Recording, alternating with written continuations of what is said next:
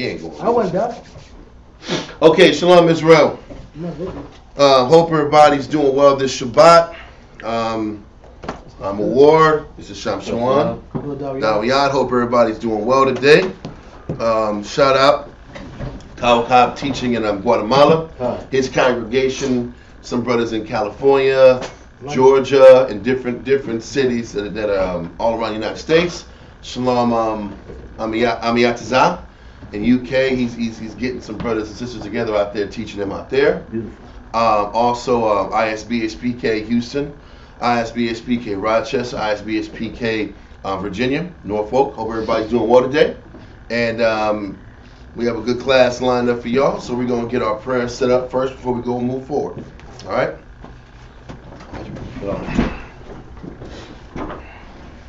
It's just stinking, bro. No, is it? It's not what happened. Is that myrrh? No, the myrrh's good. I was smelling bad already, bro. Okay, I guess. Just let it. Barakatah Yahweh B'Hashem Yahshai. Barakatah Yahweh B'Hashem Yahshai. Hahawa. Nothing to know. Award. Zaywan. The water. Amad. Bless you, Yahweh, in the name of Yahweh Shai, that gives to us light this day. Thanks, so be it. Okay. Barakatah Yahweh B'Hashem Yahshai. Barakatah Yahweh B'Hashem Yahshai. Hahawa. Nothing to know. Rayach. Nayachacha. The water. Amad. Bless you, Yahweh, in the name of Yahweh Shai, that gives to us sweet savor. Thank you, so be it. Okay.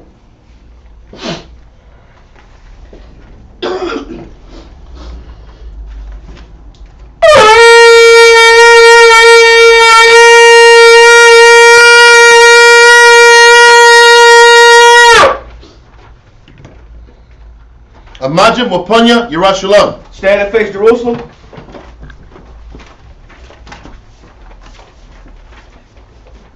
Barakatah Yahweh B'Hashem Yahshai. Barakatah Yahweh B'Hashem Yahshai. Hahawa. Nathanawa. Hashabbat. Bashalom. The water. Amad. Bless you, Yahweh, in the name of Yahweh Shai, that gives to us the Sabbath in peace. Thank you, so be it. Okay. Psalms 121. Anasha, Ayanyamya, Ahoya, Ma'aya, Yabu'a, Aizoria, Yabu'a, Ma, Yahweh, Sha'isha, Shemaiah, Aratiza, La'a, Yonathan, Lamawat, Regalia, Yala'a, Nawam, Shashamoya, Hana, Yala'a, Nawam, Wala'a, Yeshua, Shashawamar, Yashua, Yahweh, Shemaiah, Yahweh, Zezaria, Al, Yanyamya, Yad, Hashemash, Yala'a, Hakaya, Hayawan, Wala'a, Halabana, Bala Yala, Yahweh, Yashemaiah, Yakov, Right, Yashemor, Pasha, Yahweh, Yashemor, Hawalakia, Wabu'ala, Aman. Psalms 121 in English. I will lift up mine eyes into the hills, from whence cometh my help. My help cometh from the Lord, which made heaven and earth. He will not suffer thy foot to be moved. He that keepeth thee will not slumber. Behold, he that keepeth Yashala shall neither slumber nor sleep. Yahweh is thy keeper. Yahweh is thy shade upon thy right hand. The sun shall not smite thee by day, nor the moon by night. Yahweh shall preserve thee from all evil. He shall preserve thy soul. Yahweh shall preserve thy going out and thy coming in from this time forth, and even forevermore. Amen. This is like Credo. Shema Yasharala, Yahweh, Elohayno, Yahweh, Echad. Shema Yasharala, Yahweh, Elohayno, Yahweh, Echad. Shema Yasharala, Yahweh, Elohayno, Yahweh, Echad. Deuteronomy chapter 6 verse 4. Hear, O Israel, the Lord our power is one Lord. Lord's Prayer.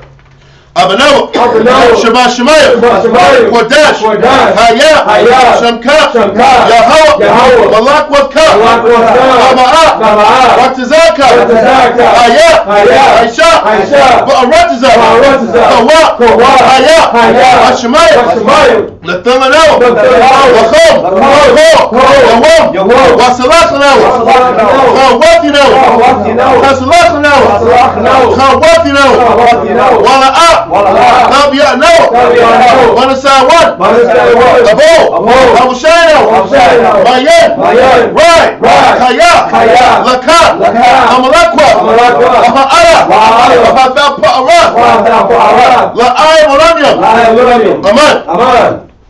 Matthew chapter 6 verse 9. After this manner therefore pray ye, Our Father which art in heaven, hallowed be thy name. Thy kingdom come, thy will be done in earth as it is in heaven. Give us this day our daily bread, and forgive us our debts as we forgive our debtors. And lead us not into temptation, but deliver us from evil. For thine is the kingdom and the power and the glory forever. Amen. Amen. 10 commandments. La'ah, La'ah, Yahaya, Yahaya, Laka, Laka, Alahaya, Alahaya, Achaya, Achaya, Ayo, Ayo, Hanya. Hanya. Thou shalt have no other powers before me. Number 2. La'ah, La'ah, Ta'ayna, Ta'ayna, Laka, Laka, Fasal, Fasal, Wala'ah, Wala'ah, Ta'aybada. Ta'aybada. Thou shalt not make unto thee any graven image, nor serve them. Number 3. La'ah, La'ah, Thalachwacha, Talachwacha, Sham, Sham, Yahweh, Yahweh, Bashawa, Bashawa, Zakor. Zakor. Thou shalt I'm not sorry. take. Thou shalt not. You got it. Thou shalt not take the name of the Lord thy power in vain. Number 4. Zakor, Zakor, Ayawam, Ayawam, Hashabbat, Hashabbat, Laquadashwa. Laquadashwa. Remember the Sabbath day to keep it holy. Number 5. Kabad, Kabad, Abaka, Abaka, Ya'amaka. Ya'amaka. Honor thy father and thy mother. Number 6. La'ah, La'ah, Tharataza. Tharataza. Thou shalt not kill, murder. Number 7. La'ah, La'ah, Thana'ah. Tana'ah, Thou shalt not commit adultery. Number 8. La'ah, La'ah, Thagana. Tagana, Thou shalt not steal. Number 9. La'ah, La'ah, Tha'ayna. Ta'ayna, Shakur. Shakur, Thou shalt not bear false witness against thy neighbor. Number 10. La'ah, La'ah, Tha'chamat. Tha'chamat. Ko. Ko. Asherah. Asherah. La'ra'aika. La'ra'aika. Thou shalt not covet anything which is thy neighbor's.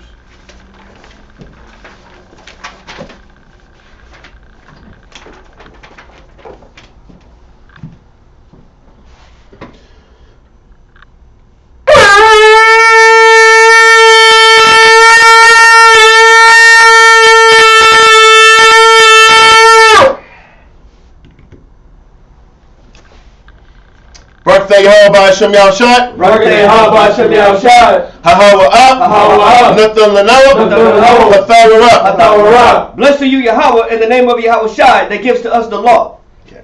He's ready to start. Take seats. Let me get something real quick. Come.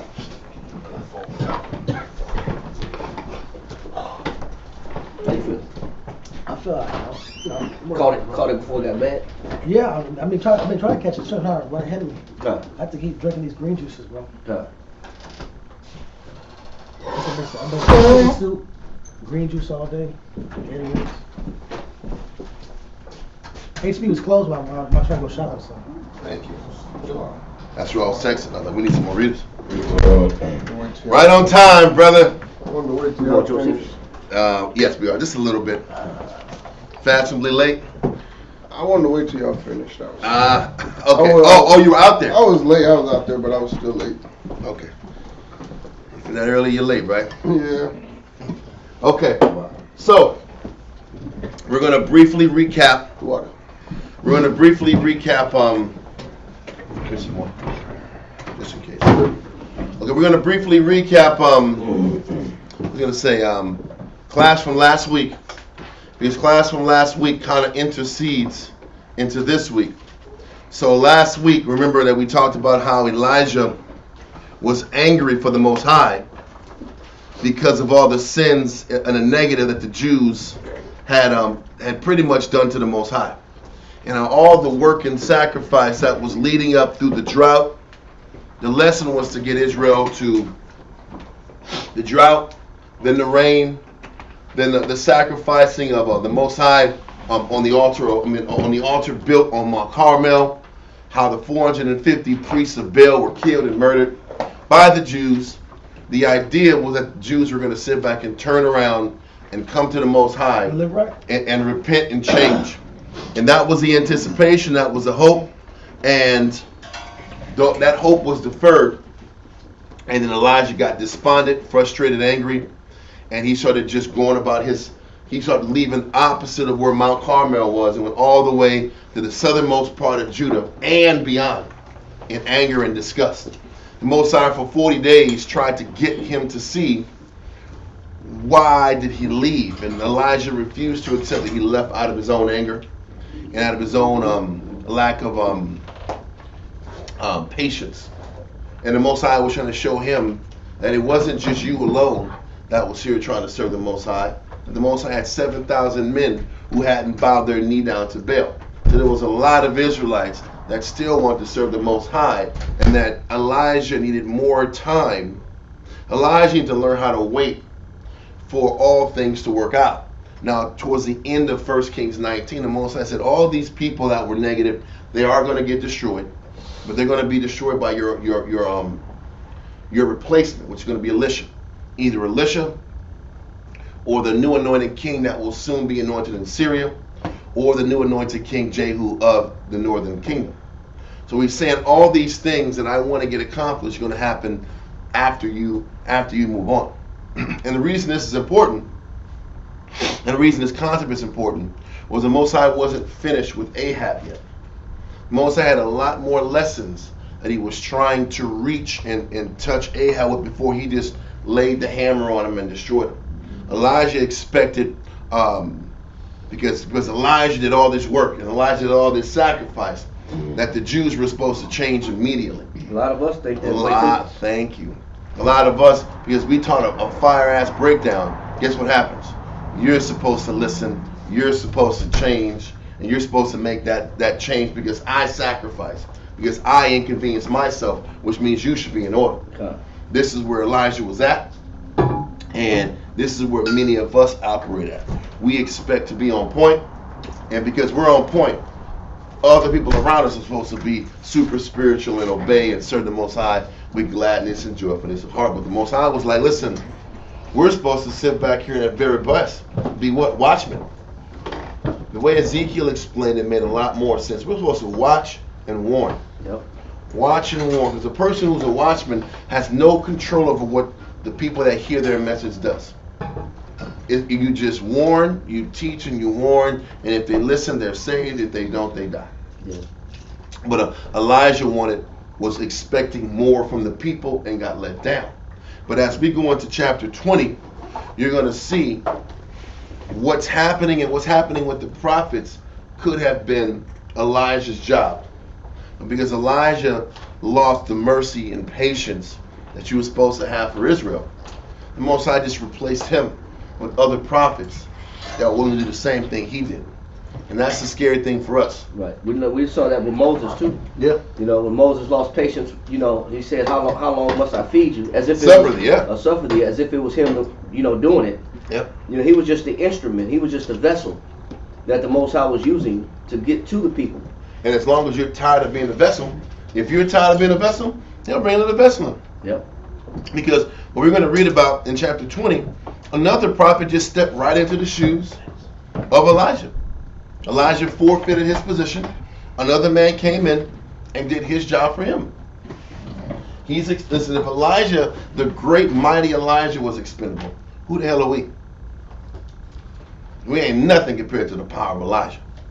But in chapter 20 and 21, really the title of this class is How the Most High Was Patient with the Weakness of Ahab. And I think that's a very telling title, because in 20 and 21, there were more times the Most High was trying to show Ahab his power and majesty before he made a decision to cut ties and turn his back on him. Okay? So the Most High was trying to be more merciful with Ahab and the nation. And Elijah didn't understand that. And we have to understand this process too.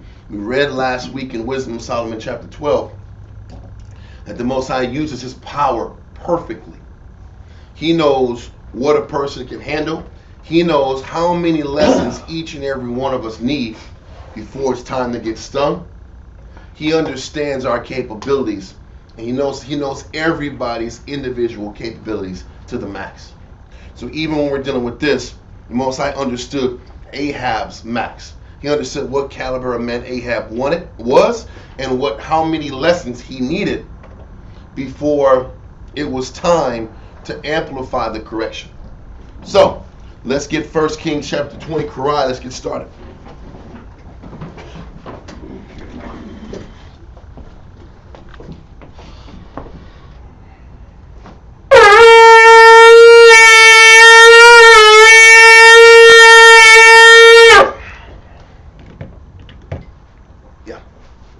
Karaya, Shah Shabbatah, Banashah, Banashah. Karaya, Shah Shabbatah, Banashah, Banashah. Ahmad, bro.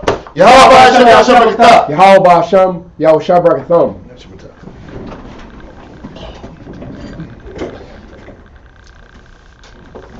1 Kings chapter 20, verse 1.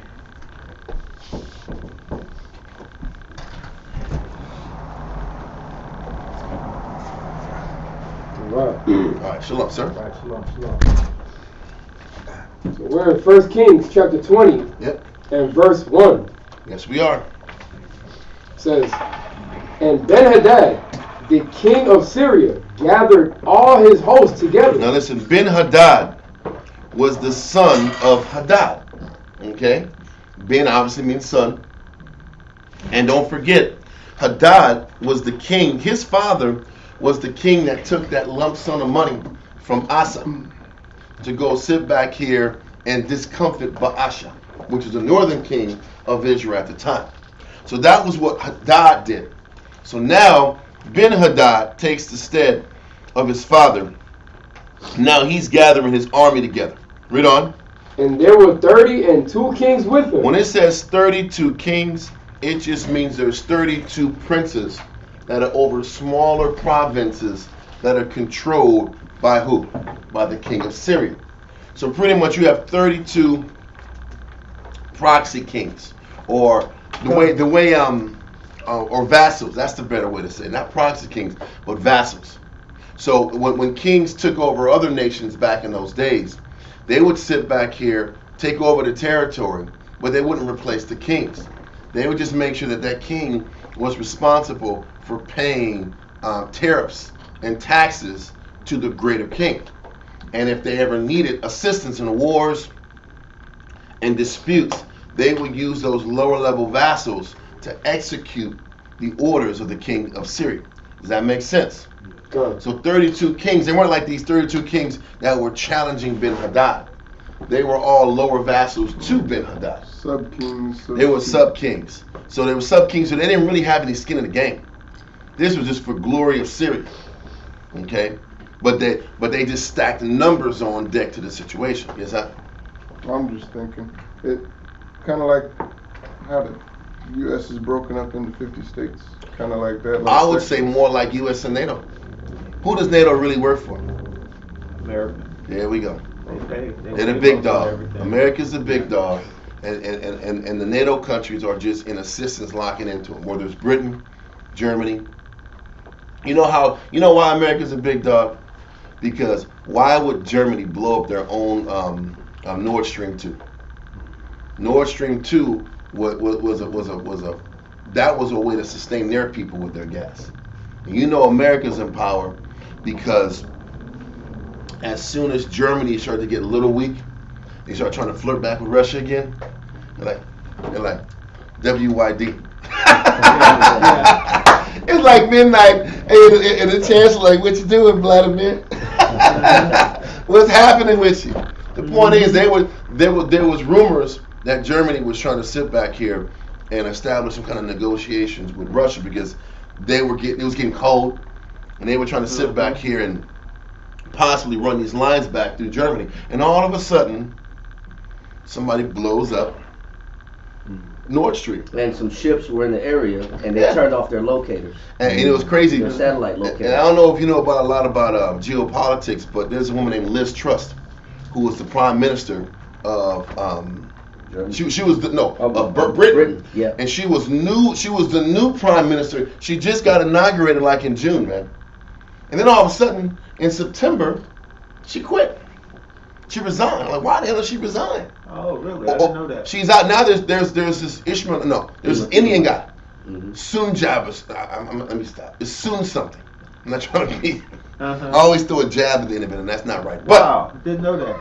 it's a new guy, and he's like an economist, a high-end British economist, but he's Indian Right. and East Indian. Point is, right after he came in, like a week or two later, there was rumors that the Russians had tapped Liz Truss's phone, and she didn't go on a secure line. Right after, like a minute after the Nord Stream pipeline was destroyed, Mm-hmm. she sent a text to Anthony Blinken saying it's done. Oh And man. the Russians got that shit on tap out. So who's reporting to who at? Wow. So the British sat back here and had that thing done at Nord Stream. So who are they? The fact that they're reporting to Blinken, which is I think Secretary of Defense for the United States, Yeah. they went to him, gave the report that it was done. So who's the one pulling the strings? That was my point about NATO is working for the United States. This chick, but and she didn't think about it. She left the gas can. She left the train of evidence. I leave the gas can. She should have went on the secure line and made that statement. Huh? Yeah. But she was green. She didn't think about it, so they had to let her go. Yeah. She made a mistake. It's hilarious, but I'm telling this story just to show where the trail goes, where the evidence goes to, and who's That's following what Trump who. had a problem with. Trump was like, "Hey, y'all need to start paying. Yeah, Each one of you countries, because we're paying everything." exactly. But And- you know what? and But we're the they're paying kids. everything, If we're the- but they're also following orders too. Yeah. That's the catch. But Trump was like, "Hey, who's the bigger king? Period. Y'all start paying y'all's tariffs." Yeah, true, true.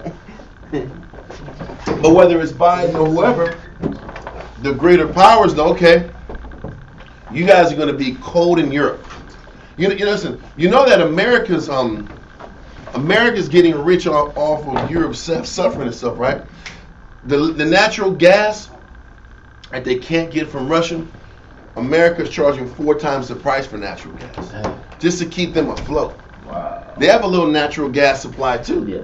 And they're shooting it to Europe for 4 times the price. Who's making the money? Who's benefiting? So the point is everybody's bowing the knee until the prophecy says they stop bowing. But the way that things are working geopolitically now is the same way things were working geopolitically back then. The Syrian king Ben Hadad it's damn near impossible to sit back and stretch yourself through 32 provinces. Give these guys their portion. They report to you. Now you focus on 32 men.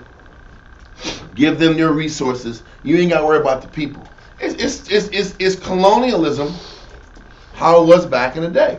Listen, how did Britain, who had one of the smallest, weakest armies, how did they sit back here, and how the sun did not set over the British Empire? How'd they do it? This small little island ran the whole world. They had a great navy, but besides that, it was how they systematically broke the people.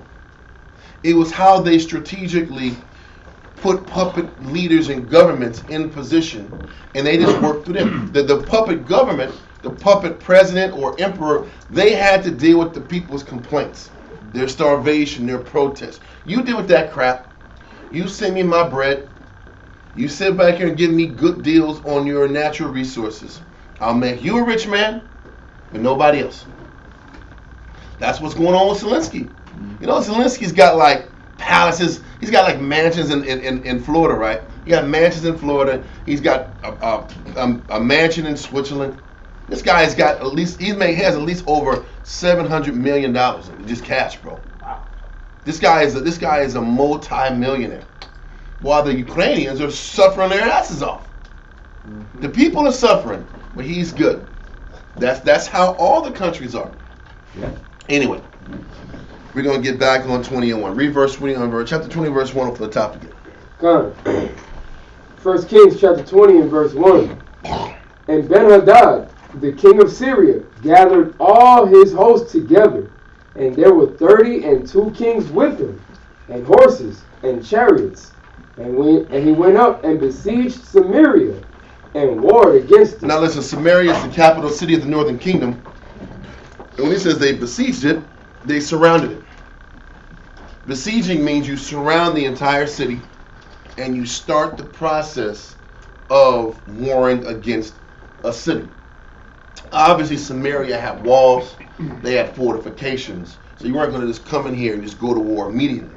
It takes time to besiege a city. You have to sit back and cut off supply lines. You have to sit back here and wait long enough time to where their supplies start to like diminish from the inside. By the time that all their supplies run out inside the walled city, now they're going to be negotiations, or it's going to be wartime. Okay, so this is the process of surrounding a location. Now we're going to see what the king of Israel does once Ben-Hadad surrounded Samaria. Read verse 2. Verse 2. And he sent messengers to Ahab, king of Israel, into the city, and said unto him, Thus saith Ben-Hadad. So now this is a message. Here's a letter. There's some bad news coming to Ahab, bro. Read on. Thy silver and thy gold is mine. Listen, he ain't even messing around now. He's not messing around. He says, that silver you got, you thought that silver and gold was yours, huh? It's mine. It's his. Read on. Thy wives also, and thy children, even the goodliest, are mine. All your baddies is mine. Get ready. It's over. Read on. And the king of Israel answered and said, Listen to what the Ahab said. Read on. My lord, O king, according to thy saying, I am thine, and all that I have. This dude was a softy. He was a chump. Ahab was really weak. There wasn't even no fighting yet. Wow. They just surrounded the area, and they said, listen, man, I'm going to send a letter to this chump. We're going to see what he said. He said, I want all your broads, all your money. I want your kids. They're going to be my servants. You couldn't have came to King David like that, bro. Hell no. You could have given him nobody like that. The only other person that was this soft was Solomon's son, Rehoboam. That dude was a chump too. Wow. Remember them Ethiopians came in there and took all this shit and put vagina statues all around and called them a broad, called them ladies out. Whoa. Them Ethiopians said, listen, we came to fight and y'all chumps just let us in. Y'all weak. That's literally what happened with Rehoboam. That's the only time I ever seen softness at this level. Wow. So Ahab is like, okay, I don't want to fight. Me Lord. Me Lord. Yeah. Me Lord. And listen, if I'm thinking about like movies, I can only think about Longshank's son.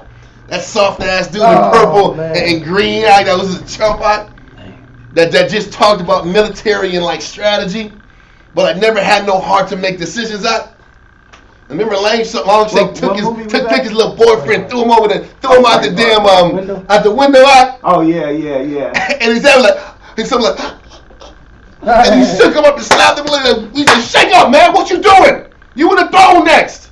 Stop being a little Yeah. Remember that actor? Threw his whole life out the window. He threw his boy out. He threw him out. I was like, he says, let me talk to you about strategy. Boom! I was like, Longshanks was killer. He was gangster. I respected that dude. He was treacherous. You gotta tip your cap to that dude. Like this dude, you gotta respect his power. Anyway, I'm saying that because that's how kings roll. Ahab, listen. Ahab broke on a letter and some soldiers around the damn place. But what is it showing you about his character? He was weak. He was docile. And the Most High knew this about him. This is why the Most High knew that even though the situation that happened at Mount Carmel was a miracle for where he was at, he needed more lessons. And this is why the Most High, we understand the Most High is fair and just. Because he understands that each person, this is why men get jealous and angry. Because we always think the grass is greener on the other side. We always say, how come this person can get away with this and this and this? But I sit back and think halfway negative. The Most High going to destroy me. The reason is, the Most High knows everybody. I got to read this part again. It's very important to understand this about the Most High. Let's go back to Wisdom of Solomon real quick. In Wisdom of Solomon chapter 12. And verse 16 through, matter of fact, verse 15. Come. And we're going to read down. Wisdom of Solomon chapter 12 and verse 15. Read that. For so much, then thou... I need some spirit. I need some spirit. I need some strength. I need some power. Come on. Come. I don't want to be. I want to be like this in class. When you read that, it brings life to the teacher too. Let's get it. It says, for so much, then as thou art righteous thyself, thou orderest all things righteous. The Most High orders all things the right way. Read on. Thinking it not agreeable with thy power to condemn them that have not deserved to be punished. The Most High is not going to condemn somebody that doesn't deserve to be punished. But he understands that everybody deserves to be punished based upon where they're at in their spirit, based upon how he made that individual person. Elijah was mad that the Most High didn't kick Ahab's ass last week. He said Ahab should have died once he sat back and went back to Jezreel after the storm, where Elijah was outrunning him, which is phenomenal on horses. And he went back to, listen, as soon as Ahab saw the miracles, what did he do? He was crying to his dame. Look what happened. What are we going to do? What are we going to do? Elijah them did it, and it's raining now. And what did Jezebel do? Don't worry about it, I got it. What did it show you about Ahab's character then? Very weak, very effeminate. His nature was to be up on the woman. And the Most High understood that. And because he understood that Ahab was weak and effeminate, he knew Ahab needed more time. And this is where verse 16 is coming. Well, read 15 again from the top. 15. God, Wisdom of Solomon, chapter 12 and verse 15. For so much, then as thou art righteous thyself, thou orderest all things righteously, thinking it not agreeable with thy power to condemn them that have not deserved to be punished. Now listen, Most High says he's not going to acquit the guilty. He's not going to acquit the guilty, but he's going to give the negative person a little more time based off where their spirit is at. Based off what a person can handle. Based on what a person is capable of. Read on. For thy power is the beginning of righteousness, and because thou art the Lord of all, it says, it maketh thee to be gracious unto all. For when men will not believe that thou art of a full power, thou showest thy strength, and among them that know it, thou makest their boldness manifest. Listen, when men will not believe thou art that thou art of a full power, thou showest thy strength among them that know it, thou makest their boldness manifest. Read on. God. But thou, mastering thy power, judgest with equity. And this is what's important. The Most High has mastered his power, and he judges with equity. To master his power, he knows exactly how much pressure needs to be applied on each and every individual person. This is why the Most says he won't give you anything that you can't what? Handle. That's in 2 Corinthians 10 and 13. Because he's mastered his power. He's mastered how much power to put on, how much pressure to put on each individual person to get the best out of them. And he understood that Ahab was a weaker man, a weaker caliber man. So for some people that saw that miracle in Mount Carmel, that would have been enough. And if they would have sat back here and disavowed or not looked at that as a mighty works of the Most High and would have continued to do negative, the Most High might have took some men out of it. But Ahab obviously needed more time because he was a weaker, more faithless, more fragile individual. It helped. This topic should help us in not looking at the Most High unfairly, because we'll see some people in life get away with things you just can't get away with. And in the back of your mind, you're like, why? Why is it fair? I would have got smashed for that. How come this guy can just roll and do all that shit? And if I even think about that, right, I'm in jail.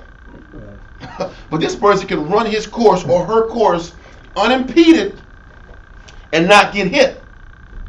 That's the point. The Most High is trying to show us he's mastered his power.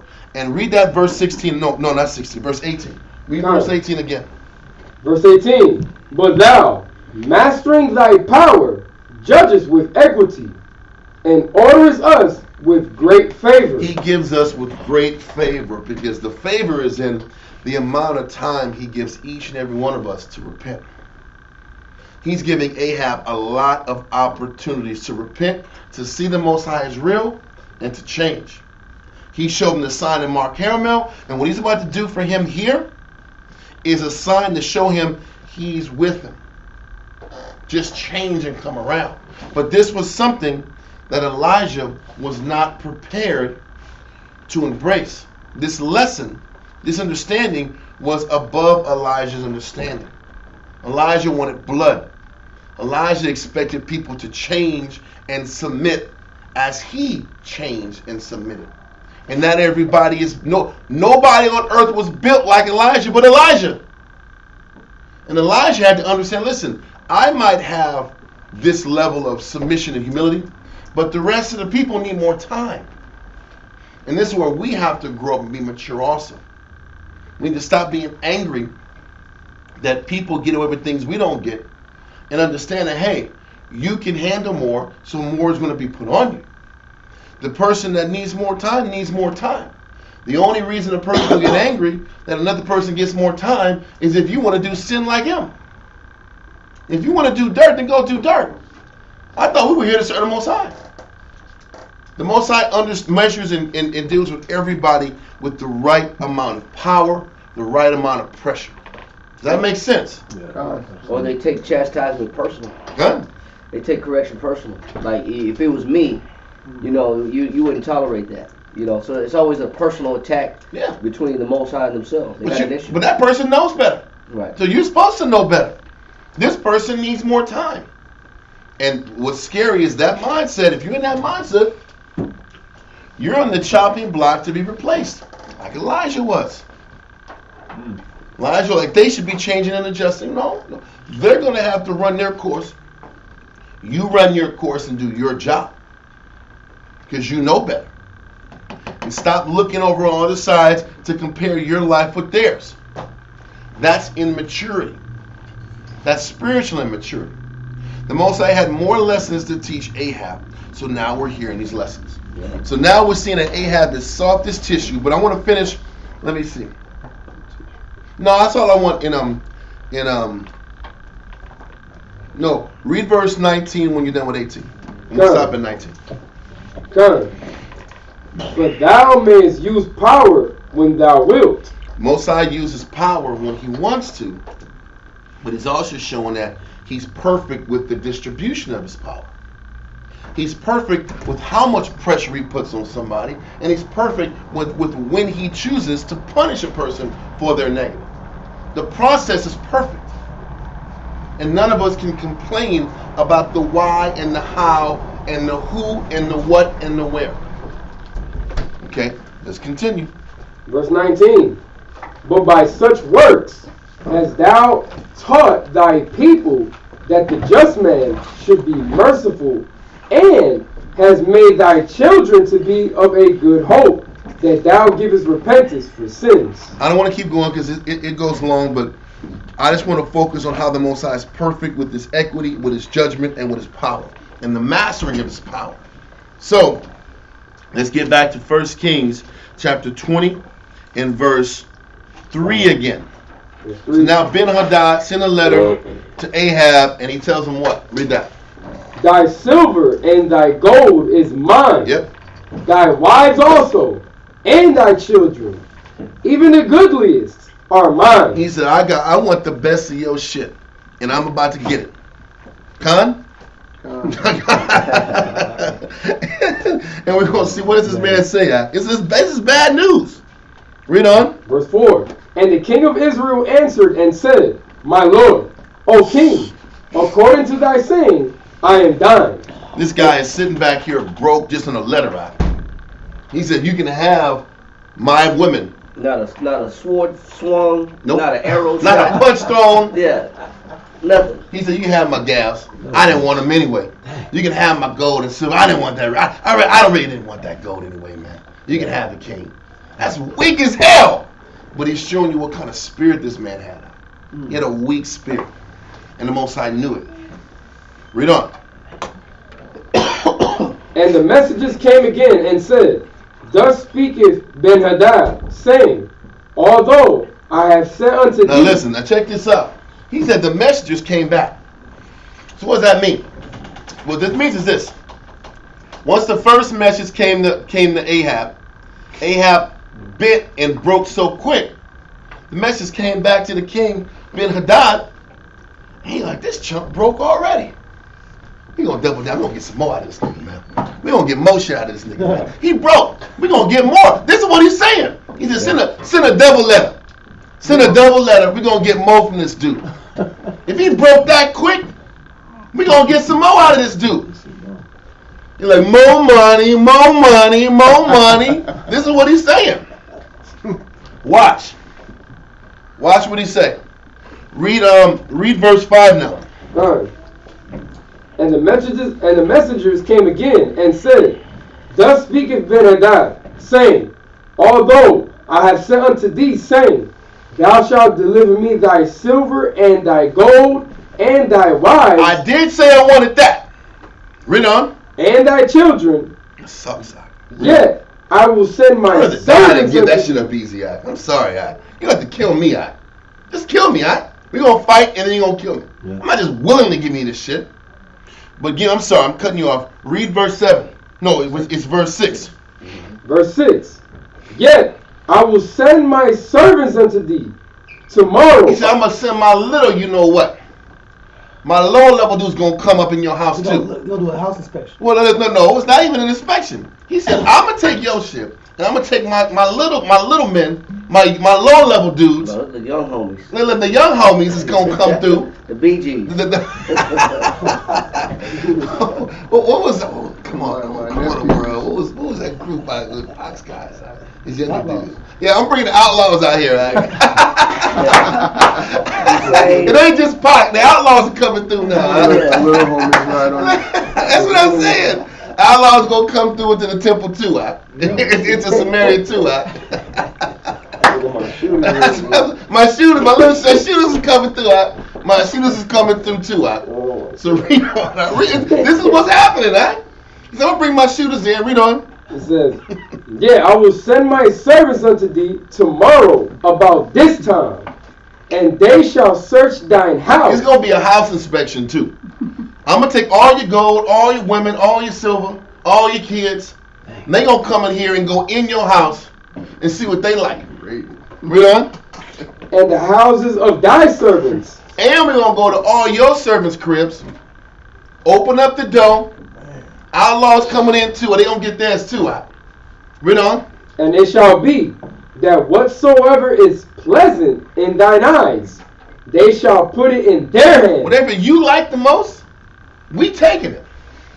I got to get mine, so I'm gonna take yours. And all your servants. Read on. And take it away. Then the king of Israel called all the elders of the land. Listen, before he replied to the second message, he got to tell everybody that he at once, all the servants, all the low-level men, all his captains and officers, we have a council now. Read on. And said, Mark, I pray you, and see how this man seeketh mischief. He said, listen what this man's trying to do. Ben-Hadad wants it all. Read on. For he sent unto me for my wives, and for my children, and for my silver, and for my gold.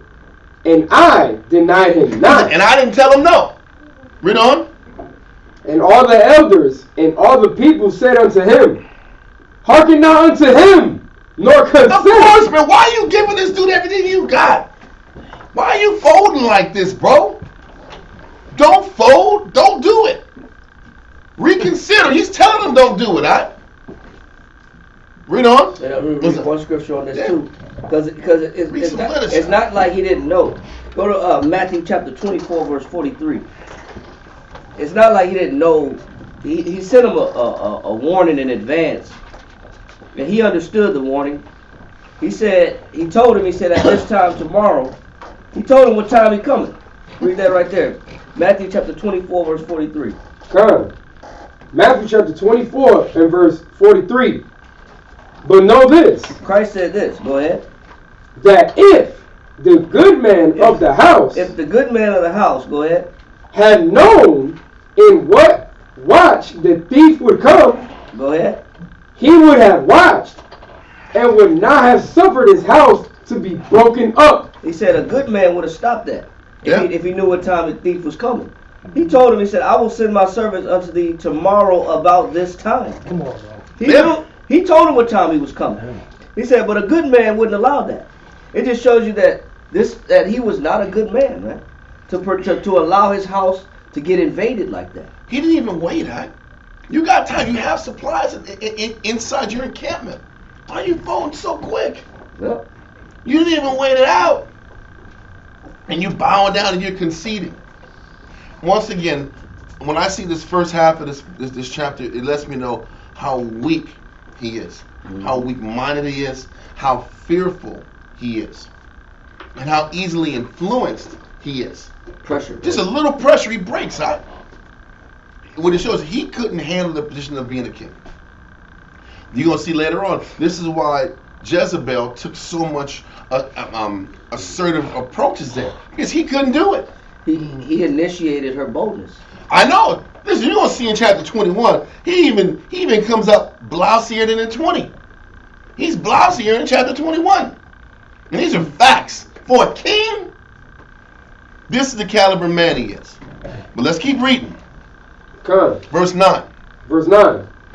Wherefore he said unto the messengers of Ben-Hadad, tell my lord the king. Now hold on. Read verse 7 again. Come. Verse 7.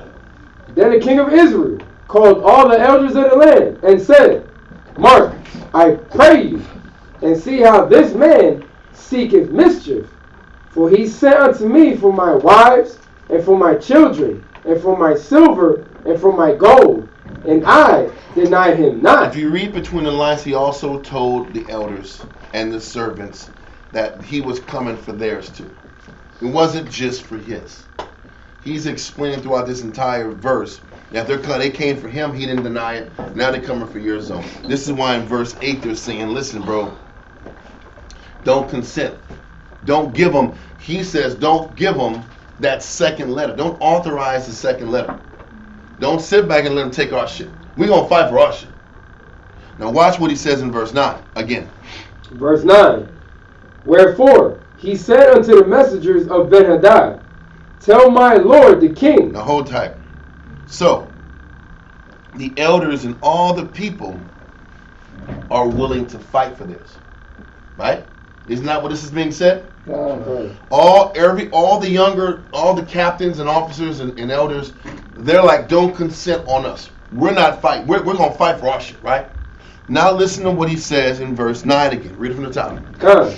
Wherefore he said unto the messengers of Ben-Hadad, tell my lord the king, all that thou didst send for to thy servant at the first, I will do. So he still said, you can have my shit. After you know the people want to fight. If they're willing to fight for theirs, you don't think people will fight for his? Yeah. So he still said, you can have everything. You can have all my women and children and my gold and silver. That's still weak. When your men said, we're not giving up our shit. They're not giving theirs up, but Ahab will give up his. Because he was so afraid of this army. Read on. But this thing I may not do. But I can't sit back here and give up all the men stuff. All the other captains and officers. Notice I can't request or not request, but I can't acknowledge that second letter or that second request. Right? Read on. And the messengers departed and brought him word again. Mm-hmm. And Ben-Hadad sent unto him and said, the gods do so unto me, and more also, if the dust of Samaria shall suffice for handfuls for all the people that follow me. So what he says is the gods are going to do to him worse if he doesn't execute taking out Samaria, and all that's left in Samaria is handfuls of dust from my younger dudes to take from you. What he's saying is, I'm going to take everything from you. This is the case. I'm going to take all your shit from you. You're going to be nothing. So to read on. And the king of Israel answered and said, tell him, let not him that girdeth on his harness. So don't let the person that's about to go to war, read on, boast himself as he that putteth it off. Don't sit back here putting on your war garments. Act like you already took your garments off. What does that mean? The war ain't even started and you acting like you won. Don't sit back here and get caught up. What's another like layman's term way of explaining it? Don't count your eggs before they're hatched. That's the one. I said it horrible. Count your eggs. Don't count your chickens before they're hatched. Exactly. Don't sit back here and make an assumption before it's already over yet. This is what Ahab said. So let's keep going. And it came to pass when Ben-Hadad heard this message, as he was drinking. First of all, this what it's showing you is they was drinking the whole time. They were drinking this whole process of negotiation. They was drinking. This is why these requests kept getting more extreme and more extreme. They was drinking. They was laughing. Like, this bitch gave all this stuff so quick. This dude's a chump. Yeah. Let's get some more money. We're gonna get all y'all paid today. We'll get all y'all paid today. There's alcohol's involved, that. Everybody's drunk, everybody's twisted. He said, man, hey, write this letter. We're gonna take all y'all. No, stop. Tonight. They all blasted out. But I'm just trying to paint the situation out. They didn't take him serious. They didn't take him serious after the first time. They're drinking. They're not taking this dude serious at all. This could be a war anytime. They're not staying tight, yeah. They're not taking time. They don't take this guy serious, right? No, he gave up the first letter. The first letter, right? They didn't even starve him out. Kings don't even start talking until they ain't got no more food. Why give up position?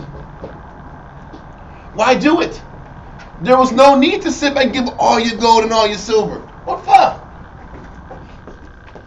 Anyway, so they laughing, they drinking. They're not taking these guys serious. It's a lot of copious amounts of alcohol being drunk out in these tents out. They're getting smashed. They're dehydrated as heck out. They are dehydrated out of this world out. You drink so much your head is blasted out. Point is, these guys are drunk out. I think we got the point. What was you gonna say? I'm sorry. No, you can't. You about to go to war. I know. But you drinking and partying. That means you're not even. It's not a threat. They're not even considering him a threat. They're taking him light, bro. But his actions deserved it. His actions showed this guy wouldn't be taken serious. There's no there ain't gonna be no war. Yeah. It ain't. This guy was folding, right? He's like, well, sir, I will still let you take all of my stuff. Just can you please not take their stuff? You take mine, but not theirs. And they're like, if you're still giving yours up, I'm gonna take all y'all shit. Y'all just chumps anyway, because your king's soft. So once again, now with all these crazy odds going on, it isn't like Ahab's spiritual acumen and works deserve the Most High to intercede, does it? But the Most High is about to intercede anyway. Ahab was a negative guy. He was weak and he was negative. And he was sitting back here and pushing idolatry to the kingdom. So what this also shows is, let's keep reading. I'm jumping the cut. Let's keep reading. 1 Kings chapter 20 and verse 12. And it came to pass, when Ben-Hadad heard this message, as he was drinking, he and the kings in the pavilions, that he said unto his servants, set yourselves in array. Get ready. And they set themselves in array against the city. Mm-hmm. And behold, there came a prophet unto Ahab, king of Israel, Now, once saying, again, this should have been who? Elijah. This should have been Elijah, because it was still more lessons the Most High had for The Most High Ahab. was talking to, he was intercessing with Ahab. God. That was his job. So the Most High, after Elijah was disposed of, he sat back and raised up another prophet to deliver the message. Read on. thus saith the Most High. So this proves that there was other people that loved the Most High besides Elijah. You remember about Elijah? There was only me left. Nobody else is about the Most High but me. Most of this is not true. So this prophet hits Ahab, says what? Thus saith the Most High, hast thou seen all this great multitude? You see these numbers out here, and Ahab was like, hell yeah. And that's why he broke so quick. Read on. Behold, I will deliver it unto thine hand this day, and thou shalt know that I am the Most I'm High. going to perform That's the a miracle to show you my power. Again. Because I have to do a re-education. Yes. I have to, and he does that with us. Most High will give us opportunities we don't deserve. And you know it's the truth. Opportunities we don't deserve, and he'll show us power just to reinitiate a relationship with us on a deeper level. Yep. And it's the thing. So he's like, you didn't see the fire, you didn't accept the fire from Mount Carmel. You saw it, but it didn't stick. Let me show you another miracle. Maybe if I show you this miracle again. The question is, But what else? If I show you this miracle, maybe you'll sit back here and repent and serve me. Maybe if I show this to you, most like, I know you're weak. I know you have a lot of fear in you. If I sit back here and overcome this large army, and you know the Most High's doing it, maybe you'll say, damn, the Most High is real. Let me change my ways, rehabilitate my situation, and teach the people to serve the Most High. You get the point? What you gonna say? I was going to say, one of the key parts of this situation, if I was in the shoes, or period, is why don't the lessons stick? Because we're all in Ahab's position, bro. You might be King David in one part of your life, but you might be Ahab in another. You know what I'm saying? And if that's the case, why don't the lessons stick in this part of your life? In this part of the situation, the Most High shows himself in all your life. He shows himself in multiple degrees. He brought you the truth, gave you the scriptures, gave you the knowledge, showed your identity. Then you went through this couple years of the spiritual high. Then you kind of go through ups and downs, and then you get yourself back together and learn the formula to maintain your spirit. But the things the Most High is trying to show, the lessons he's trying to show, all those lessons sticking. Because the Most High had mercy enough for Ahab to send multiple messages to him to get the lesson to stick. The question is, why don't the lessons stick? Yep. And So, my other question is this: does the belief make the lesson stick? This is just a question. Is it the lack of faith that makes it not stick? Is it the indulging in weakness, or is it lack of acceptance that make it stick? What about Ahab, personality-wise, made these lessons not stick? I think he put too much security into what he could see in his woman. Sometimes, because the Most High forces you to the Most High forces us to depend on Him. And I think when men have other things to depend on, it's hard to make a lesson stick when I have to depend on other gods, other powers, other security nets. but the crazy thing is this. I don't have an answer to that question because everybody's built different. But in the eyes of the Most High, at least because He's merciful and faithful, He gives us enough reminders and examples of His presence and realness and His omnipotence to where when everything is said and done, we can't say, I don't know. I can't say I wasn't shown enough. That's true. And that's what I do know. And the Most High is showing Ahab all of these extra miracles and circumstances to show him, I'm real, embrace me. I'm real, serve me. That's true. And I don't know why people choose not to serve him. It's a myriad of reasons. Yeah, that's true. But what I do know is nobody can sit back here and say, the Most High didn't show me. The Most High wasn't patient with me. The Most High didn't give me answers. The Most High didn't love me. The Most High didn't give me opportunities to come back to him. Because the scripture says, hold fast, that we always quote the scripture 1,000 times. Hold fast to that which is good and true. Mm-hmm. You would think when they had a drought and everybody was starving out, everybody was starving out. Yep. People were starving. Yep. Even Well, don't children. forget, Ahab. Listen, but what did Ahab tell Elijah when he saw him? Oh, you're the one that was bringing us trouble. Remember, that's what he thought. He didn't look at it as if the Most High was there trying to teach him for his negative. Elijah said, "I'm not the troublemaker. You're the troublemaker." So Ahab didn't even see it was his fault then.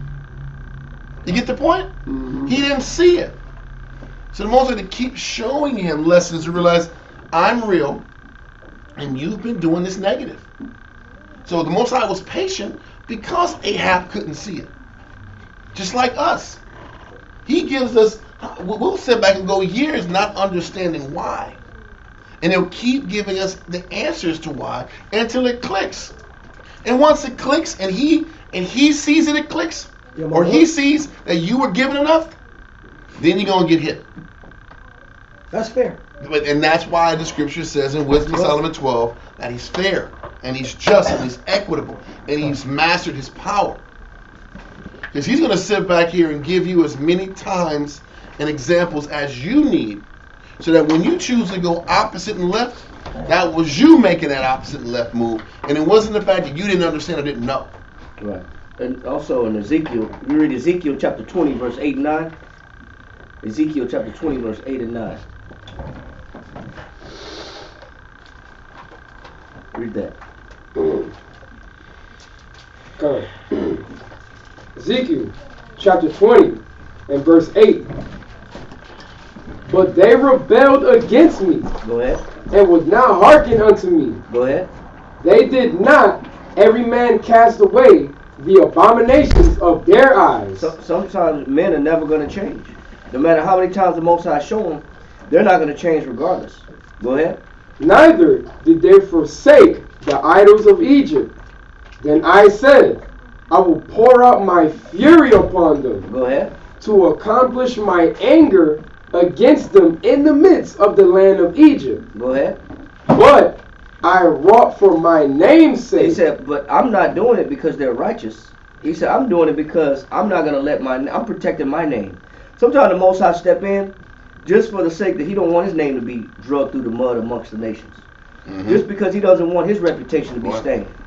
Because sometimes our people don't want to listen no matter what. Read on. That it should not be polluted before the heathen. Go ahead. Among whom they were, in whose sight I made myself known unto them, in bringing them forth out of the land of Egypt. He said, I'm going to step in because I don't want my name to be polluted amongst the heathen. Yep. Not because y'all deserve me stepping in. We're so special. Like, we're so special. Yeah, he said, I got to protect my reputation and my name. Yeah. And I'm going to step in because when it comes down to it, our people, we want to hold on to our idols. We don't want to let go of our imaginations, our opinions, our strongholds, our beliefs, our weaknesses, our superstitions. So because of that, the Most High said, I'll step in, but it's not because y'all were righteous. I'm just stepping in because I don't want my name looking bad amongst these other nations. I don't want to be polluted and disrespected amongst them. True. So that's his first motive, but it serves multiple purposes. I'm going to sit back and make sure my name's not polluted, but also I'm giving you guys a chance to see that I'm real. Yeah. Another chance to see that I'm real. Another chance to use this how you want to use it. Yeah. He said he let it rain. He let the rain fall upon the just and the unjust. God. So he's giving the unjust a chance to see the Most High's there. Mm-hmm. He's giving Ahab time is the point. So now let's continue in 1 Kings 20 and verse 14. Now let's get another man because it's getting late. Dawam.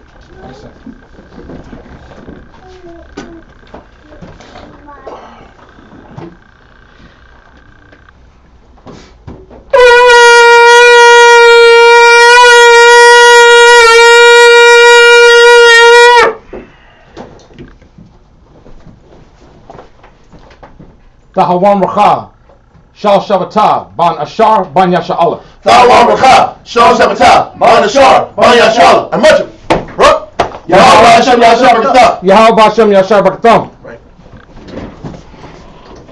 A little little spring, man. You're a little popping up there, man. I'm seeing the energy's there, man. Love it. Love it. So, 1 Kings chapter 20, verse 14. So, verse 13 is saying that the Most High is going to sit back here and deliver these Syrians in the hand of Israel this day. Right? Read on. 1 Kings chapter 20 and verse 14. And Ahab said, by whom? So all of his answers is full of doubt. Who gonna do it? Who gonna lead the men? I don't know. I ain't leading the damn men. This is how we are. When it comes, who gonna do it? When it comes to fear, with him he's saying by whom, but we'll say how's the Most High gonna come through, yeah, or how's it gonna work. We say how it's gonna work, or we say I don't understand. We say I don't see this. Yep. Then we'll say this doesn't make sense. Yep. Then we'll say this is stupid. Then we'll say why me? That ain't the spirit. This ain't the spirit. This ain't the spirit. Why me? And then how I get in the situation. This is not the spirit. Then we go into like this hiding mode. Like we just go to disappear. Yeah. Drinking, sleeping, whatever we gotta do. Get the hell away. Yeah. Because he's in a bad situation. Everybody don't sleep to party out. Everybody don't drink to party out. Some people drink to get away. Exactly, bro. People going to indulge you. So this. I love this story because it shows the Most High is merciful, but we gotta stop. We have to stop accepting our weaknesses. Because oh, here they go. On time, huh? That's how you know the class is going up there. That's where the class is going up there. Thank you. Thank you. It's all the way up. It's got to be 3 times. It's always 3 times. Right? Knowledge, wisdom, understanding. Anyways, clowns online. But keep going. Lithuanians. But it could be. It very well could be. Attacking that. Yeah. So let's keep going. So cyber attacks out here. Act. This is Cyber Saturday Act. Cyber Shabbat Act. So let's keep going. Act. The issue is when we're in our condition of, we have to make sure that we stop accepting our weaknesses if we don't want to be in the shoes of Ahab. Huh? If we're in the shoes of Ahab, the solution is you guys know how we solve this problem, bro. You know what I'm saying? Well, you know what I can't say. You know what a person has to see. You can't be a forgetful hero. Listen, right now, Ahab, this is going to be a great, miraculous sign the Most High is real. What do you do after this? You know how many times we get counseled? How many times we get the right answer right in our face? And you feel good, and the answer feels good, and you float out the class. How many times, I'm not knocking. Man, that class was meant for me, brother. And I'm like, cool. I'm happy to hear that. But then after guess what happens next week? Forgot. I forgot. It leaves your head. Yeah. That's the problem. That's the real. The problem is you get the answer, you get the template, and then you don't stick to it. The lesson was here. All Ahab had to do was say, remember when you was about to give up all of your riches and your women and your family, and the Most High came through? Listen, you know what the terminology is later on in the Bible? It's testimony. True. This could have been Ahab's testimony as to why the Most High is real. That's fact. But you got to keep talking about the testimony. You have to own it. You have to own it. This has got to be your makeup. I got to talk about my testimony. I got to relive the testimony. You got to record it. I got to record it. I got to relive it. I got to keep rethinking the testimony so that centers me. This is when the Bible says that He made a book. Yeah. For those that thought upon the name of the Lord. Con. For those that thought upon the name of the Lord. That means that we think upon the name of the Most High. But the Most High said, I got to make a book for Him. So you don't forget. A book of remembrance. That's what the Bible is called. We need a book of remembrance. And also Scripture says in Proverbs, and I always go to it, but it says, remove not the old landmark. The landmark gives you direction. Mm-hmm. So I always read that, man. This means when you drive down the street, McDonald's is there, just make sure you know McDonald's is right there. And when you make a left, you go to McDonald's. And then you're going to get right to the house on the left side. No, what it means is the landmark is what gives you direction. Your street signs too, man. Yeah, street signs too. Israel use street signs. There's too many signs. What happens when they remove the McDonald's out? You're in trouble. There's the McDonald's. Let's go. I don't want to go to McDonald's. I'm lost. I'm so lost. I'm lost without the McDonald's. The McDonald's was here. I don't want to go now. God of Israel goes off those landmarks. I'm sorry. They do. Yeah. That's a fact. I'm sorry, Sally. Yeah, I'm sorry. Signs ain't getting If you hit the auto zone, you went too far. That's what I'm saying. It's always that way with Israel. Huh? But there's literal street signs right there, bro. Oh man. Nobody wants to be. No, it was. Israel want to read. They want to see. Oh my God! It was looking yellow signs and blue signs and. Oh my God. I'm sorry, Golden arches. Brother asked for numbers and like street lane. Like, are you trying to be Edomite? Huh? Yeah, That's exactly. right there by the AutoZone, huh? But I get it. Trying to make Edomite is looking at signs. And Yeah, I know. It's true though. I've heard that before. I've heard that before. Just listen, huh? But the issue is the Most High is trying to show us His power, and He says we're moving out the old landmark. Those landmarks that give you direction are your testimonies. And we choose not to meditate day and night, like the Scripture says. Meditate day and night, and you should be like a tree planted by the what? Rivers of water that bringeth forth what? Fruit in season, whose leaf shall not what? Wither. So what's the issue? The testimony that's supposed to ground us, that we're supposed to keep feeding constantly, that over time gives you more testimonies and more opportunities to see the Most High's with you, or us. Yep. What do? For some kind of reason, which I don't know how we do it, but for some reason we stop meditating on that. I got the verse. Let's go to James 1:25. This is part of it. James 1:25.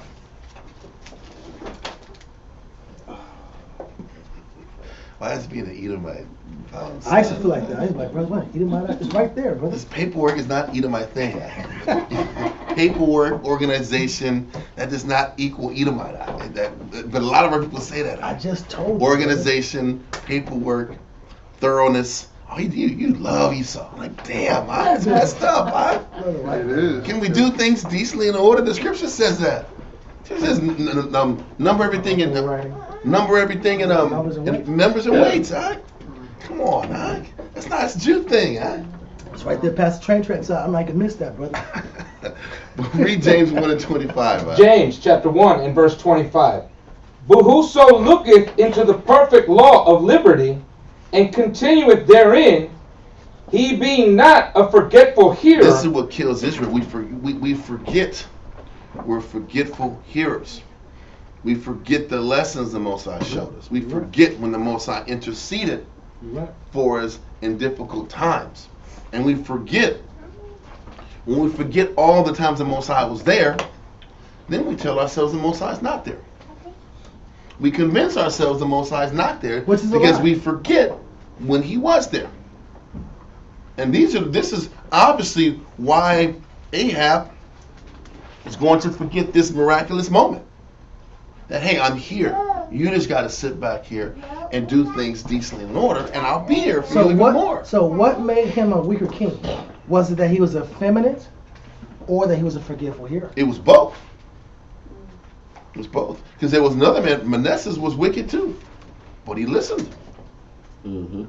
He took the time after he broke down to repent and change. It's the combination. He's weak. Listen, we're all weak in something. But that means you better be a forget. You better remember. You better remember. That's what I'm trying to say. If you know you have weaknesses, which we all do. Okay. I get what you're saying now. Listen, if you know, if everybody has something else. Some people got lust, some got effeminate nature. Everybody got something, right? If you know that's the issue, if we know that's the issue, then we have to remember, bro. We got to be dead set on remembering the Most High's work side. Isn't that what the holidays are about in Israel?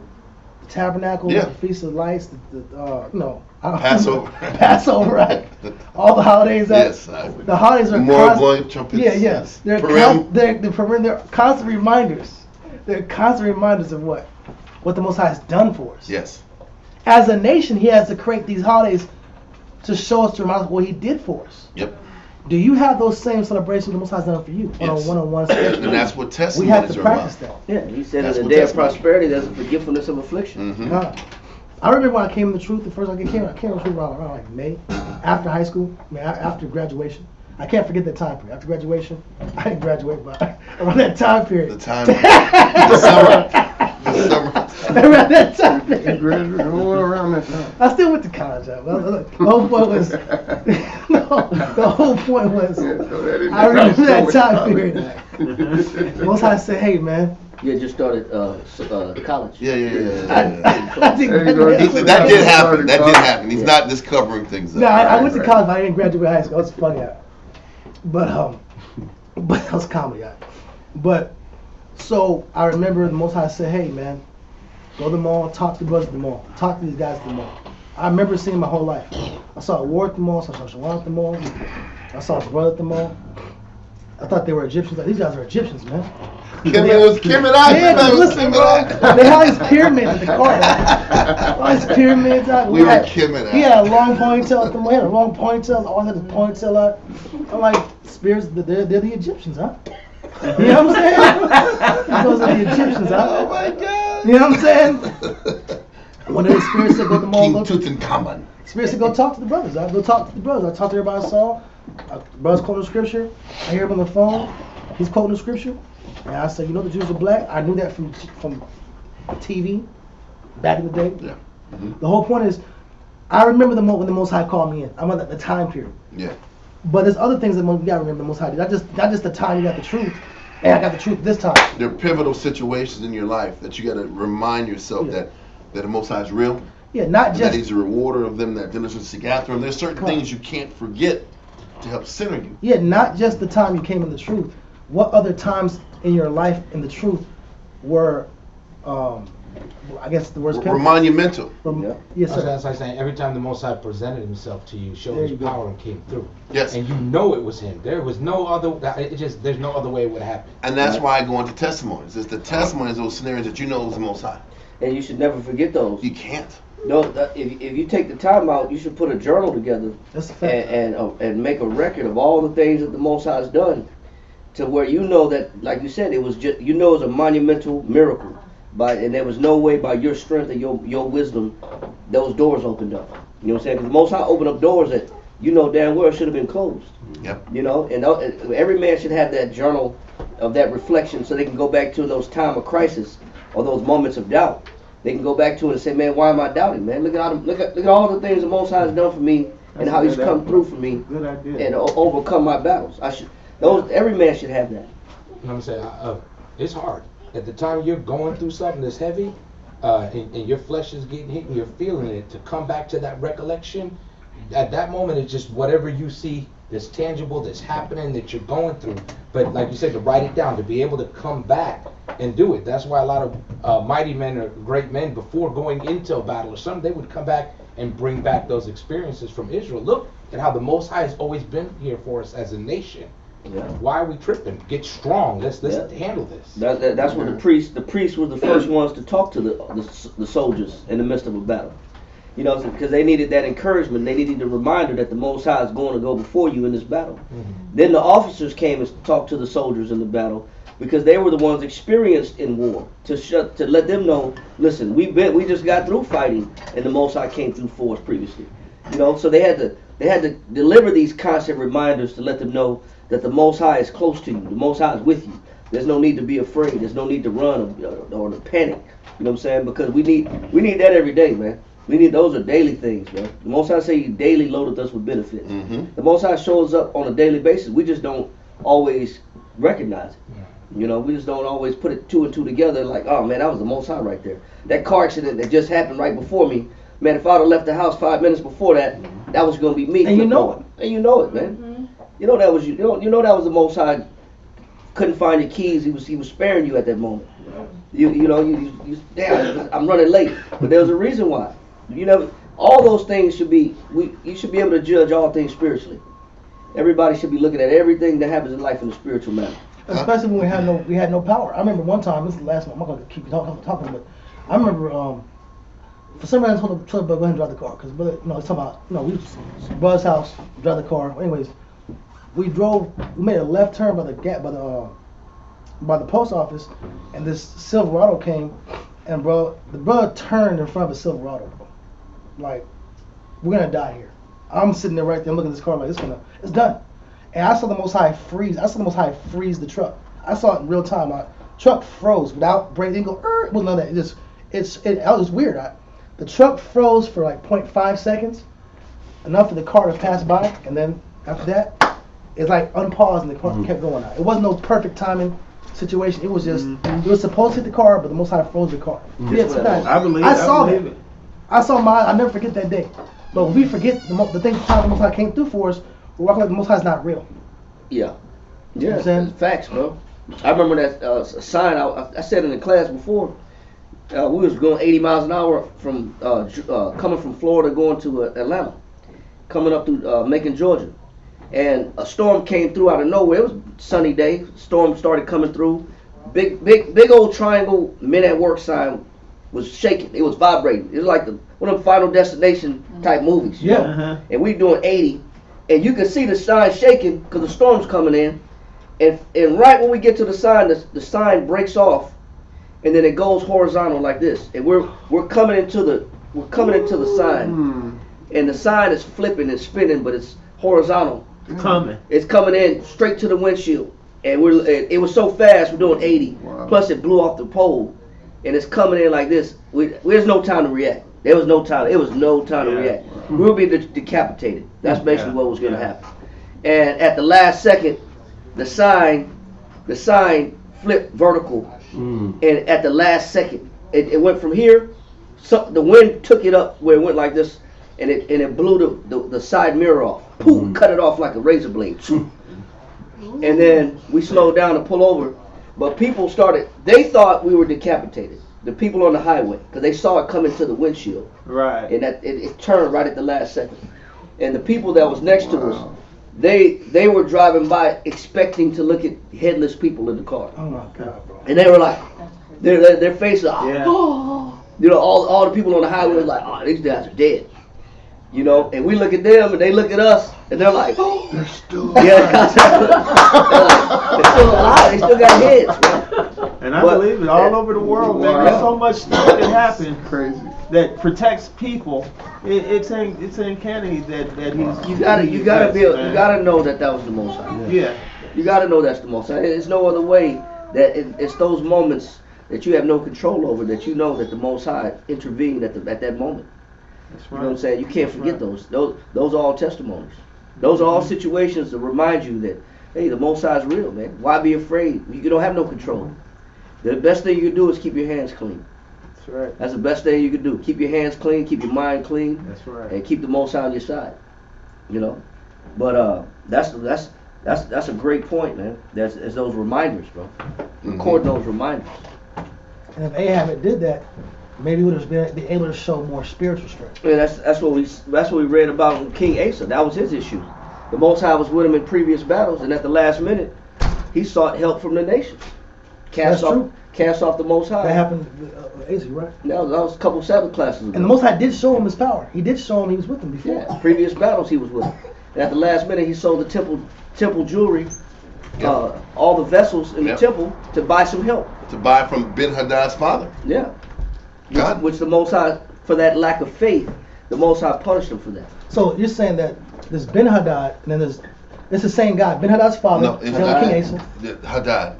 And then Ahab was dealing with the son of Ben-Hadad. So Ben is son. No. The son of Hadad. Yeah. Ben is son. Ben is son. So the son of Hadad. So it's two kings dealing with the same nation, just different kingdoms, or what? No. Asa, don't forget, Asa reigned in between both kings. Okay.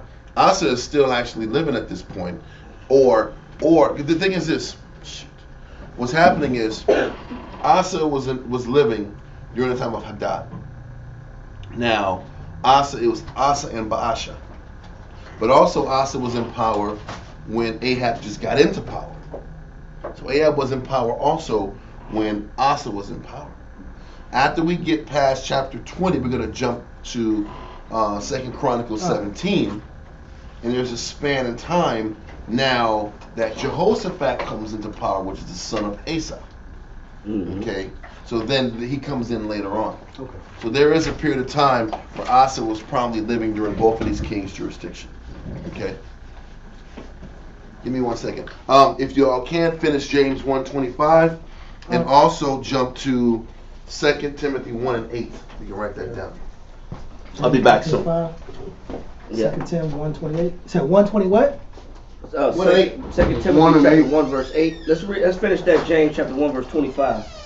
James chapter 1 and verse 25.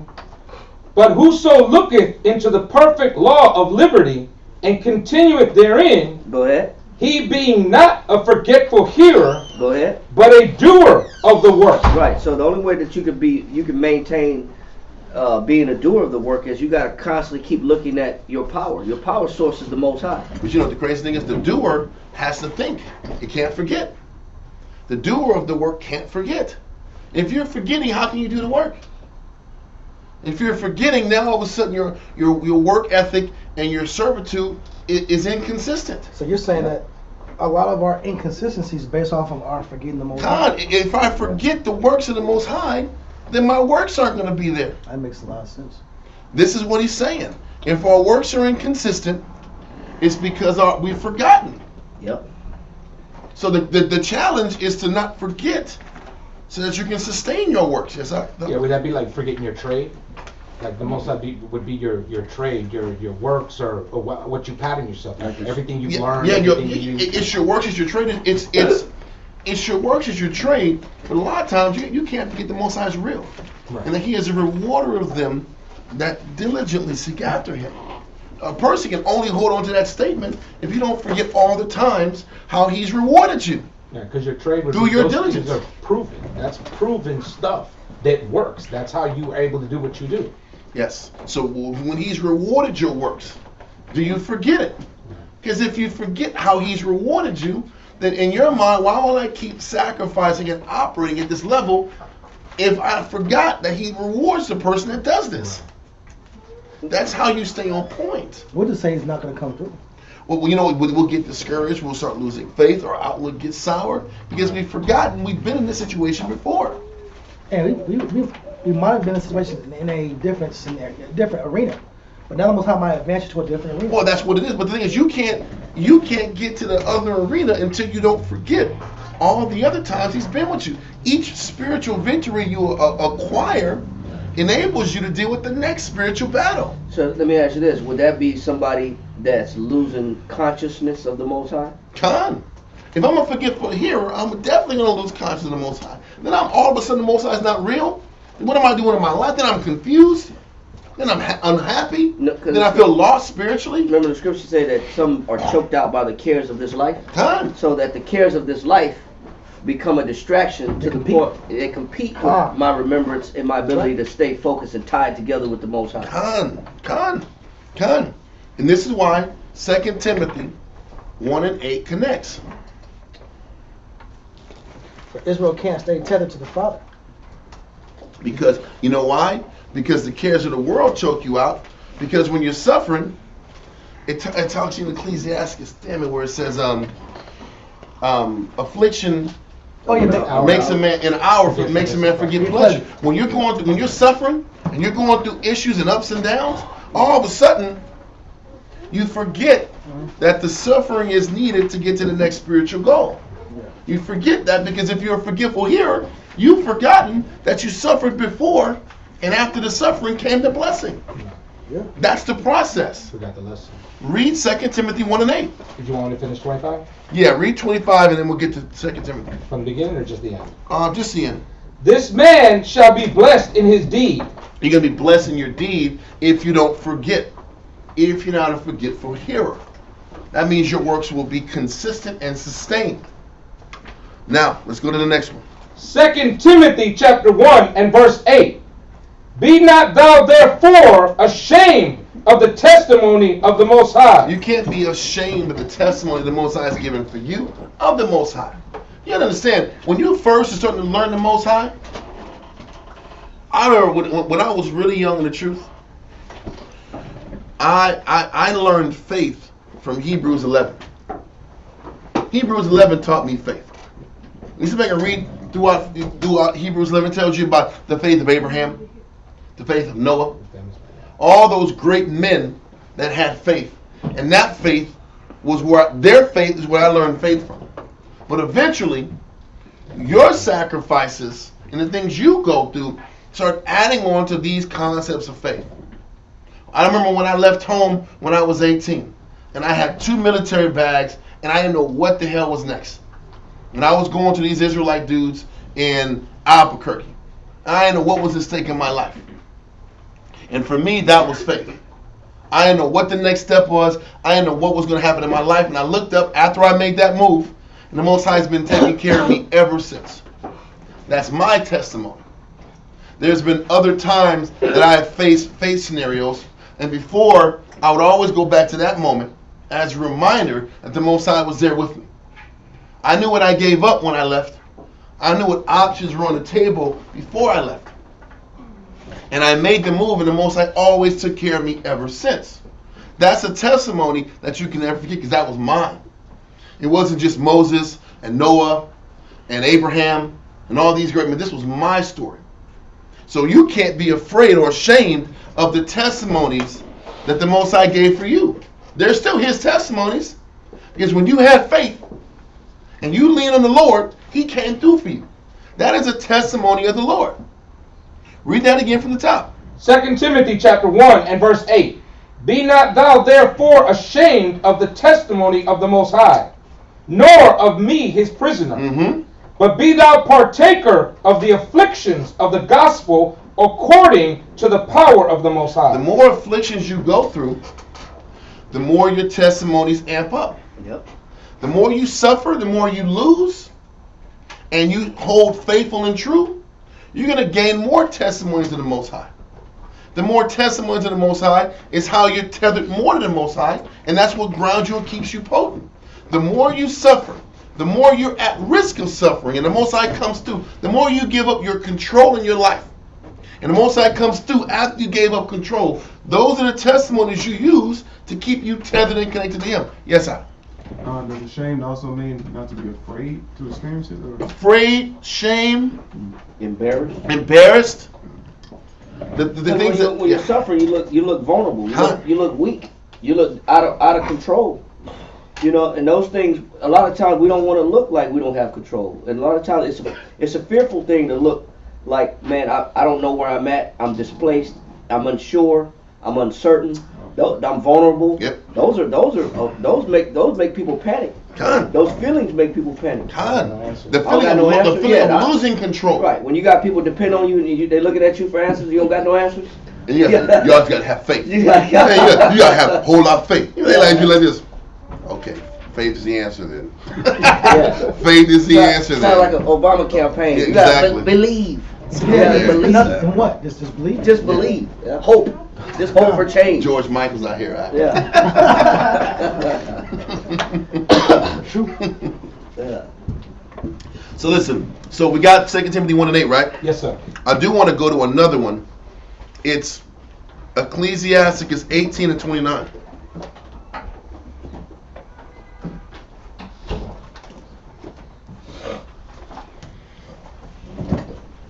Ecclesiasticus 18 and 29. I got it. Ecclesiasticus chapter 18 verse 29.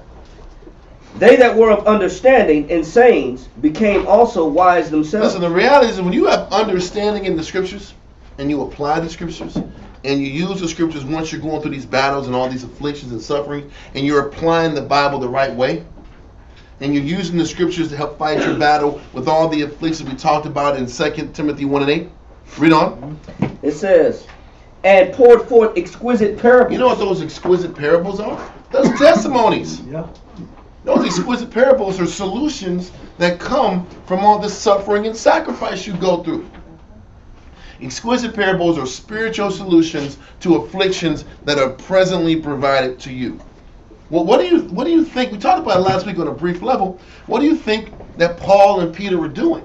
They were all their understanding came from their suffering and how they used the scriptures of David and all the great men of Israel, Elijah. They had greater understanding of what they went through, and they just wrote their greater understanding on paper from the experiences they went through in their life by applying the Bible, the Old Testament that they had.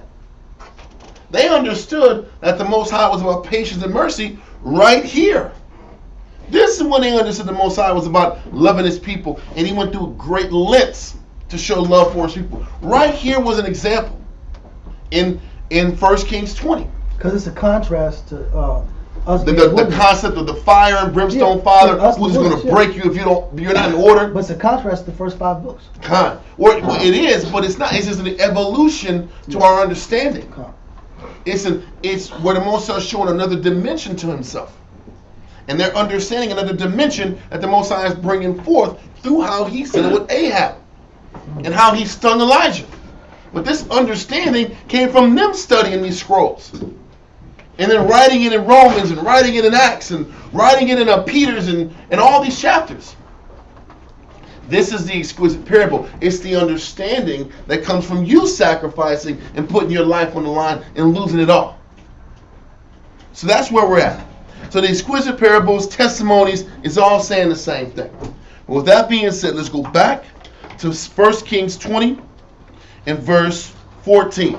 So now the prophet told Ahab, this is going to happen to you. He's going to come through and show you his power. So Ahab is, how the hell is going to happen and who's going to do it? Because I don't see myself with a sword in my hand. Right. So read on. 1 Kings chapter 20 and verse 14. And Ahab said, by whom? And he said, thus saith the Most High, even by the young men of the princes of the provinces. These young men that said, listen, we ain't backing down. We ain't going to let these suckers take our money and our women and our family. For free. They can get it for free. But see, all those guys are going to fight. These young princes, these young dogs going to get them. Read on. Then he said, who shall order the battle? This guy is complete. Who will get the orders? Who gonna be the captain? That's your job, buddy. That's what he's saying. This is what you're supposed to do, bud. King. King. Yeah, read on. And he answered, thou. You gotta get off your ass and lead these men. And the Most High gonna be with you. So once again, this isn't even a normal strategy the Most High used. He sat back here and brought up a savior most of the time to sit back here and fight for Israel and lead from the front. He took a coward and defended a coward. Yeah. He defended a coward to show Ahab that he was with him. Read on. Then it should have says bring out a coward to war. Yeah. But he said, I'm going to sit back and work at you where this coward, I'm going to come through for this coward. So this coward can see to come back. If I can get him to come to me, this is a great victory. Read on. Then he numbered the young men of the princes of the provinces, and there were 232. That's nothing, bro. 232 versus a league of armies outside. They're hammered, but it's still a league of armies. And the question is, do they know that they're hammered? They don't know they're hammered. So you sitting right here, these guys ready for war, they're going to kill us. They don't know that they hammered on the other side, they drunk. Read on. And after them he numbered all the people, even all the children of Israel, being 7,000. 7,000 is a complete amount of number of men. Wow. So it's 250 of the young men and a complete number of people that are ready to fight. Yes, I'm just thinking, these guys, the Most High put it in their spirit to get, you know what, these guys ain't finna put up a fight anyway. We can go there drunk and take over. Yeah. They're finna go there unaware, incapacitated. Yeah, but when you're in your battle, yeah, you don't know them, and that's what I'm gonna go into class about on Monday. How the Most High works for you and intercedes for you without you knowing. Wow. And that's what really faith is about. You don't know how the Most High is gonna deliver you. You just gotta have faith, and the Most High will work on the other side to take care of you. They didn't know these guys were blasted and they were slurring and they didn't know that. They was like, we gotta fight this big ass army. We gotta have faith. We got a small number of men versus these large ass dudes, and we got to get it. But the Most High is working already on their side, and they don't know it. But if they knew it, would it be faith? No. If they knew the Most High was on their side, I mean, if they physically knew the circumstances of their battle, it wouldn't be faith. Right, it was in their favor. That was the point. You just got to trust the Most High going to take care of you. He wants you to know it's going to work out even without you knowing how it's going to work out. That's what faith is.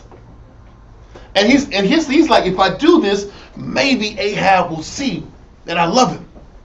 It's just showing you the Most High's mercy and his love and his patience for us.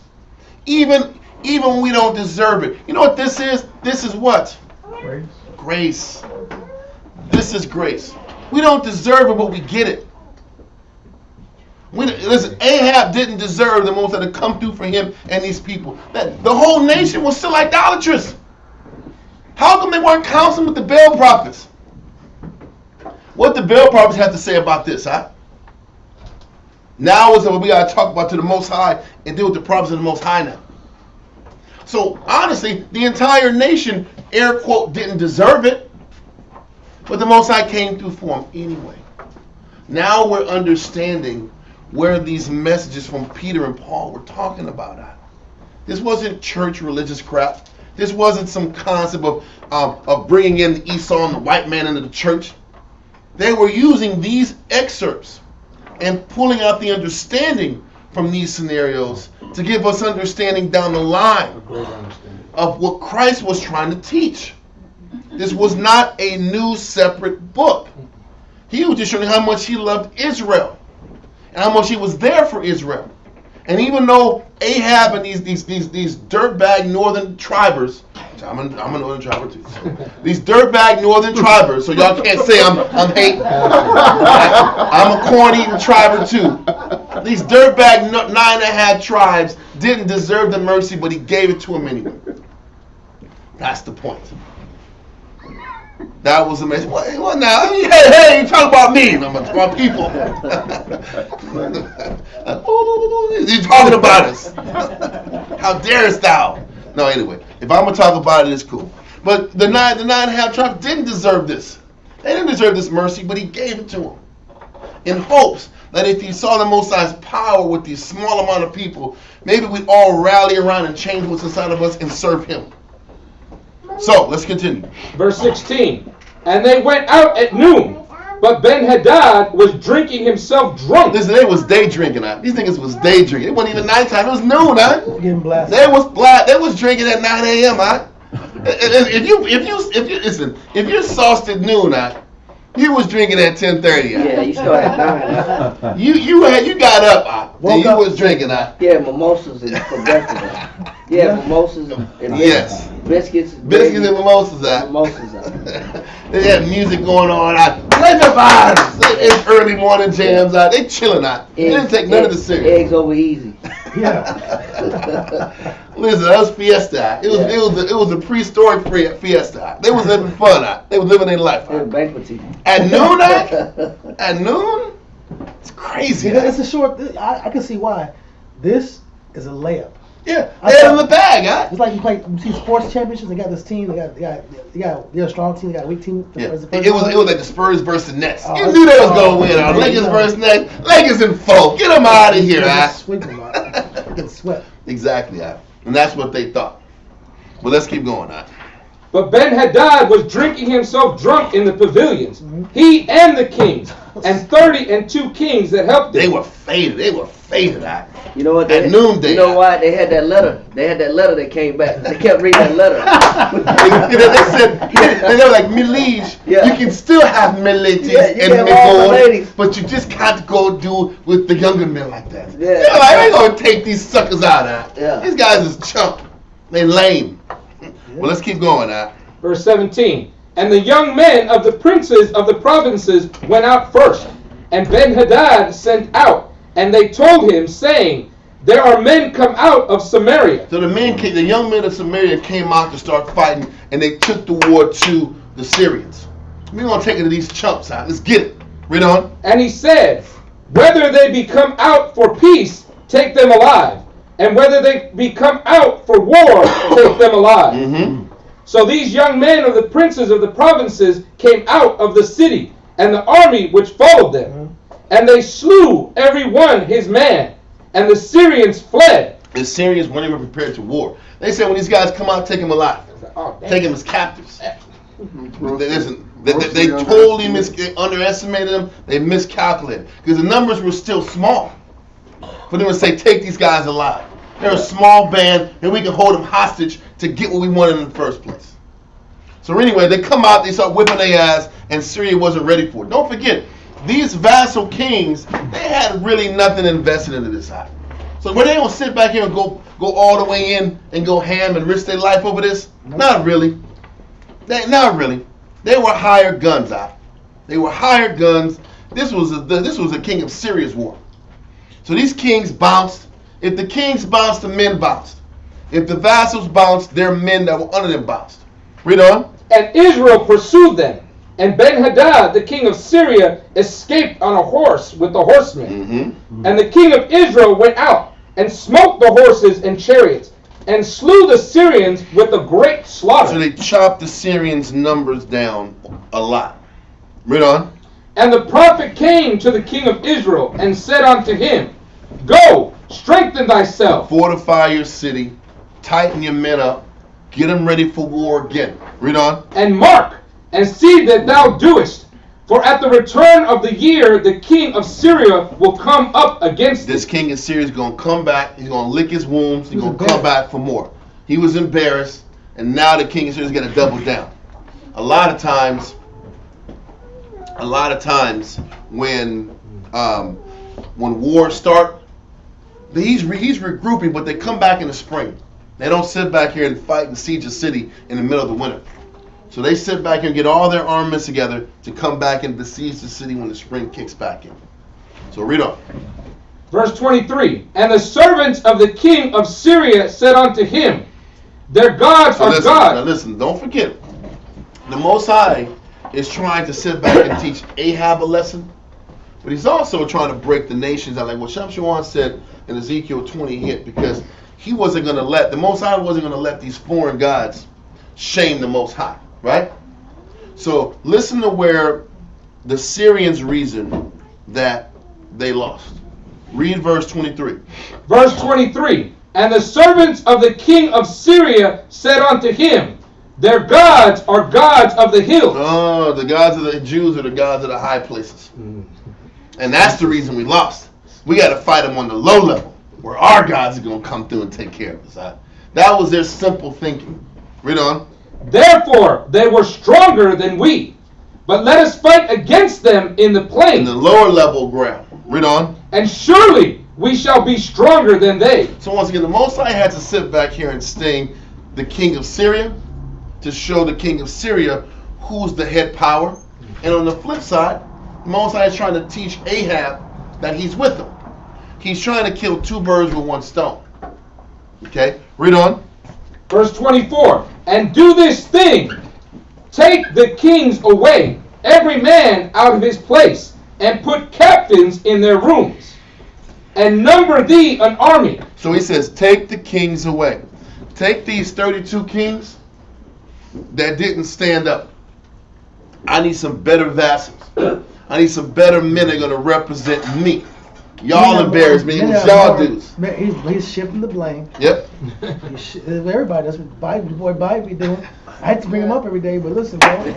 It wasn't me. It's Biden now. It wasn't me. So it wasn't your fault the gas price was messed up by it? That's Putin. He can't. He did say that. That's what's so funny. He said it potent too. He said it angry at. He said it potent. He didn't say it like it's Putin's fault. Like you don't have the gas price. Don't look at me. Look at Putin. Like he was shifting that. Cause listen, any failure, a lot of these guys they don't want to eat their failures out. They don't want to be accountable either. Most high forces, man doesn't want to be accountable in general. It's a natural thing for men not to want to be accountable. Listen, his advisor said, listen, we fought them on the hills, we lost. So we got to fight them on the land. Then he says, you know what? It was those lame ass 32 kings. Yeah. They was lame. They was lame priests. They ran. They didn't fight. They didn't fight. They didn't stand strong. We need to replace all those kings, bring princes who's going to get these fighters ready. Anything to not acknowledge the God of the Bible. Huh? Right. Because they know history too. Yeah. They know history. How about they didn't say, man, we got to stop drinking alcohol during sieges? Let's not bring wine. Let's not bring wine to the battle. Good wine. That was one of the things the Most High taught us not to do. Isaiah 5:11. What's that? Can I pull it real fast? It's just a short. Yeah. Let me make sure. What do we have here? What do we have in Isaiah? That's like Isaiah. You see how we read these as kids? Like, great tell. What are you saying in Isaiah 5:11? This is one of the things the Most High taught us not to do. It says, I was wrapped perfectly. You caught my entry. I was like, my bad. what are you going to pull in this chapter, sir? Isaiah chapter 5 and 11 says, "Woe unto them that rise up early in the morning, that they may follow strong drink." True. That's a Like good one. one thing the Most High tells us, warns us against, is like, don't get up early and start drinking. You'll be drinking all day. You'll be You're no good, bro. You're no good by noon, man. How come the king didn't say, I gotta stop day drinking, man? Listen, I will never drink again if you just let me keep living. Why didn't you think about that? Let me stop. Yeah, gin and tonic breakfast. Yeah, that's not good. Warn the king Cut to the have gin and strong juice drink. out. He says, warn them to have strong drink. God, in the Proverbs. nobody counseled that. Yeah. Anyway, so we got that. That was a good verse, sir. That was good how you like mastered that. You really had me on like. It's like Isaiah 5:11. That was great. That was great. That was great strategy, sir. So we got that. So now they're going through their excuses as to why they didn't win. They still didn't acknowledge the Most High, which the Most High wants. Like Shamshwan pulled in that Ezekiel. But let's keep going to 1 Kings 20. Verse 25. And number thee an army, like the army that thou hast lost, horse for horse, and chariot for chariot. We're going to come back stronger, with more dedicated men, with more purposeful men. We're not going to monkey around now. We're going to get them off of principle. Read on. And we will fight against them in the plain, and surely we shall be stronger than they. Surely. Because now we're going to have the advantage, the tactical advantage too. Read on. And he hearkened unto their voice, and did so. Of course he did. Mm-hmm. Read on. And it came to pass at the return of the year that Ben-Hadad numbered the Syrians, and went up to Aphek to fight against Israel. They went to Aphek, which was a city next to Jezreel. They didn't go to Samaria. Samaria was high ground. Remember we read earlier, like 2 weeks ago, that Jezreel was in an Issacharite city, and it was his second home. Remember when Elijah said, listen, it's about to rain, you better get to Jezreel. Jezreel was his second palace. So they went to the second palace, which obviously was on a flatter land, to go at him in Aphek, because Aphek was near Jezreel. Okay? So we got that. So they went to the flat lands to take him out after this year was over. Read verse 27. Verse 27. And the children of Israel were numbered, and were all present, and went against them. So they were prepared. The Ahab followed the prophet's advice, and they were prepared. Read on. And the children of Israel pitched before them like two little flocks of kids. So he says, and the children of Israel pitched before them like two little flocks of kids. So what is it saying? The numbers were small. Little flocks. Little flocks of kids, the numbers weren't legit. The odds were definitely against them. Even though they were prepared, the odds were against them. Read on. Yeah, But this, I know. This is a good point, because we have to stop looking at our scenario versus the scenarios we're dealing with. Our condition versus the conditions we're dealing with. We always look at the numbers. We always look at The odds. size. Goliath is this big. I'm this little. I don't have no armor. There's giants in the land. There's giants in the land. Like grasshoppers. I don't have this. I don't have that. That's what we be saying all day. I don't got this. I don't got that. I'm lacking. I'm to this. I'm to that. I have a history of failure. This is the self-talk we have. The Most High is trying to use these scriptures to correct that negative self-talk. Yep. As reminders, all these scriptures talk about the things written aforetime are written for your what? Learning. And that's what it is. So let's continue. So the odds were crazy. We're like two little flocks of kids, meaning we had two different bands, two different what do you call them? Brigades. Yeah. Read on. but the Syrians filled the The country. Syrians filled the flatland, bro. So these odds are insane. This is some damn William Wallace damn odds. It's the truth.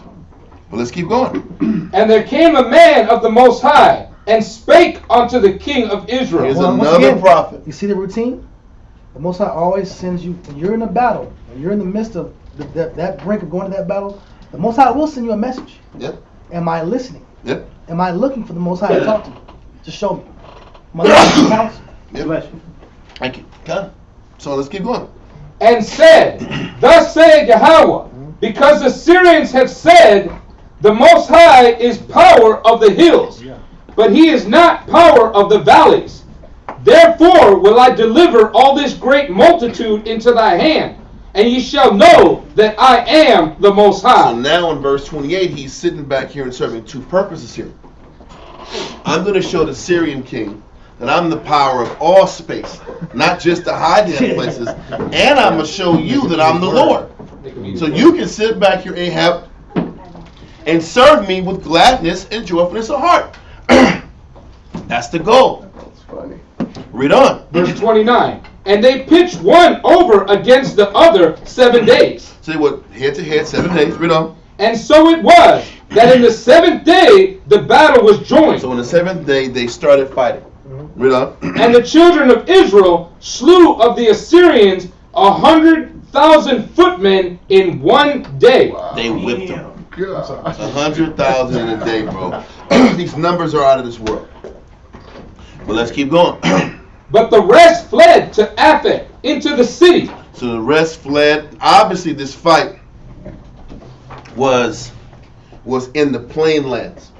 It wasn't in the actual city. It was around the city. So as they was getting their ass whipped, they went to Aphek, into the city, to the survivors to hide within the city walls.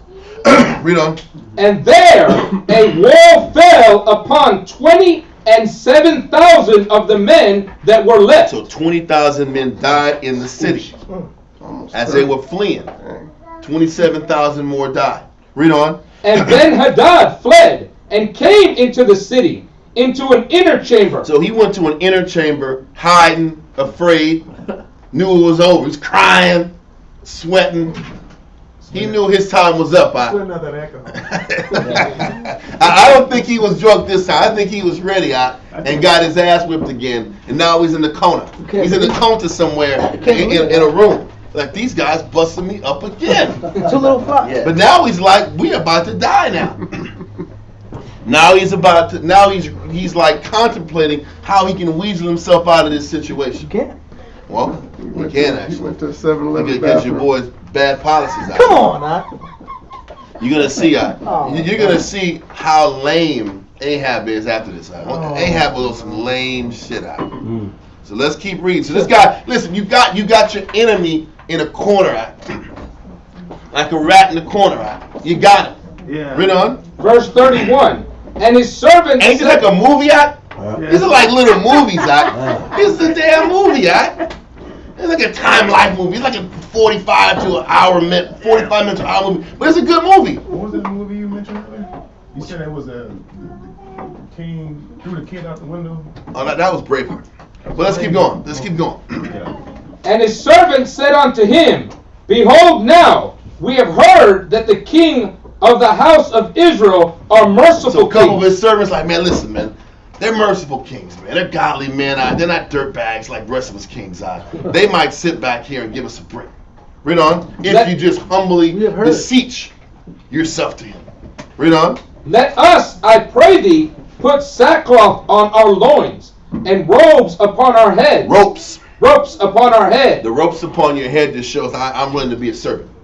If I put a rope on my neck, then that means I'm willing to be taken as a servant. As a slave. Not when you talking crazy in them letters. Well, I know. Not them letters you talking. I don't have that letter. Remember this? Yeah. You got Because it is, you're going to have to die. I got a letter for you. I got you. Yeah. I got a letter for you. Yeah. But that's how it's supposed to be. I'm going to your house. I'm going to go to your house and get some servants out. Get some gold. That's a nice thing. all your chicks. Listen, that's how a real man operates. Listen, man, you trying to destroy listen, you came at my whole family, bro. You came out my house, my family. Yeah. You trying to take my kids, my children. Yeah. My children. My wife. My wife, my kids, my money. That's the response, huh? Yeah. That's proper. You know, would you have sat back here and done this to me? You was gonna kill me. You was gonna kill me dead. Killing me dead, That's Samuel Jackson voice. I don't know what the hell I was trying to recreate with that. Yeah, don't kill me dead. That's how something you say. But this is the situation. This is what a logical man, a rational man in a wartime mindset would respond to, right? So the king is putting a rope on his neck and putting sackcloth on him. Like I'm ready to be a slave and a servant for you. Read on. It said, let us, I pray thee, put sackcloth on our loins and ropes upon our heads, and go out to the king of Israel. Peradventure he will save thy life. So they girded sackcloth on their loins, and put ropes on their heads, and came to the king of Israel, and said, thy servant Ben-Hadad saith, I pray thee, let me live. Hold on. So they sent a message to the king and said, hey, your servant Ben-Hadad here, he wants to be your servant, and he's got ropes on his head. He's willing to sit back here and concede. Ben-Hadad's still hiding. It wasn't him. No, the servant went out there. It's just a kind of, you got to test the waters out. Or is the water cold or is it warm? Right. How's this going to work out? So last place. I'm sending an ambassador of peace. I'm trying to get a feel. He's in there humble, G. He's in there humble. He got humble. He eating humble pie right now. Right. So we're going to find out how he responds. Read on. What verse you got? I see a scripture in Ecclesiastes 12 and 10. Check it out. Okay, let's see what this verse says. That's hilarious. He said, this sounds like what Ecclesiastes 12 and 10 says. That's hilarious. What you got in Ecclesiastes? Pray, I tell thee. What is this? I pray thee. It says, explain the verse. It says, never trust thine enemy. Yeah. For like an iron rusteth, so is his wickedness. See, well, I guess when brother say it that way, the verse comes out good. That's a good verse. You're not supposed to trust your enemy because he'll go back home and rebuild another army to come get you. Exactly. You can't trust this dude. He's come at you twice. He's come at your head twice. And he flakes and trying to take your family. But listen, what is he? Listen what Ahab responds, Listen to the last line of verse 32. All right. And it came to the king of Israel and said, thy servant Ben-Hadad saith, I pray thee, let me live. And he said, is he yet alive? Is he alive? Read on. He is my brother. He is my brother. Like, what kind of crazy shit is this? He ain't your brother. Ahab said this. Ahab said, my brother's alive? He ain't your brother. What about your people, bro? This dude is a soft candy ass, Now he's looking at this guy, at Ben-Hadad as his friend? Yeah. This guy never showed himself friendly. No. Yeah, this is very much like our people. This is our people that be marching up and down the street with signs, and then Esau's like, I'm the devil. And then they march the signs and say, okay, if you vote for me this year, I'll take care of all the ghettos. We're like, yeah, man, we're back. We're buying. We get to that. I'm gonna say this: you don't know how connected you are to what's read later on. Listen, keep going with yourself. No, our people are famous for we about to burn the country up. We through. Tear it up. We've been enslaved for too long. I don't want to be American no more. Damn America. I'm done with this life. Yep. Looting, burning stores. I'd rather die on my feet than live on my knees. We do that all the time. We talk real crazy. Yeah. A man don't stand for something, he gonna fall for. If he don't stand for he gonna fall for anything. Like Pac said, everybody always coach Pac. Yeah. And then we'll tear the city up for a good month and a half. Turn up a little bit, burn some things down. You know what I'm saying? Break some windows and get some Jordans, get some Nikes. Right? Come up a little. You know what we do. Mm-hmm. Right? Get some TVs TVs. too. TVs too. TVs is getting gone out. Right? Screens. And then white man says, you know what? In the spirit of Martin Luther King, I would like to tell you that we are brothers and that the ivory and the ebony must come together. Oh my God. In perfect harmony. They'll drop a good movie. Oh. You'll get a good black character role, and black characters is kicking white people, beating up white people in the movie. And they'll give them a perceived sweetheart deal. Yeah. Some finance. We'll sit back here and put some money in the community real quick. Yeah, you build a basketball court, or they'll give your favorite actor. Build a basketball court. Yeah, they do stuff like that. Your favorite actor, he gets an award. Finally, a black actress or actor gets the Golden Globe Awards. Sounds like Independence Day. Hey, up your EBT. Yeah. EBT for everybody. Hey, EBT's going up. Yeah. And then everybody goes right back to sleep. So we're not different. We're not different than this. We look at this like our people. And also, our people deep down want to be accepted by the white man. They That's want what I to be was saying. accepted by our enemies. That's really what this is. He what wants I to was be saying. listen, this guy, Ahab, looked at the king of Syria as somebody he admired. As somebody he respected. Well, it's the same thing that Saul did when he kept the Edomite. When he kept the Edomite and kept him as a buddy 3 times the charm. We're gonna do it 3 times. His body. You know what I'm saying? Because he was built. He did it. He did it 3 times. He did it 3 times. He went for 3, yeah. You know what I'm saying? He went for 3 people. You know, he's going back at it. Yeah, bro. So you know, Saul did the same thing when he kept that king, because that king had a pretty good looking body. He had a good physique. You're right. And he admired his physique.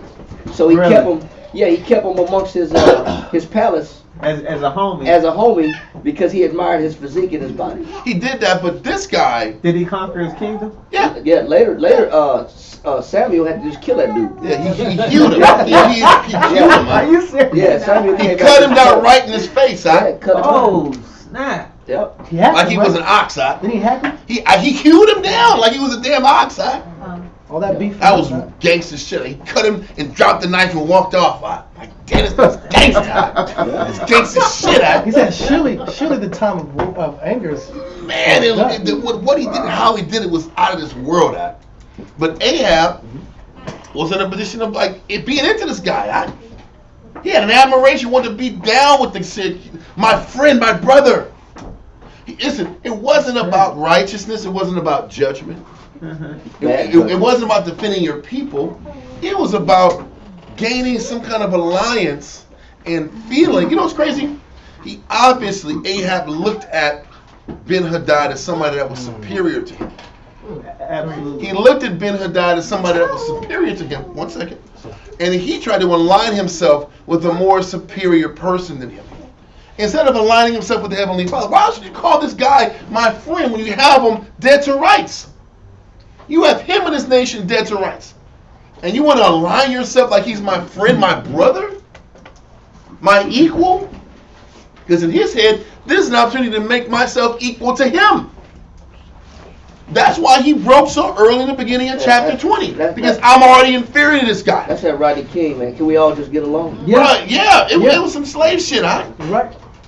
It was some slave shit, and he was in a position where he was subservient. He was mentally and spiritually subservient to a stronger, more alpha male.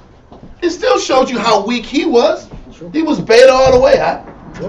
He was beta, he was weak, he was soft. And when he had this man broken, he was ready to sit back here and still work with him. What was your statement? Oh, no, I was gonna say that was the second letter. He's like, man, I'm for you. I'm with you. I'm agreeing with you. Yeah, I'm still gonna let you take mine, but these guys, they said no. They said ixnay on the slavery aim, but I'm okay with it. I'm okay with taking my stuff. It just shows you how weak this dude was. Bashful. It was overly bashful. So he took this as an opportunity to realign himself with this guy who's been determining nothing but destruction to him. It's the guy who always tries to be cool with the bully.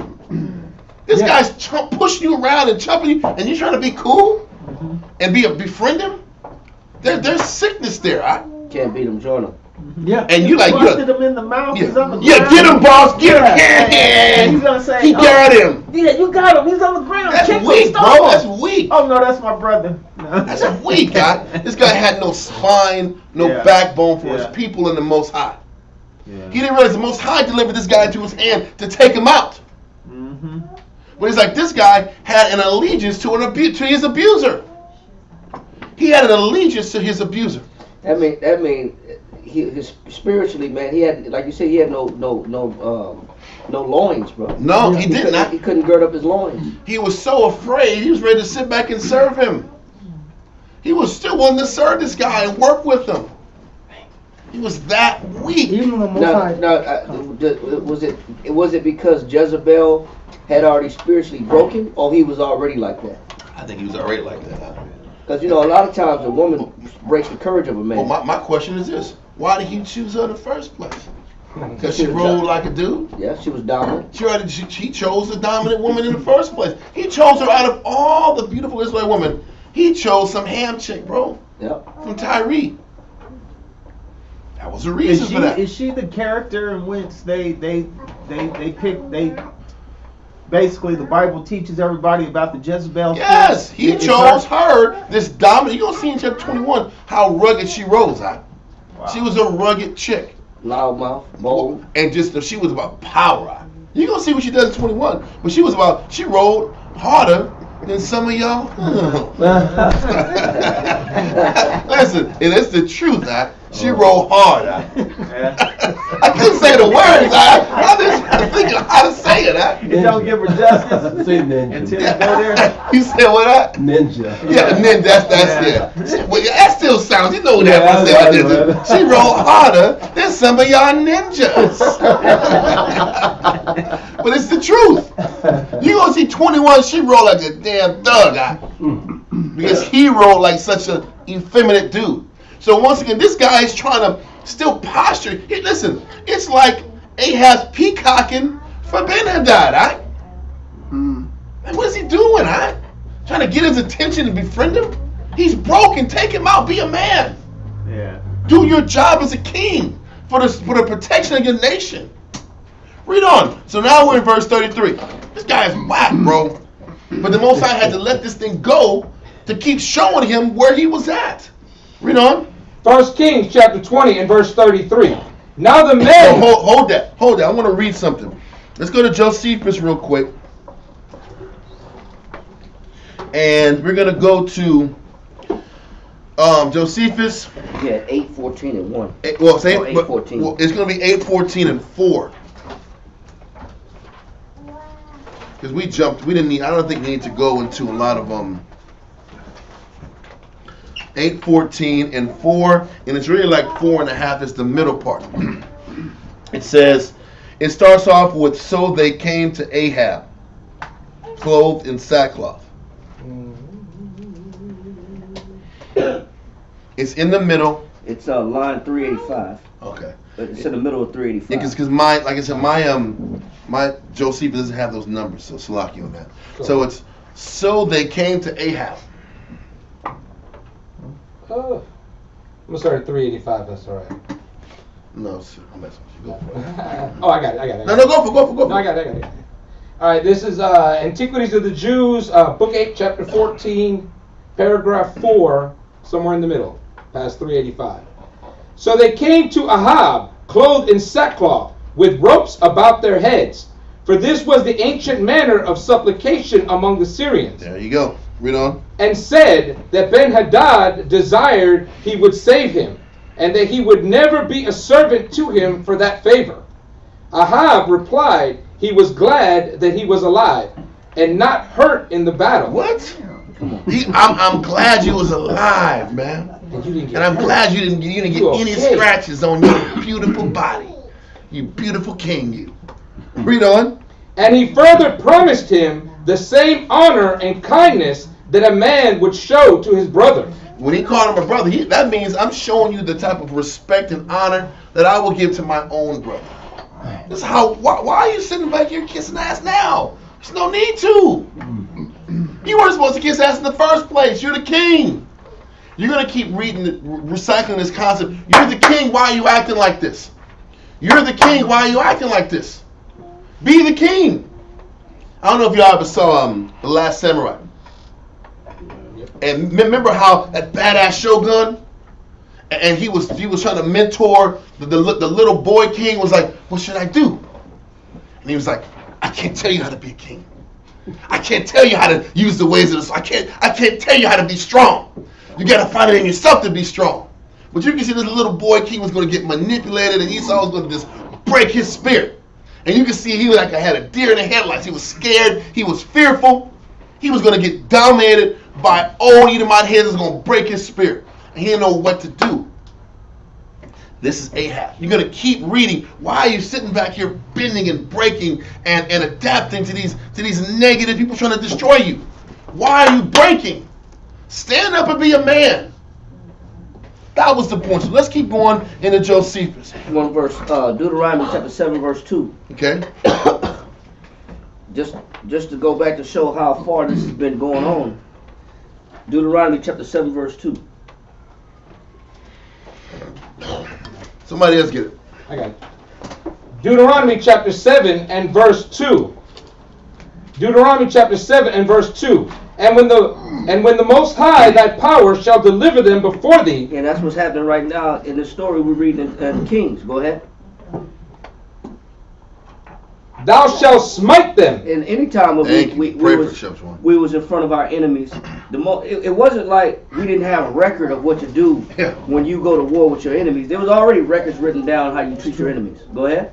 And utterly destroy them. It said you're supposed to utterly destroy them. When the Most High delivered them in your hand. The Most High delivered them. That's the point. What did he say? He said it in 1 Kings 20. Right. The Most High is the one that put them in the posture where they were being defeated. So when the Most High is on your side and he got your enemies on their knees begging. I gotta read what you said. You said that when the Lord power shall deliver them before thee, right? Mm-hmm. I'm gonna read it. 1 Kings 20 and 13. And behold, there came a prophet unto Ahab, king of Israel, saying, Thus saith the Lord, Hast thou seen all this great multitude? Behold, I will deliver it into thine hand this day. Bingo. He says, I'm going to deliver it into your hand. And you said, when the Most High delivers a kingdom into your hand, what are you supposed to do? Thou shalt smite them. This is the written record of how Israelites supposed to engage their enemies when the Most High deliver them in your hand.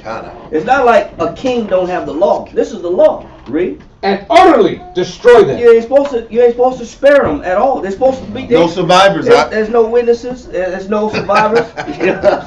Because free beer sticking out. You know what I'm saying? Go ahead. Make no covenant with them. He said, make no covenant with them. Ain't no contracts, bro. Ain't no peace deals, peace talks, peace treaties. Go ahead. Nor show mercy unto them. And it's supposed to be, I'm gonna save some and let some live, kill some, let some die, let some live. Read on.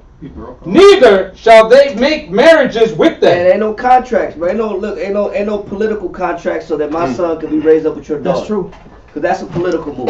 So no side deals. Yeah, so we keep the money amongst us and keep the trade deals good between us. Go ahead. Thy daughter shalt thou not give unto his son. Go ahead. Nor his daughter shalt thou take unto thy son. Go ahead. For they will turn away thy son from following me. Go ahead. That they may serve other gods. Go ahead. So will the anger of the Most High be kindled against you. You provoke the Most High to anger when you set up this peace deals, peace talks, peace treaties, and you start sparing people. Yep. When the Most High said, listen, I got them in this position so you can wipe them out. When you're sparing the Lord's enemies.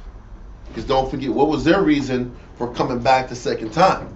The Most High only will kick our ass up in the mountains. Right. On the plains, we're going to get them. That was blasphemy to the Most High. Right. That's telling the Most High was showing what's up. That was the Most High's enemies. And it said it, I'm not trying to take you, it's right, I'm going right back in the chapter. He said, listen, damn it, where the verse we just read it?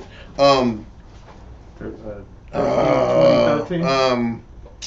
Don't worry about it. Keep going. I was just saying. I'm trying to say the same thing you were saying. No, when he was saying about how that he's only the Lord of the hills, not of the plains. It was that, and it was this one. It says, and there came a man of the Most High and spake unto the king of Israel. This is verse 28, and said, Thus said the Lord, because the Syrians have said, the Lord is power of the hills, but he is not power of the valleys. Therefore I will deliver all this great multitude in thy hand. So he said it again the second time, I'm going to deliver these people into your hand. Yes. And I want you to execute the judgment I want to have on these people like we read in Deuteronomy 7. You know what he's showing right there too? He's showing that they have a misconception of the Most High. Yep. These other nations don't understand the Most High. And that this is a holy war. Yep. This is a holy war. We're doing this shit to defend the Most High's name. I'm going to deliver these guys out of your hand because I'm going to bust these guys up because they're dishonoring me now. Yep. So this is a holy war. You don't let no survivors go in this holy war. These guys got to go. They all got to go because they disrespected the Most High. Yep. I'm sorry. You're right on point. That's on point. Finish that. In verse 5. And destroy thee suddenly. Go ahead. Verse 5. But thus shall But thus shall ye deal with them. He said, this is how you deal with these nations. Read on. Ye shall destroy their altars. What else? And break down their images. What else? And cut down their groves. Because that's their power.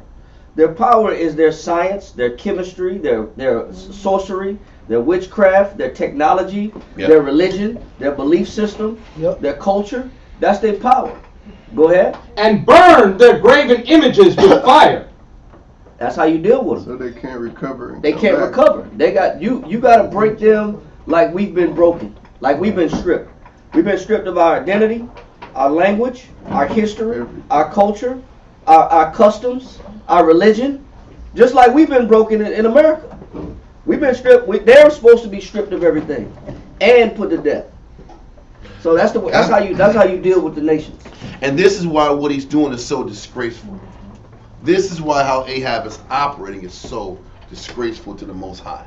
Glad you pulled that, man. I was thinking about that. I didn't put it together like that, but thank you. Now we're back in Josephus. It says, so they... No, I don't want to go there yet. We're going to read verse 33 in the scriptures, then bounce back and forth. So we're 1 Kings 20 and 33. 1 Kings chapter 20 and verse 33. Now the men did diligently observe whether anything would come from him, and did hastily catch it. And they said, thy brother Ben-Hadad.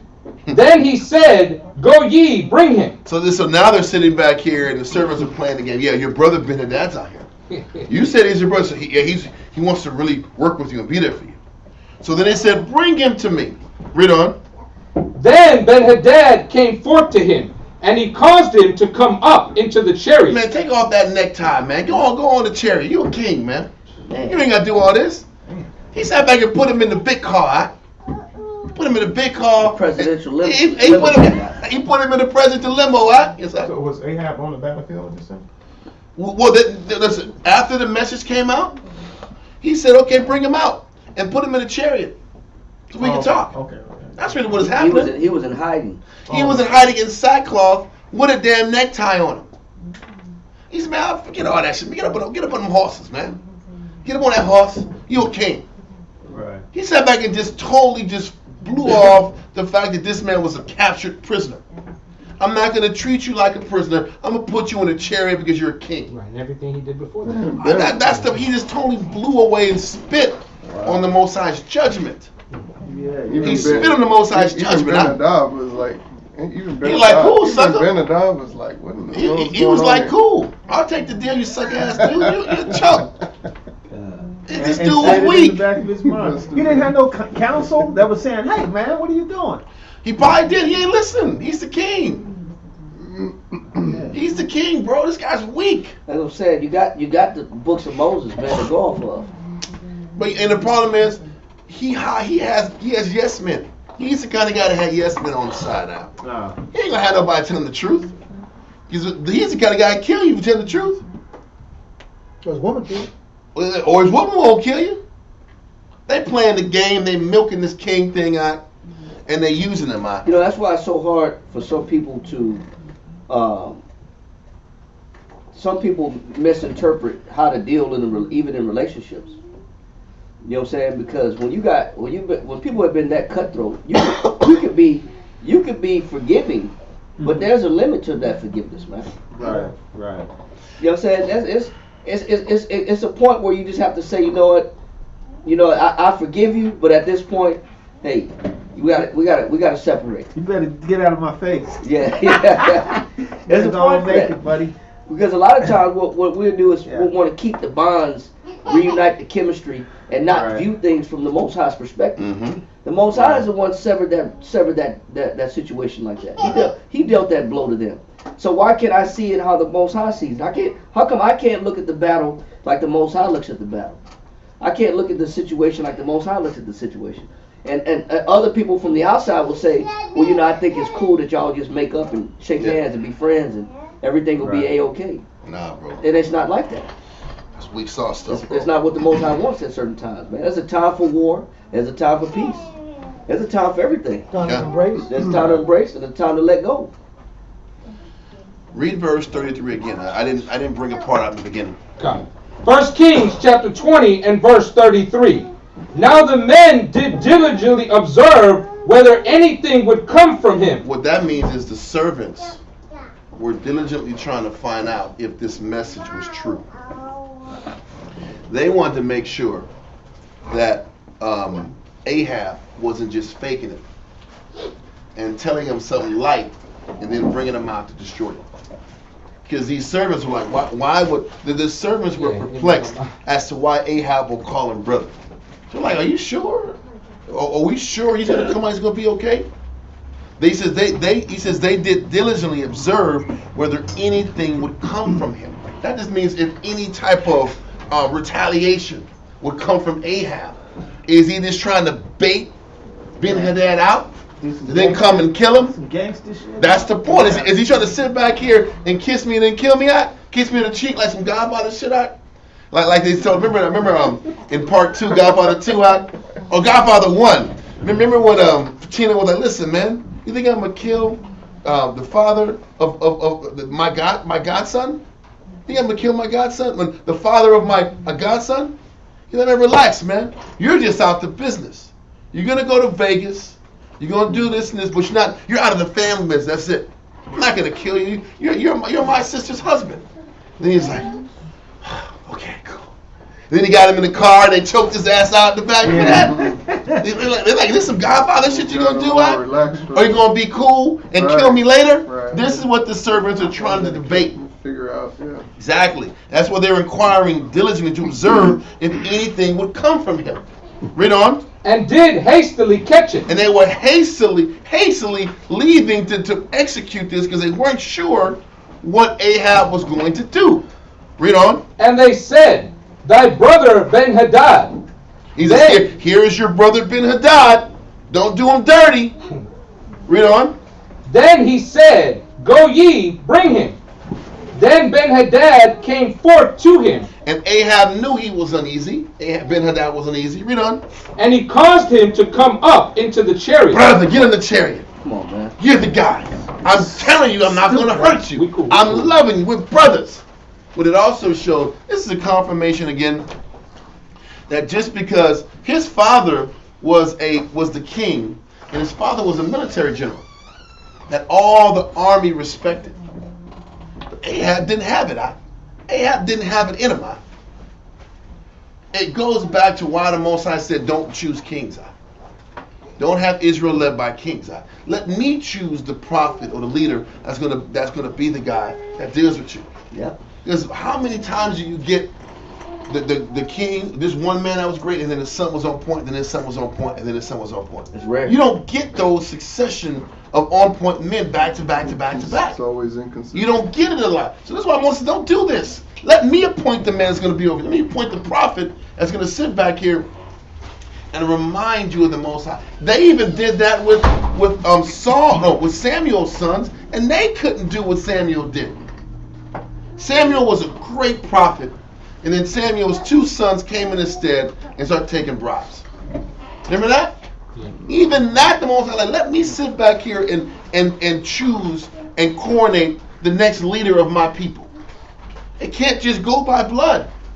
Every man got to earn it with blood, sweat, and tears. Even in this corrupt Northern Kingdom government, Omri, I think, was his father. This dude won it fair and square. It was him and Zimri were fighting for power. The men chose Omri.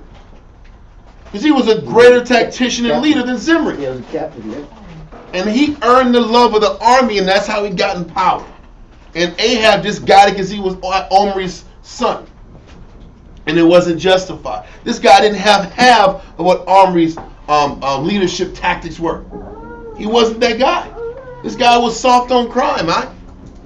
Didn't believe in the scriptures, and he wasn't a wartime general. It was both. At least Omri had wartime tactics and was a warrior. This guy wasn't a spiritual man, nor was he a warrior. He was a weakling. So, now going to Josephus where it said, so they received.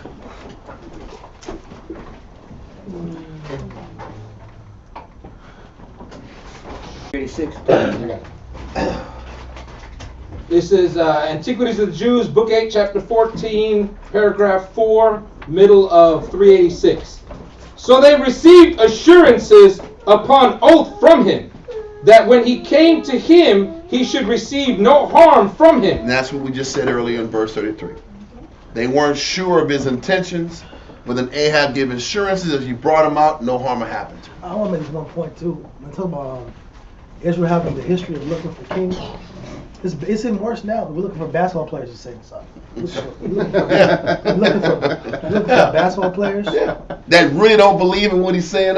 Rappers, Kendrick Lamar. Kendrick Lamar got the truth. Kodak does too. Because what guys? Like, come on, what guys are animals out here, What guys really have the nation come together? Because like on a group level, it has to be some type of celebrity. Yep. For where we are as a people now. That ain't about kings. About there's some type of celebrity, some type of rapper, entertainer. Yeah. For them, because if they believe it, then I'll give it a try. And it's right. I'll give it a try.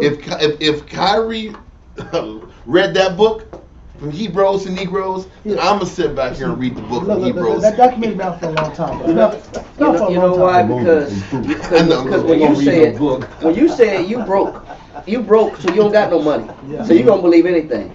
Because the scripture talk about how a rich man will be held up, but a poor man, how does it breaks it down in that fashion in the pocket. Ecclesiastes, right? Yes, in Ecclesiastes.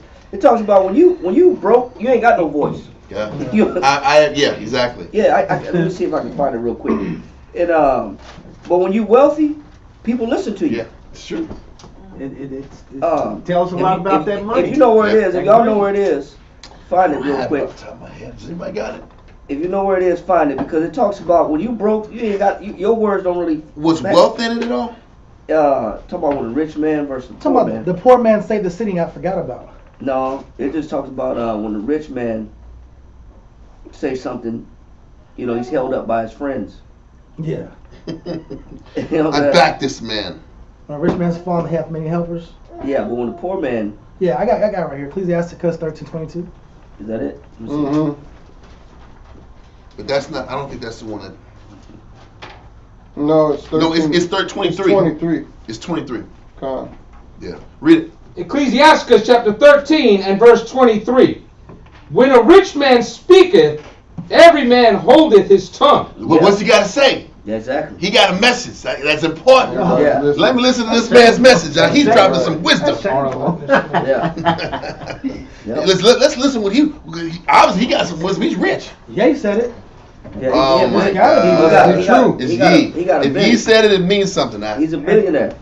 And you can't tell that he's cuckoo crazy. This dude's cuckoo for Cocoa Puffs. Like, that dude be twisted out. And people be believing him. Yeah. I mean, that's why it's shameful, man. Remember right when he came out the crazy house, he started doing those Sunday services out? Yeah. And you know how many people were going to Sunday service? Yeah. It was crazy. And he was charging hundreds of dollars for tickets to Sunday service. I saw them theatrical. And he wasn't paying them.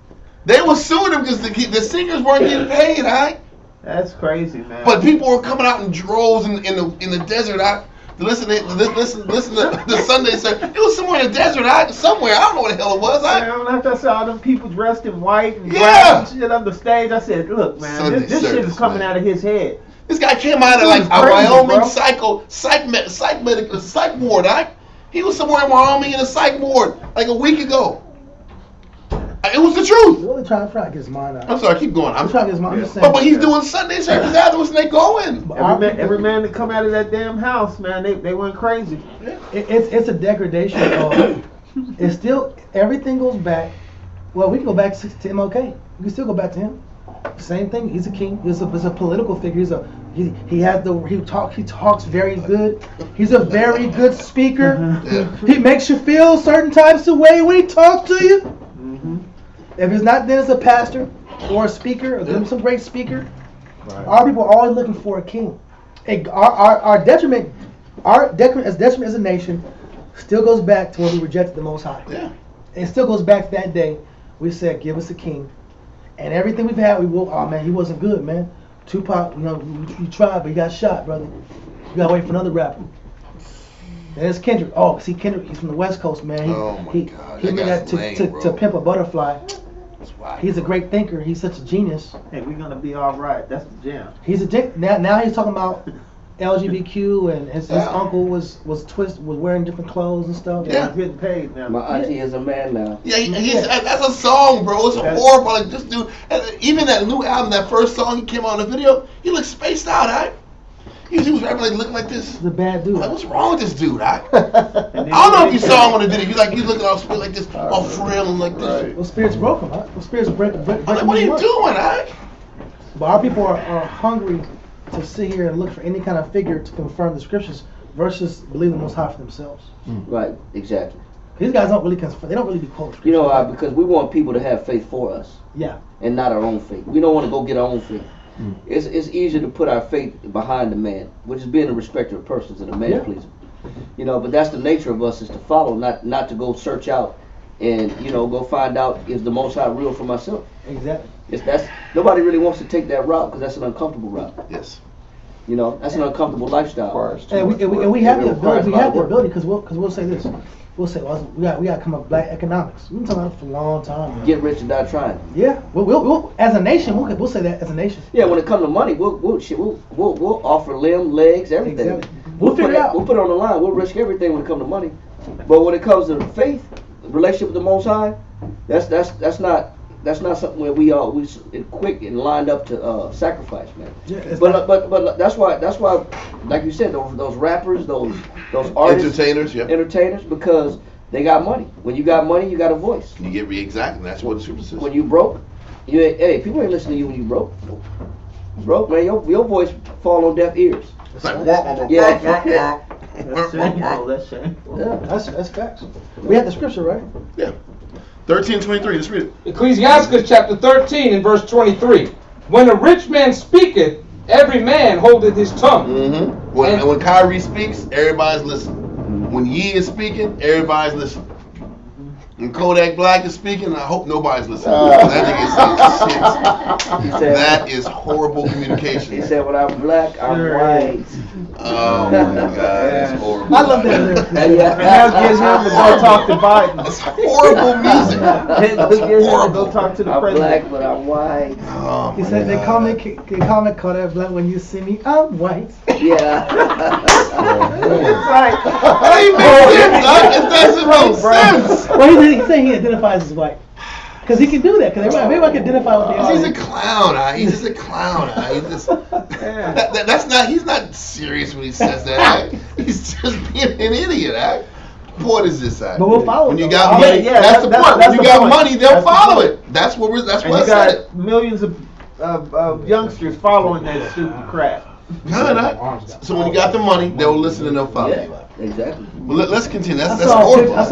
saw a thumbnail with Kodak Black guy, and it had him with white skin and blonde dreadlocks looking crazy. It was just crazy. I said, what is this? I pressed it. My name's Kodak Black. When you see me, it's like, oh, okay, I get it. They used to go assassinate. Like, but our people will hear. And they'll respect it. More than the prophets. You prophets will get maybe like anybody choose the Bible will get like 200 videos. That's it. 200 views. That's like the it. max, That's the max, bro. Max. If you drop in like straight pure wisdom out, 200 out, and it caps out. But He say something, 1 million views. You on TikTok just doing a little shoulder like this right there, or doing a cat video, or you just repeating somebody's statement. You might get you don't get views. You might get 1 million, bro. Yeah. I don't know what's going on with our people, bro. It goes back to that king system. Yeah. We anything that we can see, we're good for it. Especially a rich man. Yeah. Keep reading, sir. Okay. Ecclesiastes chapter 13 and verse 23. When a rich man speaketh, every man holdeth his tongue. Read on. And look what he saith. And they're taking notes. Read on. They extol it to the clouds. And then whatever he says, it's law. Run with it. They're going to run with it, it's law. Read on. But if the poor man speaks, Jay-Z said it, it's got to be true. Yeah. Yeah. It's true. Read on. but if the poor man speak, they say, what fellow is Who's this? this dude? I trying to talk the Bible. Like, get this dude out of here. You got a Get out of wisdom. here, man. Your money ain't strong, bro. What you talking about? Your wisdom Get your ain't weight strong. up. Yeah. Get your money right. Then we'll sit back here and listen to it. That's the truth. It boils down to that. You don't got the answer, Sway. Yeah, that's what it is. That's what it is, right? You don't got that. Wow, that's hilarious. It's the truth, that. Listen, that's why we can be teaching for years. If ye said it, oh man, I gotta read about these Hebrews, man. I want to learn about this belief. Bro, come on, bro. Come on, bro. That's what it is. What's that? So we invest in the message that has the most money behind it. Yeah, because money, power, respect. The right That. exposure. Money, power, respect. Yeah. It ain't about the That's what I wisdom. said. The That's crazy, spotlight is right? enough on you. I mean, that's the We still reality. believe in the God of this world, bro. Yeah. That's the reality. We're idol worshipers still. We're not. God, bro. We still worship. We still trust idols, bro. Yeah. So listen, we got this, right? So now let's go and read verse 34, 2 Kings. 1 Kings. 1 Kings. 20 and 34.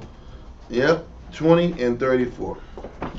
1 Kings chapter 20 and verse 34. Yeah. And Ben-Hadad said unto him, the cities which my father took from thy father, I will restore. Listen. Now we're negotiating. So like what happened is, remember when Asa paid Hadad all that money out of the damn temple to sit back here and take out Baasha? What he did, they kept those cities under Syrian jurisdiction. So now Ben-Hadad is like, listen, man, I'll give you those cities that my father took under King Baasha. This yours. He's still trying to bargain for his life. Yeah. So now we're negotiating. Well, what's jacked up is this is not just a forfeiture of power. Ben-Hadad is setting it up like this is a forfeiture of power. Ahab trying to do a deal with him. Look at it. Let's keep going. And thou shalt make the streets for thee in Damascus. And then it says, what I'll do is I'll open up the streets so you can sell your goods. He said to Ahab, you can sit back here and put some flea markets out here in Samaria and make you some money. Off our people. Off our people. So this is what Ben-Hadad is saying. You can sit back here, set up shop, sell your materials in Samaria. I'm going to give you my cities back, and you can open up some spots and make some bread out here. Read on. As my father made in Samaria. Mm-hmm. Then said Ahab, I will send thee away with this covenant. I'll let you go. If you stick to this, listen, this was so dumb. All you gave me was some bullshit cities that was already mine. Right. And then you let me go to your city and sell some goods, sell some t-shirts. Which if I would have killed you, I'd have I would have killed you. I went to the shit anyway. Right. Yeah. I didn't even need to do this. I didn't need to do this bullshit covenant. I just had to go over them cities and take them. The Most High is with me. This isn't even, I don't need to negotiate with you. Now my question is, why do I got to sell goods in your city? What, did he get counsel? Did he have counselors with him?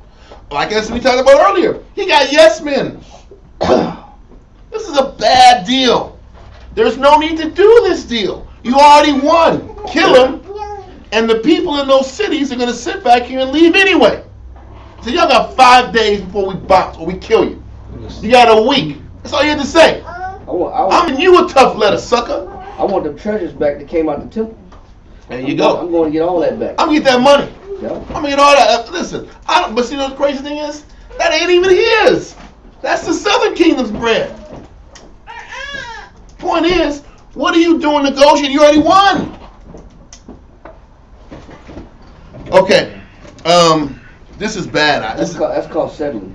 You settle for nothing. For nothing. Gone. It sounds like he totally forgot what the prophet told him before all this happened. Because even though the Most High showed him 2 consecutive times in a row, 2 years he came through for him. Right. Most High is real. He was a forgetful what? Yeah. But the Most High gave him 2 more times to remind him. Now really, he gave him 3 signs. The first sign was in Mount Carmel. Mount Carmel, fire came down. Most High is real. The prophets of Baal didn't work out. I came down and I helped fight. You fought, and you guys won the first year. Then you came back and fought a larger army. I was with you 3 times. Most High speaketh once, eat twice. Yet man perceives. I gave you 3 signs that I'm with you, and it still didn't sink into you. But the Most High was like, Ahab needed more time. They're going to show him more times that I'm with him. And it still didn't stick. Read on. So he made a covenant with him and sent him away. Whack, bro. Read on. No, let's read in Josephus real quick. And remember, the law said don't make no covenants with him. Yep. He's breaking the law right here. Come. And why am I going to do business in Samaria, bro? So I can get caught up into your gods even more? Anyway, let's keep going. In Josephus. Stop back in the middle. Yeah. So they received assurances upon oath from him, that when he came to him, he should receive no harm from him, and then went and brought him out of the cellar wherein he was hid, and brought him to Ahab as he sat in his chariot. So Ben-Hadad worshipped So he brought him into the chariot with him. So Ben-Hadad worshipped. Read on. And Ahab gave him his hand, and made him come up to him into his chariot, and kissed him, and bid him be of good cheer. Listen. Ben-Hadad kissed his hand. But Ahab said, man, come up here. Let me kiss you. Mwah. I love you. I love you. Hey, what is this dude doing, What is he doing? No, Ben-Hadad couldn't believe this. He's like, this is a real punk. He'll take it though. He's a real punk. I think it's a form of vaingloriousm and things. Like I said, he was trying to please him. Yeah. I'm not gonna say what I'm thinking in the back of my head, Right? Because it's not cool for TV land now. But I'm like, you in some kind of like homoerotic type thing going on here. You were just into pleasing this dude. Way too much. This ain't normal. That was in that Braveheart movie. Remember, he killed his son, and his son had that spirit. Well, I know that's why he killed him. Yeah. All I'm saying is this whole relationship don't make sense. Listen, why are you kissing him for? It's not natural. What is all this? I'm trying to please this guy like this. Anyway, I ain't trying to go no more than that. I'm seeing what I'm seeing, and I'm just trying to leave it at that. What's that? It's almost like Stockholm syndrome. Yeah. Where you love your oppressor. Yeah. Yep. Yeah. Right. And I want to please my oppressor. I'm abnormally trying to please my oppressor. We be cooning. There was no need to coon here. There was no need to coon. There was no advantage to cooning. Before this. It just shows that Israel had coon in them before Esau. Before Esau was cooning. I give you that. We've been cooning for the Egyptians, huh? God, we gotta go back to Egypt and get them leeks and them onions. Now, we've been cooning for a long time, man. Yeah. It's not just with Edomites. Yeah. So Ahab kissed him and bade him be a good cheer up. It's gonna be okay, buddy, old pal. You don't have to cheer him up. Ben-Hadad? Because he lost it all. It's Ben-Hadad out. He called him Ben-Hadad. Daddy, Ben-Hadad. It's gonna be a good cheer. Couldn't help you. I had to. It's crazy, I could have heard it. Listen, this guy's tripping. I gotta clown him a little bit. Anyway, I keep going. And not to expect that any mischief should be done to him. Yep. So Ben-Hadad returned him thanks. But I gotta say this. I don't want to keep interrupting, bro. But there are different demographics of our people that entertain and blend, intertwine with quote unquote the enemy, with the adversary, right? Mm-hmm. And this is their premise of thought. This is how they look at dealing with oppressors. Some of them can't beat them, join them. They want to be boule. Mm-hmm. They want to sit here and intertwine and intermarry. They want to intermingle. They want to do business with foreign powers that oppress our people. And they're up top. Because it makes them a higher level of elevation and they self-esteem. Feel gratified. I can go to Jewish weddings and I can go there and smile with these Jewish people. Right. They feel gratified. I got invited to the White House. I got invited to the White House. Oh man, I ate dinner with the president. What are you talking about, bro? Yeah. What have you done? Yeah. I got a medal of honor right here. Yeah, our people are famous for this type of thinking. Yeah. And then want to fit in. Yeah, want to fit in, and then they may have a erotic kind of relationship with the enemy, bro. Mm-hmm. Just like our women have that relationship. Our women view themselves as spoils of war to the adversary, especially in this generation. Mm-hmm. They will go there. They will go ahead and blend in with the nations because they're winning right now. Mm-hmm. This is a man with a feminine mindset who's doing the same thing. In his eyes, they're winning because he has more confidence in their culture than we have in our own culture. Mm-hmm. A lot is based on, do you have confidence in your culture? Yeah. We look up to other cultures. Well, the Chinese, they have 5,000 years of history. The Egyptians, they have these beautiful pyramids that we built for them. Esau, they rule the whole world. Look at all the countries they have. Look at their military. We're famous for admiring the other cultures. We call it being sophisticated. Oh, I'm sophisticated. No. Because I eat abomination. Yeah. I eat this ostrich or all these, not ostrich, but these gross ass foods. Caviar. You never had caviar. You never had sushi, brother. Listen, you ain't living. You ain't living life, brother. Listen, I know. Oysters. You had oysters. Listen, the blood has a different. blood has a different flavor to it. When you cook it on the outside, tartar, this is a different flavor. You're just not sophisticated. You just listen, nigga. Yeah, man, you ain't cultured. You got nigga ears. Get out of here. Ninja ears. You got ninja ears. That's what it is. You don't understand other cultures. I got to get back into the word now. You need to get out there more, and you need to explore life more. You ain't left the hood, did you? Exactly. Oh, baby, you ain't left the hood. You need to explore life more and get their education. They're such an educated people. You haven't got educated. This is the school I went to. Well, this is why in Ezekiel 16 the Most High called us whores versus harlots. He said at least a harlot they get paid for what they do. You're giving away for free. You're sitting back, you're giving up your nation, your nationality, your power when you don't even have to. Ahab didn't have to give up nothing. Yeah. Just hold your ground, take these dudes out, and be proud of who you are. But you're so busy entertaining suitors and entertaining these nations, trying to fit in and destroying yourself in the process and getting nothing out of it. Yeah. And so look at their education. They have so much information. They know so much. Yeah. You know, have you ever had Greek philosophy? You ever took a Greek philosophy class? Mm-hmm. See, you don't really study. You're not learning. You know, like I learned Latin. I went to college. I learned Latin. I can pronounce these words. I know more than you.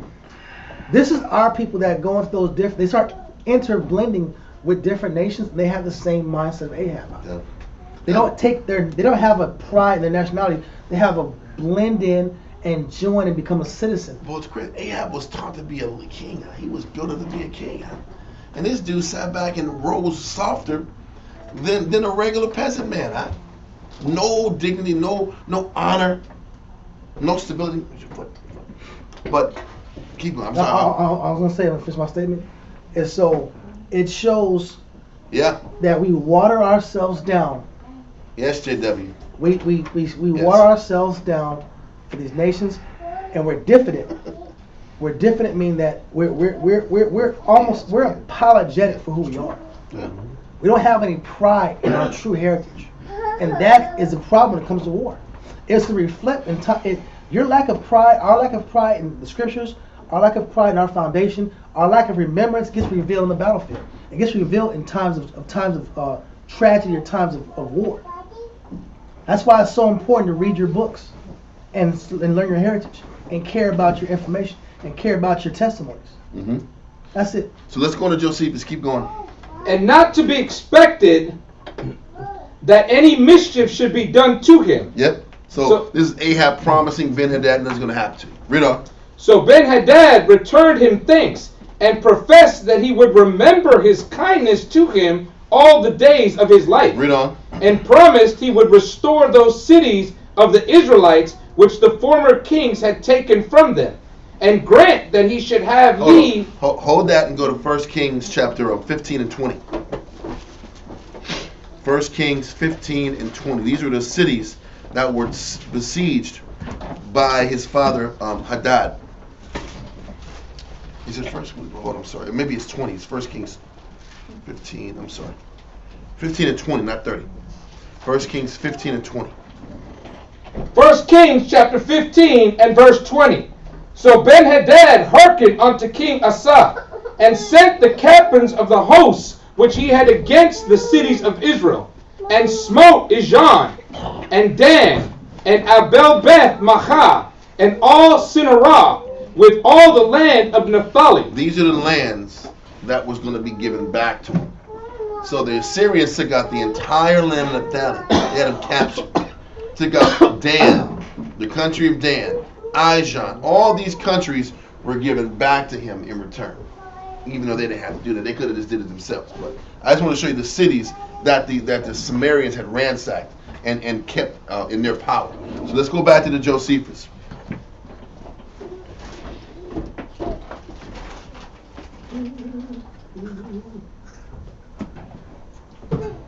So Ben-Hadad had returned him thanks, and professed that he would remember his kindness to him all the days of his life. He's like, thanks, sucker. I got you. Read on. And promised he would restore those cities of the Israelites which the former king had taken from them. Mm-hmm. And grant that he should have leave to come to Damascus, as his forefathers had to come to Samaria. Well, listen.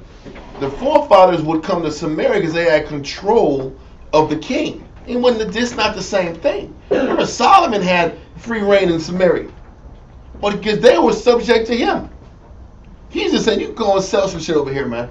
But it ain't the same as the forefathers when we had power over these countries. It's a whole different scenario. It's still a soft deal. Read on. Line 388. So they confirmed their covenant by oaths, and Ahab made him many presents. Why is Ahab giving him presents? You can tell there was some real issues with Ahab and this dude.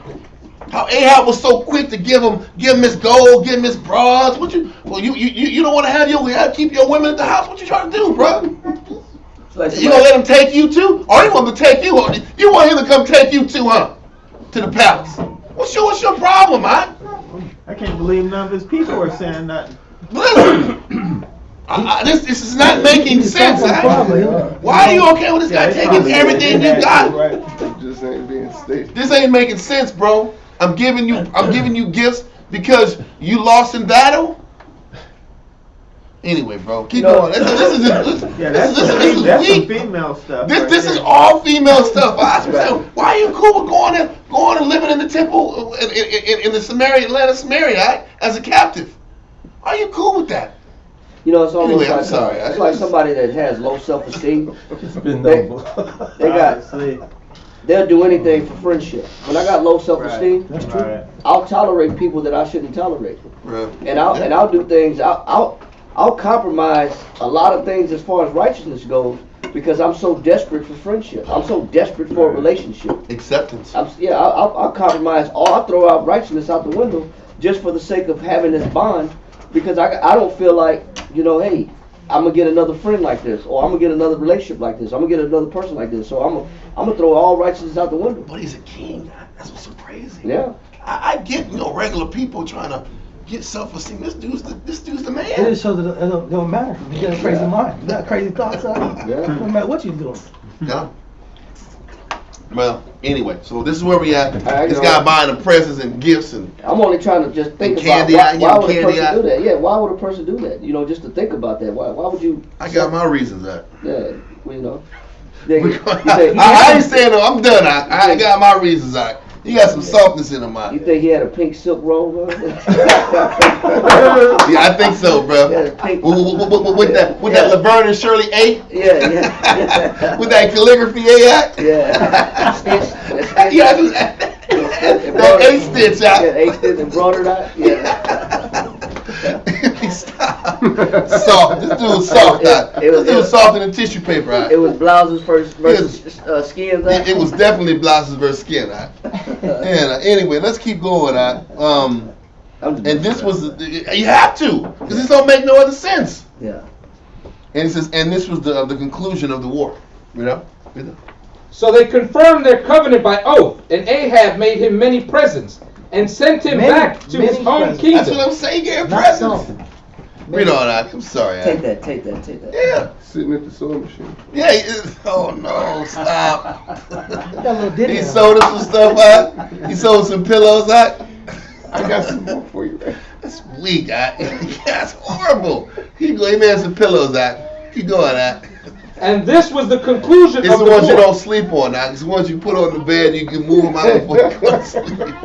Read on that. The throw pillows out. Read on that. Made you a sweater. And this was the conclusion of the war that Ben-Hadad made against Ahab and the Israelites. All right. So now we're gonna go now to verse 35 because Josephus doesn't go into the spiritual element. He kind of just goes to the historical element. Now we're gonna go spiritually and find out what the prophet told Ahab once he did this. Now give me verse 35. 1 Kings chapter 20 and verse 35. And a certain man of the sons of the prophet said unto his neighbor in the word of the Most High. First of all, it still shows that the Most High keeps sending different prophets throughout. Because Elijah didn't want to do it. He didn't want to step up. So now he's bringing different. I'm gonna bring another brother to read. It's cool. You've been going for a whole long time. Let's salute you in real quick. Amazing, bro. It's good to know. It's good stuff to know. Did you go already? Okay.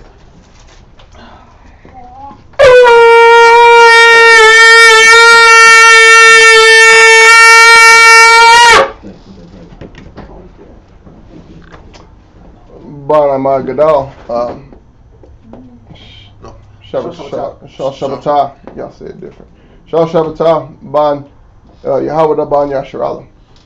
Imad, Shal Shabbatah, Ban Yahweh, Ban Yasharala. Imagine. Right? Yahweh Hashem Yashabakatah. Yahweh Hashem Yashabakatah. You said some other names that kind of messed me up for I'm a second. sorry, man. So it's Imad Gadol? Ban Gadal. Okay, I was like, man, I didn't want to butcher it, man, so I'm going to go with what I know, man. I'll keep it simple, man. No, it's cool. I'll do Ban Imad Gadol. I didn't want to mess it up, man. I just wanted to. Said the whole name. I wasn't sure if you were like Ban, like Judah. And, warrior. I'll keep it simple. You said what? I'll keep upright it warrior. simple because it's a longer name, but I've never heard that just when go you by say Imad. it. God, I'm sorry. I didn't want to butcher it, brother. My fault. So we're at verse 35. Oh, you got to move it over. Got you, is this? Yeah, that was right there. Okay. That's a great I wanna story. drop it. Not known to the sun. No, it's not. So let's keep going. 1 Kings chapter 20, and we're at verse 35. Yep. 1 Kings 20 and 35. It says, "And a certain man of the sons of the prophets."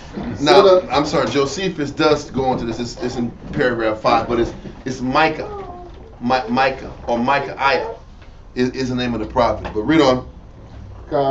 And a certain man of the sons of the prophets said unto his neighbor in the word of the Lord, "Smite me, I pray thee."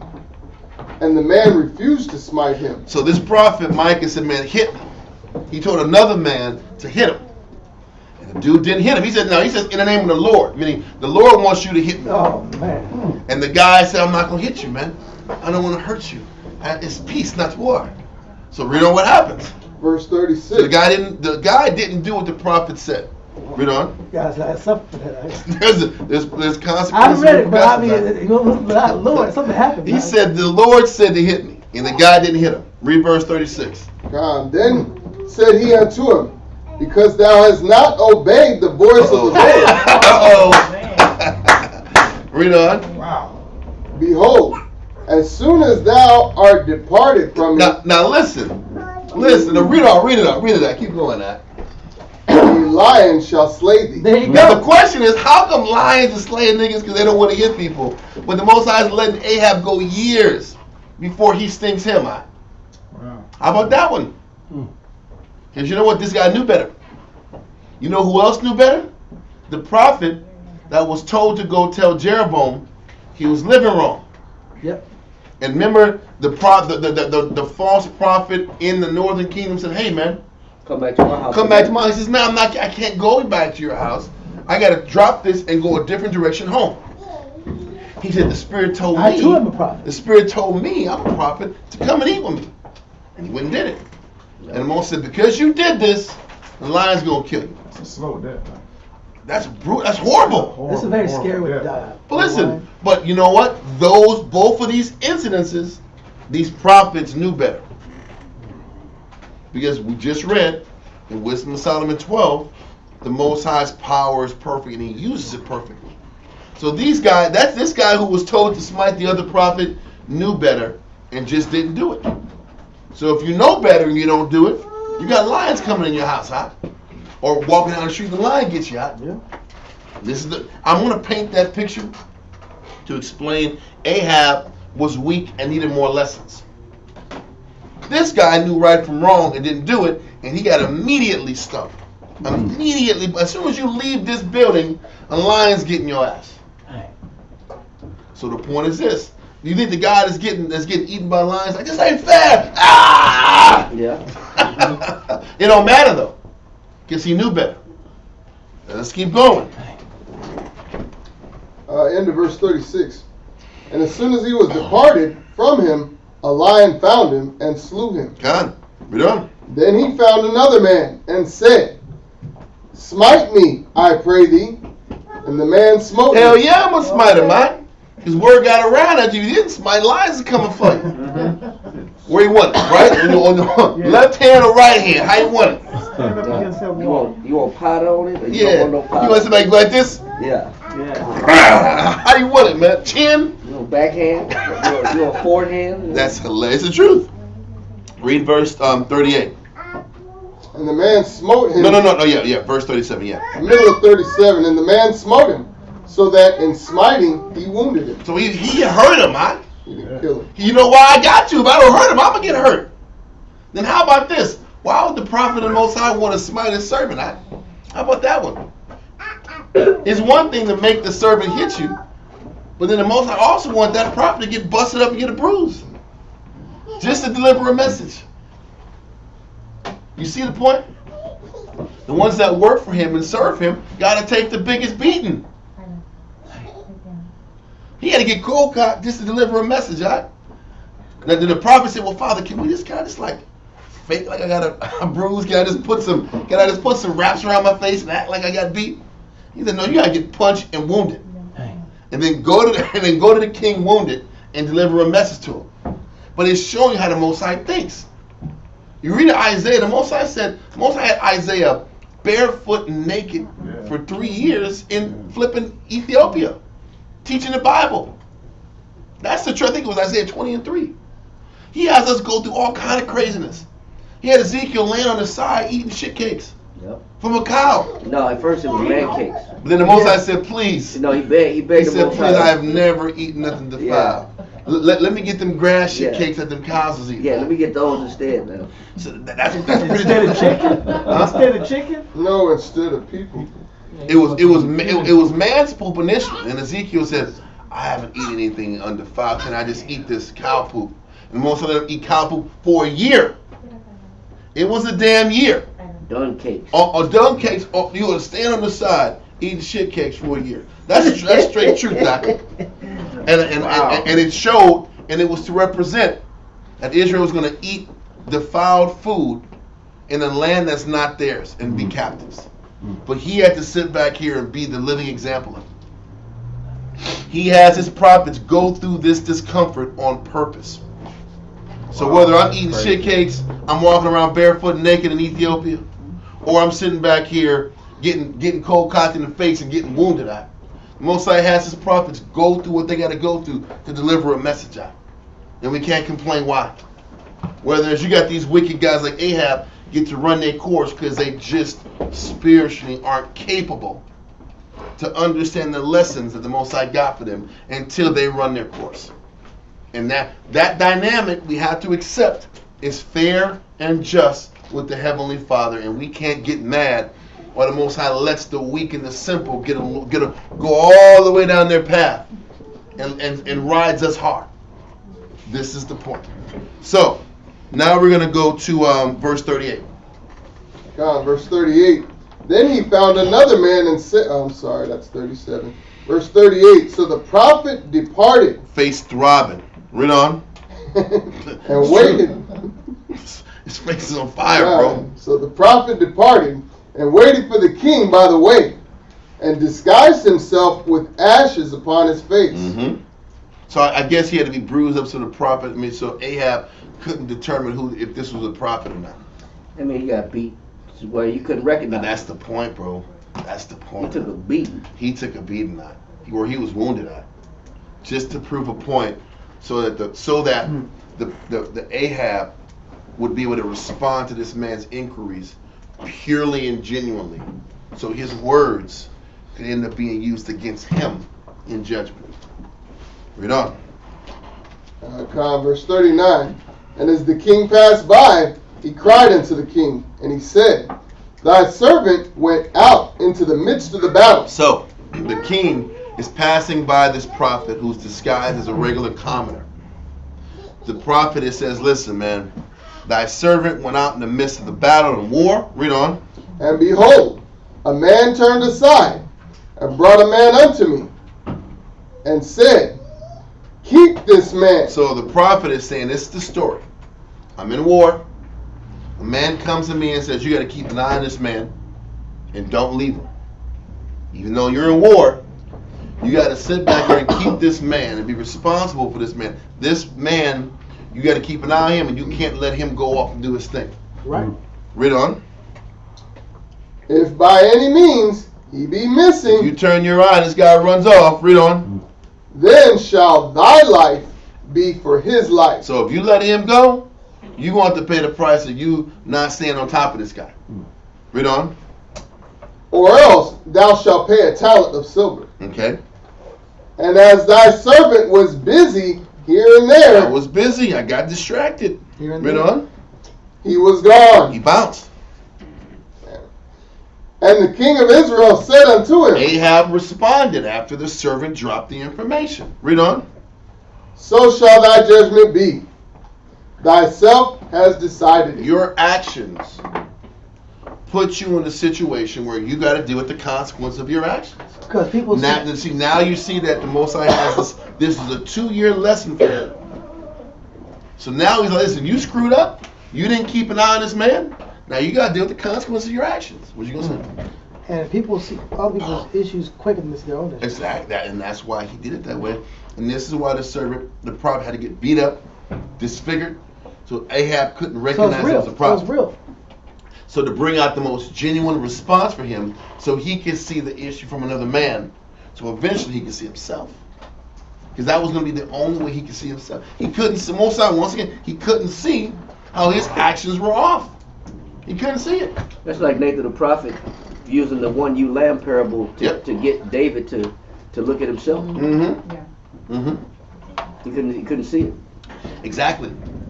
So now here we go. Give me verse 40. Verse 41. No, 41, yeah. He hasted and took the ashes away from his face. And the king of Israel discerned him that he was of the prophets. He's like, damn. He got bad message for me.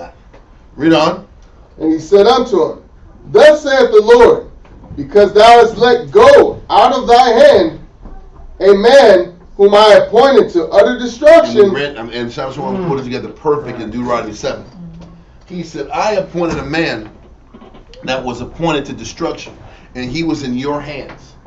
And you were supposed to destroy this man who I put in your hands to destroy. Okay? Read on. Therefore, thy life shall go for his life. So you let that man go? Now you got to die instead of Ben-Hadad. And he understands that. And that's the point. He like, just gotcha. Got him. Uh-huh. He got him. But he got him because he just gave the judgment to him. So now you know, life for life, you just judge it. It's a life for life. You let this guy go. He was in your hands. You were responsible to do him right and kill him. Was he disguised because he didn't want to hear? He didn't want to hear no. He didn't want to have no connection with God personally. No, he was disguised so he can get the right answer. So he can get the purest answer that was in his heart. Honest answer. Based on him being beat up? Yes. That's the point. Listen, the prophet has to be bruised for the sake of the message. We got to get bruised for the sake of the message. Right. Just so that the other person is condemned. Wow. And the message is brought out. You got to suffer. This guy might have orbital fractures. it might not just be a bruise, right? You can be really jacked up. You might have that red stuff that goes in your eye when you're really beat up bad. Yeah, internal. You might have some real issues, right? You might have some sockets busted out. And on a leadership level, you have to sit here teaching a man the same thing 15,000 But he's still showing you about Christ. Christ was bruised for whose sake? Yeah. For our sake. That's the point. This guy was bruised for whose sake? The sick. Ahab.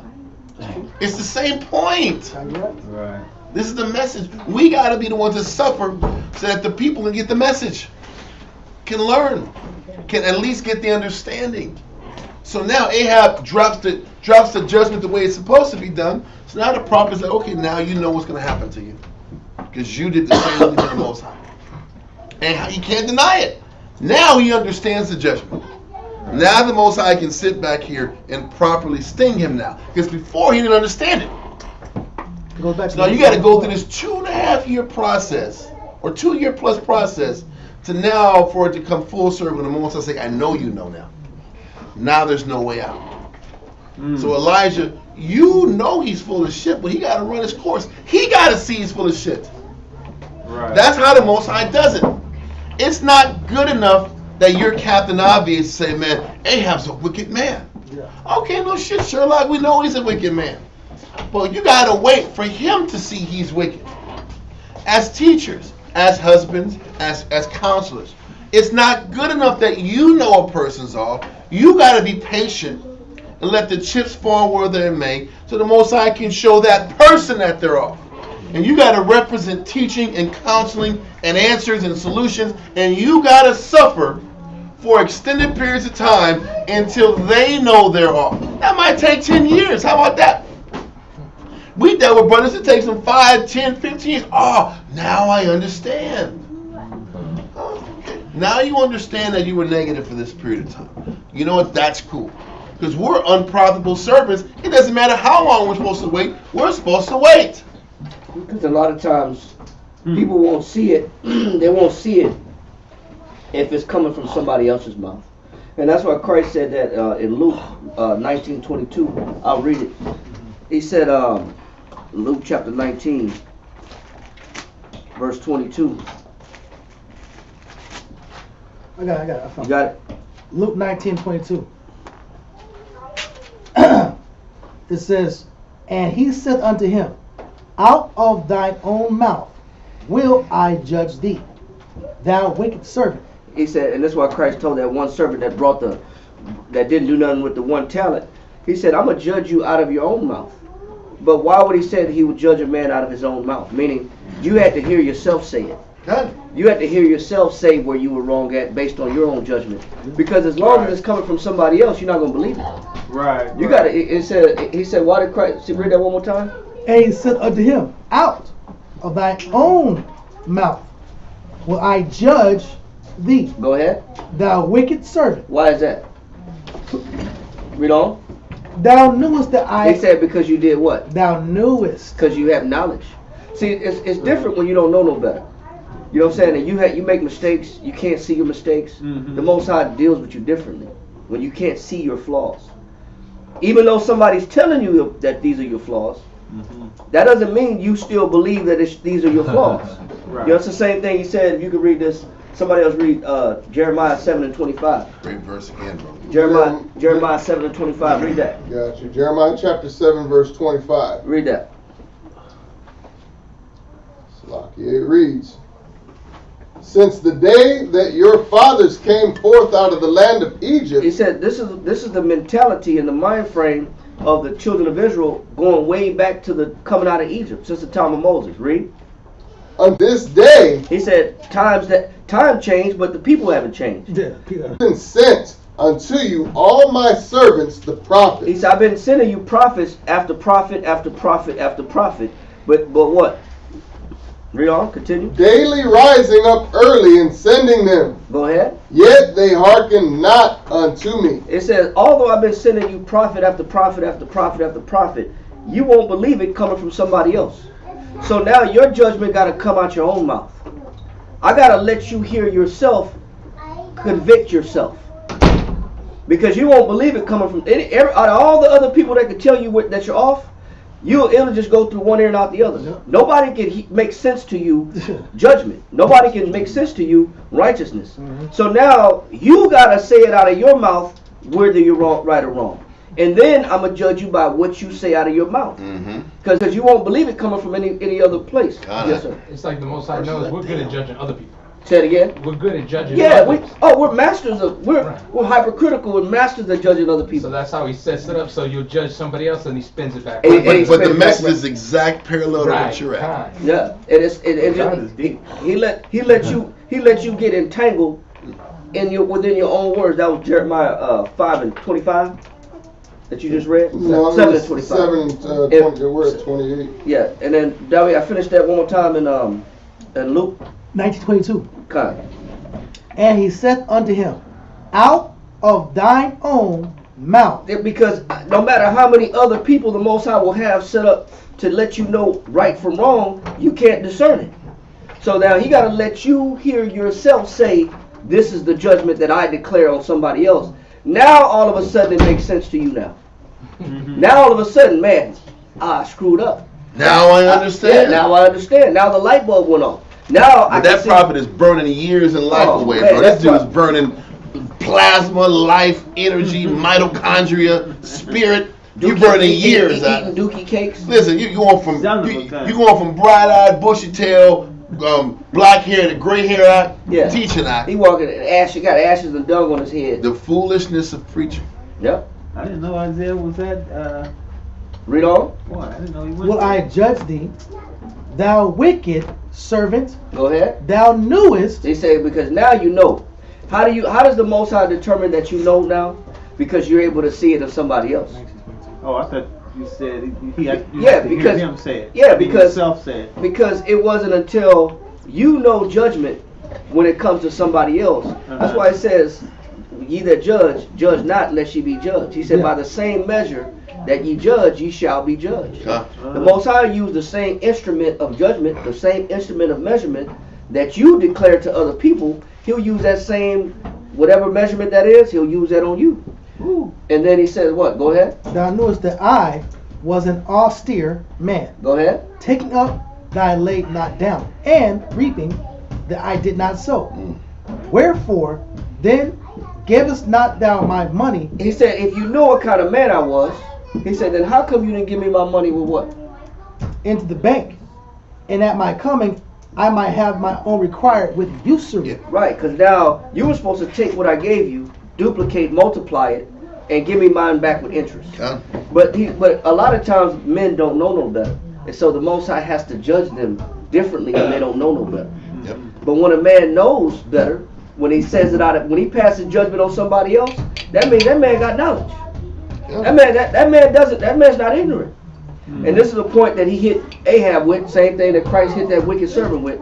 The moment you declare it on somebody else, that you should have been able to see yourself the same way. There you go. And now the Most High gonna drop the hammer on you now, because now you confessed out of your own mouth That you got know knowledge, better. That you know better. Because look at how you declared it, judgment on somebody else. So now it's time for you to get. Now it's time for you to get your issue. Yeah. Now you gotta get your punishment, bro. Obviously, Isaiah didn't get that teaching too well, did he? You mean Ahab? The Ahab. Well, I was saying Isaiah too, because Isaiah had a problem with his people, right? No. No. Elijah was angry at his Elijah. people. My fault. Elijah Elijah was ran out of angry. patience. He ran out of gas.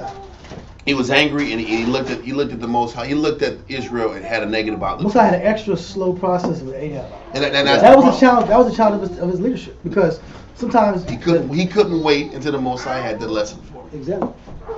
But once the lesson was revealed to him, that's when the hammer had to be dropped. And that's where it's gonna come. Right. Now listen. So read verse 42 in 1 Kings again. Did you finish that in Luke? Yeah. Yeah, we're good. Because that 7 was to connect with Gotcha. Luke. So kind of back to 1 Kings. 1 Kings chapter 20. I don't think we're gonna be able to get to 21 today, bro. I don't doubt it. It doesn't even make sense. Should we force it? I don't think we should force it, man. Chapter 20, verse 38, 1 Kings. Read that. So the prophet departed and waited for the king by the way, and disguised himself with ashes upon his face. No. It's 42. Oh, we're out past this. And he said unto him, verse 42. I gotta say one thing. I hate to say that. I'm like late, but we gotta be very careful how we judge people too, bro. I know. That's right. Listen, if you know this, because Israel loves to be hyper. We are the masters of looking and pointing at. We point at leadership. And don't forget. Point at peers. Yeah, I want to make sure I bring out this point, and I'm going to let you go into it. It was about judge. When Shabbat want to put out judge. Judge isn't talking about judging according to the scriptures. Judging is about looking at the worst in the person. Yeah. And seeing the person in a negative light. And seeing the person in the worst light.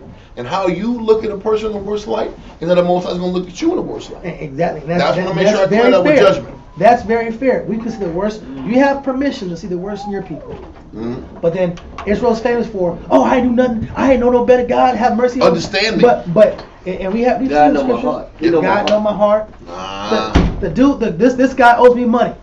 Okay, but you owe way more money than Most High. You owe way more than Most High. This guy owes you a couple $20 bill. Are you ready to beat him up, throw him in jail, lock him up?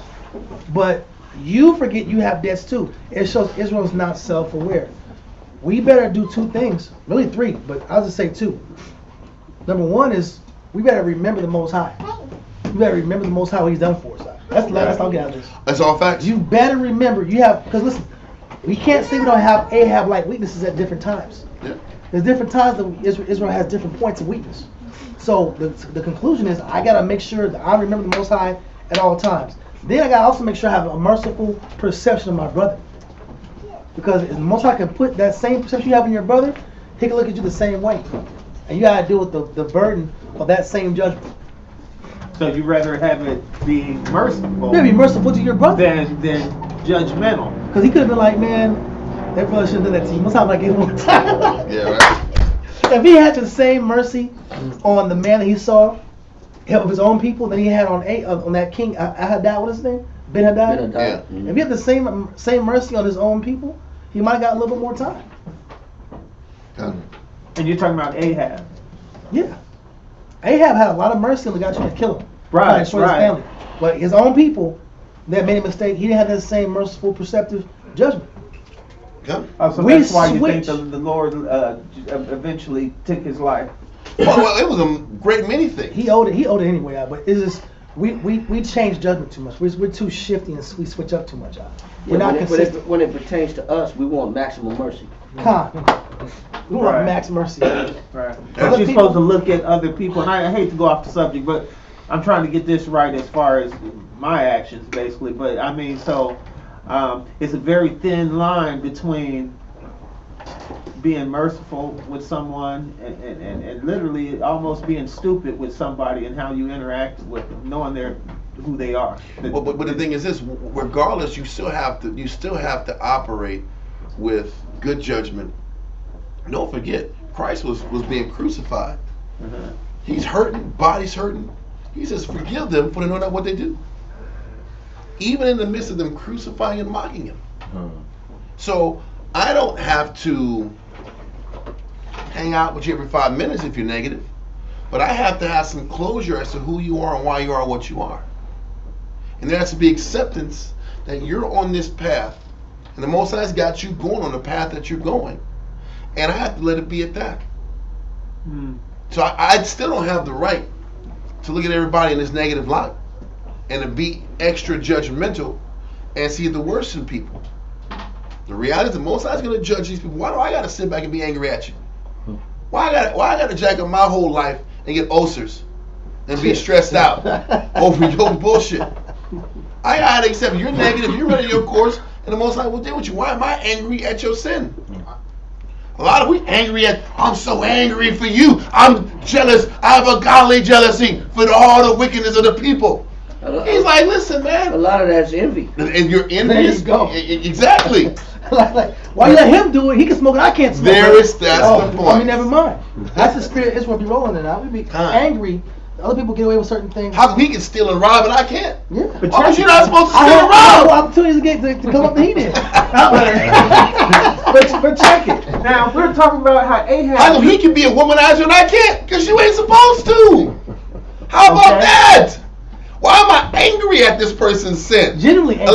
Unless you want that sin. You want it. You need it. Because he's exercising your faith. I gotta read this real quick. I gotta throw this in there. But hold on, before we go on, it's on the same point. Okay, go ahead. 1 second. 1 second, son. 1 second.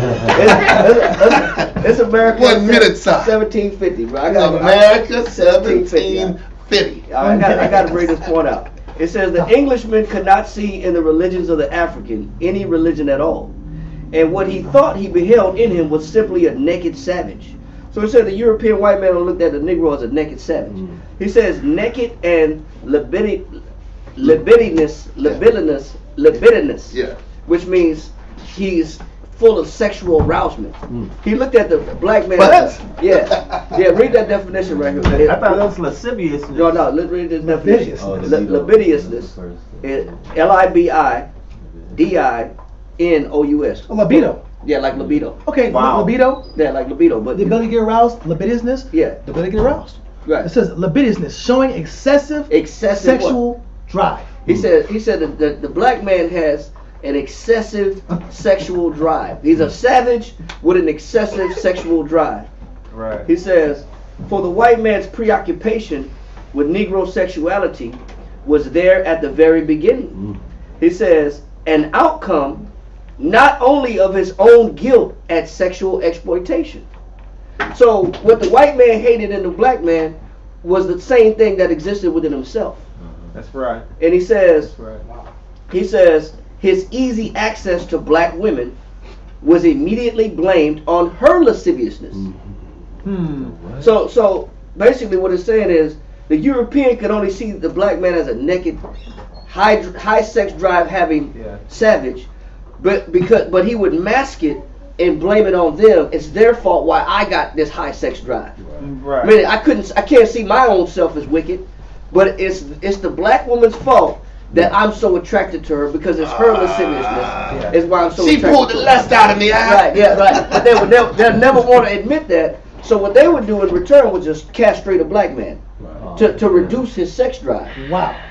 It's better to castrate the black man to reduce his sex drive than to admit my own lust. hyper lust and hypersexuality.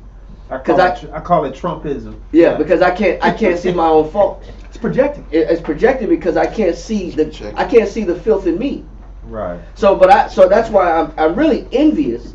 I'm really envious at this sexuality, but I take it out on them because I don't see myself. Mm-hmm. So I victimize them because the dirt that's in me. Right. But that's what people do. So it's not just a Israelite thing, Judite thing. It's a man thing. Men do this worldwide. Men hate to see themselves, and they hate to see the dirt that's in them. Mm-hmm. And I'd rather cast off the blame and say it's everybody else's fault why I got this disease. Yep. Wow. And it's easier to live like that. It's easy life. It's easy life. Yep. It's easy life. I can cast off your issues. than to face your issues. And so the Most High make it to where He shows you your issues. Can't deny it. You can't deny it. And He brings it out to the forefront so it can be seen. And that's what the Most High wants. He wants everybody to be exposed. And He sets the stage. So you got to run your course until you say it, till you speak it out and you see it. Yeah. Then the judgment can come. Yeah. And this is why the prophets got to keep teaching, painting the pictures, teaching, Be patient. painting the pictures, be patient, wait until the message sinks into you. Because once the message sinks into you and then you refuse You're it, on the hook. then the judgment comes. Yeah. Which is that takes years though.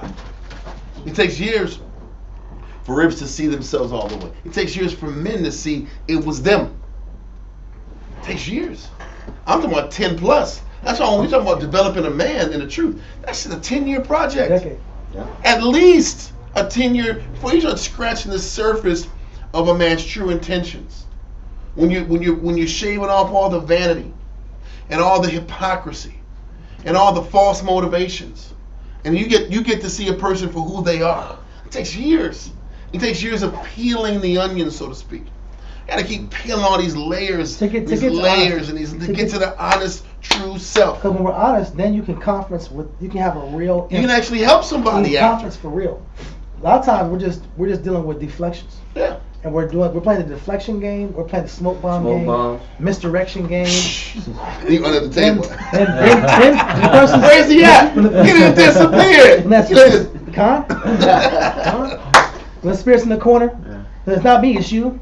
Yeah. What about you? What about you? What about you? Yeah. What about what you do wrong? It takes forever until the Most High puts a person in a situation where who else did this, man? And this is why we always teach men in marriages that you have to be blameless. Yeah. And once you're blameless and there's no more fingers to point out, then all you gotta do is look at you. But you got to remove all the excuses with wives, with brothers. You remove the excuses so it's easier for a person to see themselves. So they can change. And that's what leadership and being a husband and leading from the front is about. Eliminate the excuses so that your student can see themselves. As long as there's an excuse, you're the reason why I can't see myself. And that's what a stumbling block is. Your faults are the reason why I can't see me. So remove the faults in you if you love a person so they can see themselves. That's where the meekness come in at. That's what real love is about. You see a person full of crap a mile away, but can you remove the small things in you so this person can eventually one day see what's in the whole time? It's like an exorcism, bro. Yeah. You got to get spit on, vomited on, cussed at. Head turn around a couple times. Spinning, and then you got green goo. Yeah. Then you gotta keep casting that down. Just throwing water on this. Genesis. And then she rides up on the water. Like, hell no. I'm out of here. That demon start crawling on the wall back. Yeah. I just. Yeah. Legs and arms. It's all weird moving like this. Like a local. Yeah. You don't love me. Yeah. You never cared. Never cared. Yeah. Anyway, It's here going through all this shit for nothing, huh? do we understand Israelite peoples? Yeah. Okay. So let's give me verse 42, 1 Kings 20 and 42. And he said unto him, Thus saith the Lord, because thou hast let go out of thy hand a man whom I appointed to utter destruction, therefore thy life shall go for his life. Ben-Hadad was supposed to die. A man who I appointed. This guy's not looking at the Most High's will. We just read, Shamshuan quoted in Deuteronomy 7, that when the Most High comes before us to fight a war for us, everybody got to die. Yeah. He was supposed to die. So because you let him off the hook, buying this nigga gifts and crocheting shit for him, and making kerchiefs with your letters on it, his hand out. You get making handkerchiefs for him, making oaths and snot rags for him, suck your dude. If you did that, you gotta die. What's that? Now, we're listening to all the things he was doing for him, and it was like, yeah, man, this dude's a sucker, man. This was Yeah, exactly. But the point of it is that God was looking at you. It's like, hey, how you look at him, the same thing I'm gonna give back to you. Now, in reality, wouldn't you want that back towards you? But I do understand that they were in the midst of war, and he was supposed to kill him, and he didn't. According to the scriptures. But don't forget, the judgment was still scriptural. So what we're saying is, you didn't stick to the scriptures, and that's where he was off at. He was the itch thing. Yeah. He was that because he didn't stick to the scriptures, and because he didn't stick to the scriptures, there was something else that dominated him more than just being about the book. It's the Bible or your own inclinations. We just saw his inclinations that he had. So we weren't judging on a personal, like I'm just angry at a person, have a negative outlook. The judgment is based on what a person wasn't doing in the Bible. Right, and I do.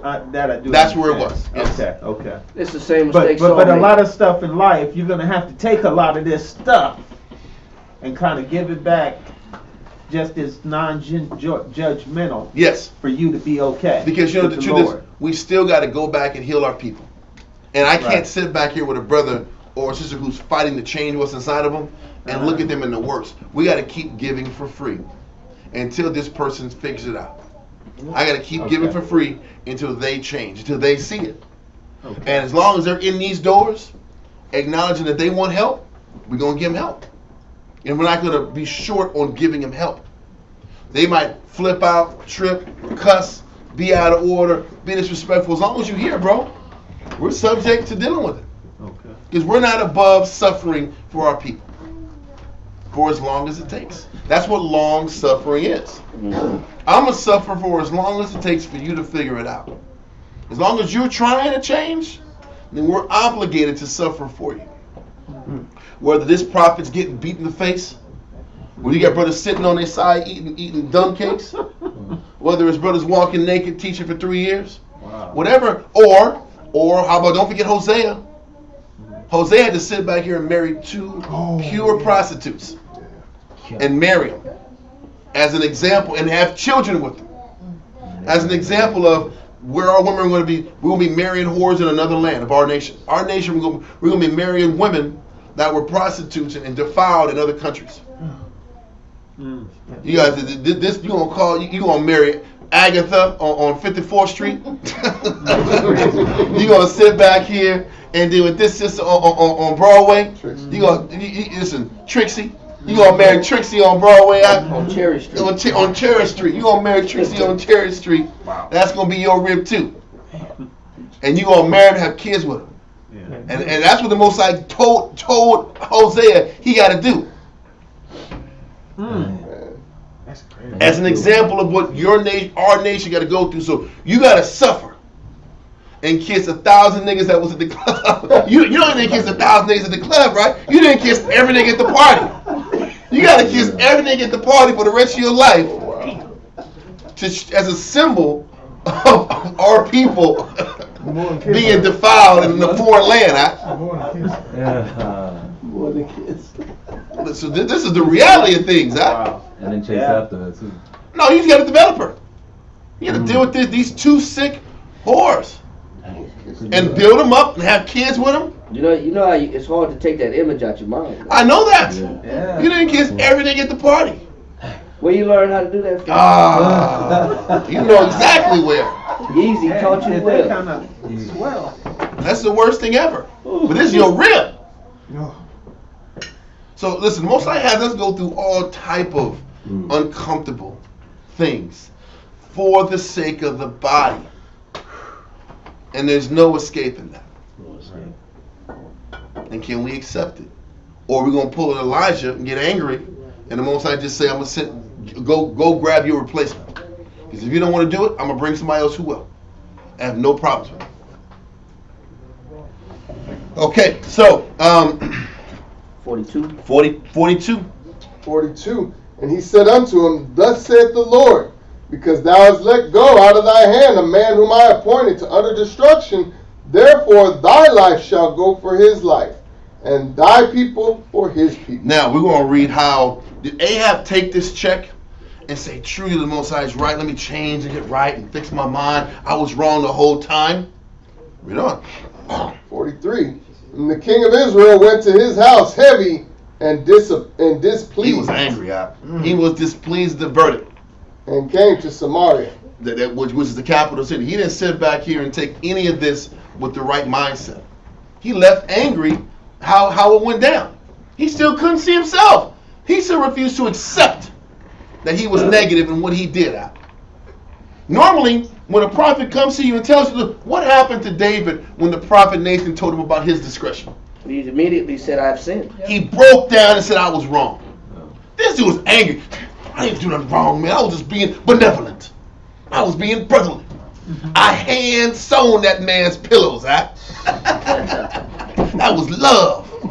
That was brotherhood. The point is, he didn't accept the check. He didn't accept the check, but you know what? The message was clear and he saw it. Neither did Asa when his feet was Yeah. his feet Remember he threw the guy in jail? He threw the prophet in jail. He locked him up like Acon, after he delivered the message, He did, And then he became barbaric to the prophet brought the message to Asa. And he said, throw this nigga in jail, man. Then his body got hurt, started hurting. Then he started afflicting the servants. Yeah, he started afflicting the servants. His body was breaking down. He still didn't ask the Most High how to get his body right. Yep. Remember he said he went to physicians, but not the Most High. Yep. He was bitter towards the end of his life. So bitter at the judgment. Bitter at the judgment. This guy was bitter at the judgment. He didn't accept it was him. But you know what the crazy thing is? And up to them, if you don't accept it, whether you accept it or not, it don't matter. You see it. And that's the point also. You're going to see the message. You're going to see the point. Now, if you choose to accept it or not, that's up to you. But at least the Most High knows you saw it. Yep, that's all that matters. That's all that matters. So if you don't listen and lock in, then you're going to die. I'm going to kill you anyway. Yeah, because that's what the Most High told Ezekiel. He said, whether they hear or whether they forbear, let them know that there was a prophet amongst them. And also the scripture says, once this judgment comes down, the Most High might repent of it if you're humble. So if he was humble, the Most High might have repented of the judgment. He says it all throughout Deuteronomy and Numbers. He might repent of the verdict if you show contrition. That's why the Most High asked Jonah, doest thou well to be angry? Mm-hmm. And he said, yes. I was right to be angry. Yeah. I'm going to double down on this power. Yeah. So this is where he's at. He was angry at the verdict. He had a chance to repent. And the Most High might have, if he repented, the Most High might have repented on the verdict. Yep. But he didn't repent. He doubled down on his anger. He was heavy-hearted, sad, and displeased at the check. And bitter. And bitter, because he didn't go his way. A lot of times we get in that mind frame where we'd rather just die like this. Yeah. Than me petition the Most High for some mercy. Yeah. Especially if we don't think we were wrong. Mm-hmm. When we don't think we're wrong, I'd rather just go down with the shit. Oh my goodness. Yeah, keep going that. I want to read this last part in Josephus, book 8, chapter 14, paragraph 5 is the bottom part of paragraph 5. Because you know what? This prophet started at what? Which word? Well, let's just read paragraph 5. We'll read the top. Because the end of it's horrible. He did what Asa did when he didn't get the counsel he liked. Well, look, that's us. We soak because the brothers will go through a period of. We're gonna get there. Because we gotta read like a whole damn paragraph before we get to the punchline now. Hold that statement. If it's there, it's there, bro. I'm not sure. Wait for the punchline that is there. Let's keep going. Give me the beginning of paragraph 5. Down paragraph 5, line 389. But a certain prophet, whose name was Micaiah, came to one of the Israelites and bade him smite him on the head. So Micaiah, listen, we're gonna go. Micaiah said, "Hit me in the head." Keep going out. For by so doing, he will please the Most High. But when he would not do so, he foretold to him that since he disobeyed the commands of the Most High, he should meet with a lion and be destroyed by it. He knew better. He knew better, and that's why the judgment was so swift. Read on. When this sad accident had befallen the man, the prophet came again to another and gave him the same injunction. She's like, listen. Read on. So he smote him and wounded his skull. I told you it was some orbital fracture. I told you that. It wounded his skull. You got a concussion. It wasn't just a bruise. That was a Mike Tyson punch. Brother, listen. He wounded his skull. This man's head's thriving, giving prophecies. Probably hit him with a log. Something, not. I saw Mike Tyson the other day. Like, he fought that white boy, and the white boy swung him. He went this, and he hit him, and he broke his face, and the white boy immediately quit. I know. That actually happens sometimes. He hit him one time, my fight was over. There are like one punch guys in jail and in life. He said, "You go in there and fight." This trainer can say, "Go, like." He said, "You gonna quit?" Hell yeah, I'm quitting. Yeah. Hey, did you hear the comments before that fight? He was like, "Yeah, well, I'm not I don't tell the future or anything." And they started laughing. He said, "You're laughing now, but it's not gonna be funny come Friday." That's crazy, bro. It was true. Yeah. It wasn't funny at all, bro. It wasn't. Let's keep going. Line 390. So he smote him and wounded his skull, upon which he bound up his head and came to the king. That sucks, huh? Wrapped his head up. Yeah. And told him. He had to wrap it. That wasn't like a fake rap. Right. He wrapped it because it had to happen. Right on. Yeah, get that pressure down. It's thriving. It's thriving through them bandages. Read on. And told him that he had been a soldier of his, and had the custody of one of the prisoners committed to him by an officer, and that the prisoner being run away, he was in danger of losing his own life by the means of that officer, who had threatened him, and that if the prisoner escaped, he would kill him. And when Ahab had said that he would justly die, he took off the binding that was about his head, and was known by the king to be Micaiah, the prophet. Got him. Read on. Who made use of this artifice as a prelude to the following words. There you go. A prelude to the following words. Line 392. For he had said that the Most High would punish him who had suffered Ben-Hadad, a blasphemer against him, to escape punishment. A blasphemer. That's what the Most High really had a problem with. I know. Talking crazy, bro. And that's why it was a holy war. Listen, it was about our power versus yours. Remember they said the God only beat us because he was up in the hills. Yep. Our God protects us in the plains, the low levels, the lowlands. So this was personal against the Most High and that king. The Most High was trying to teach that king a lesson. And Ahab got in the way of the lesson. Let's keep going. And that he would so bring it about that he should die by the other's means, and his people by the other's army. So the Syrians are going to sit back here and take out your people. It's a life for a life because you left him off the hook. The people are going to get your people, and you're going to die in exchange for his life. Read on. Upon which Ahab was very angry at the prophet. Hell yeah, and not the Most High, not himself. Oh, it was the Most High, but not himself. He was angry at the prophet Benaniah. Read on. Not Benaniah, Micaiah. Read on. and gave commandment that he should be put in prison. They throw him, locked him. There you go. But see, but this is Now I want to wait to get to that point. My point might be different, Tom. But this is what people do. We'll sit here and have the worst judgment. Israel will beat the crap out of a black person out. They help people. They knock the hell out, shoot them up, bang bang. I agree. They'll kill them. They'll do them dirty. Talk about them and their mama. Let it be the white man do it. They give him a smile on his face. I give him a kiss on the cheek. You know, we gotta get along. We gotta hold hands. You know, it's in a long time coming. And I believe in the good in you, and I know one day we're gonna be friends. That's our people when it comes to our adversaries. I get them back at the job. I ain't Yeah, gonna do it. Chinese people treat you like crap and treat you like crap in the nail salon, spit on you, and then come back a week later and they got discounts. So I'm gonna go back and get some more nails done. A lot of people, I ain't doing no business with no black person. They do the same nails. Yeah. But I'm not gonna do no business with no nigga. This is our people, huh? We're strange like that, bro.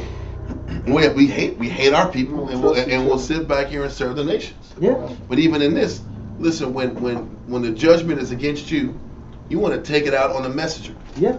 You want to take it out on the teacher and not look at yourself. Come. You should examine yourself whether you be in the faith.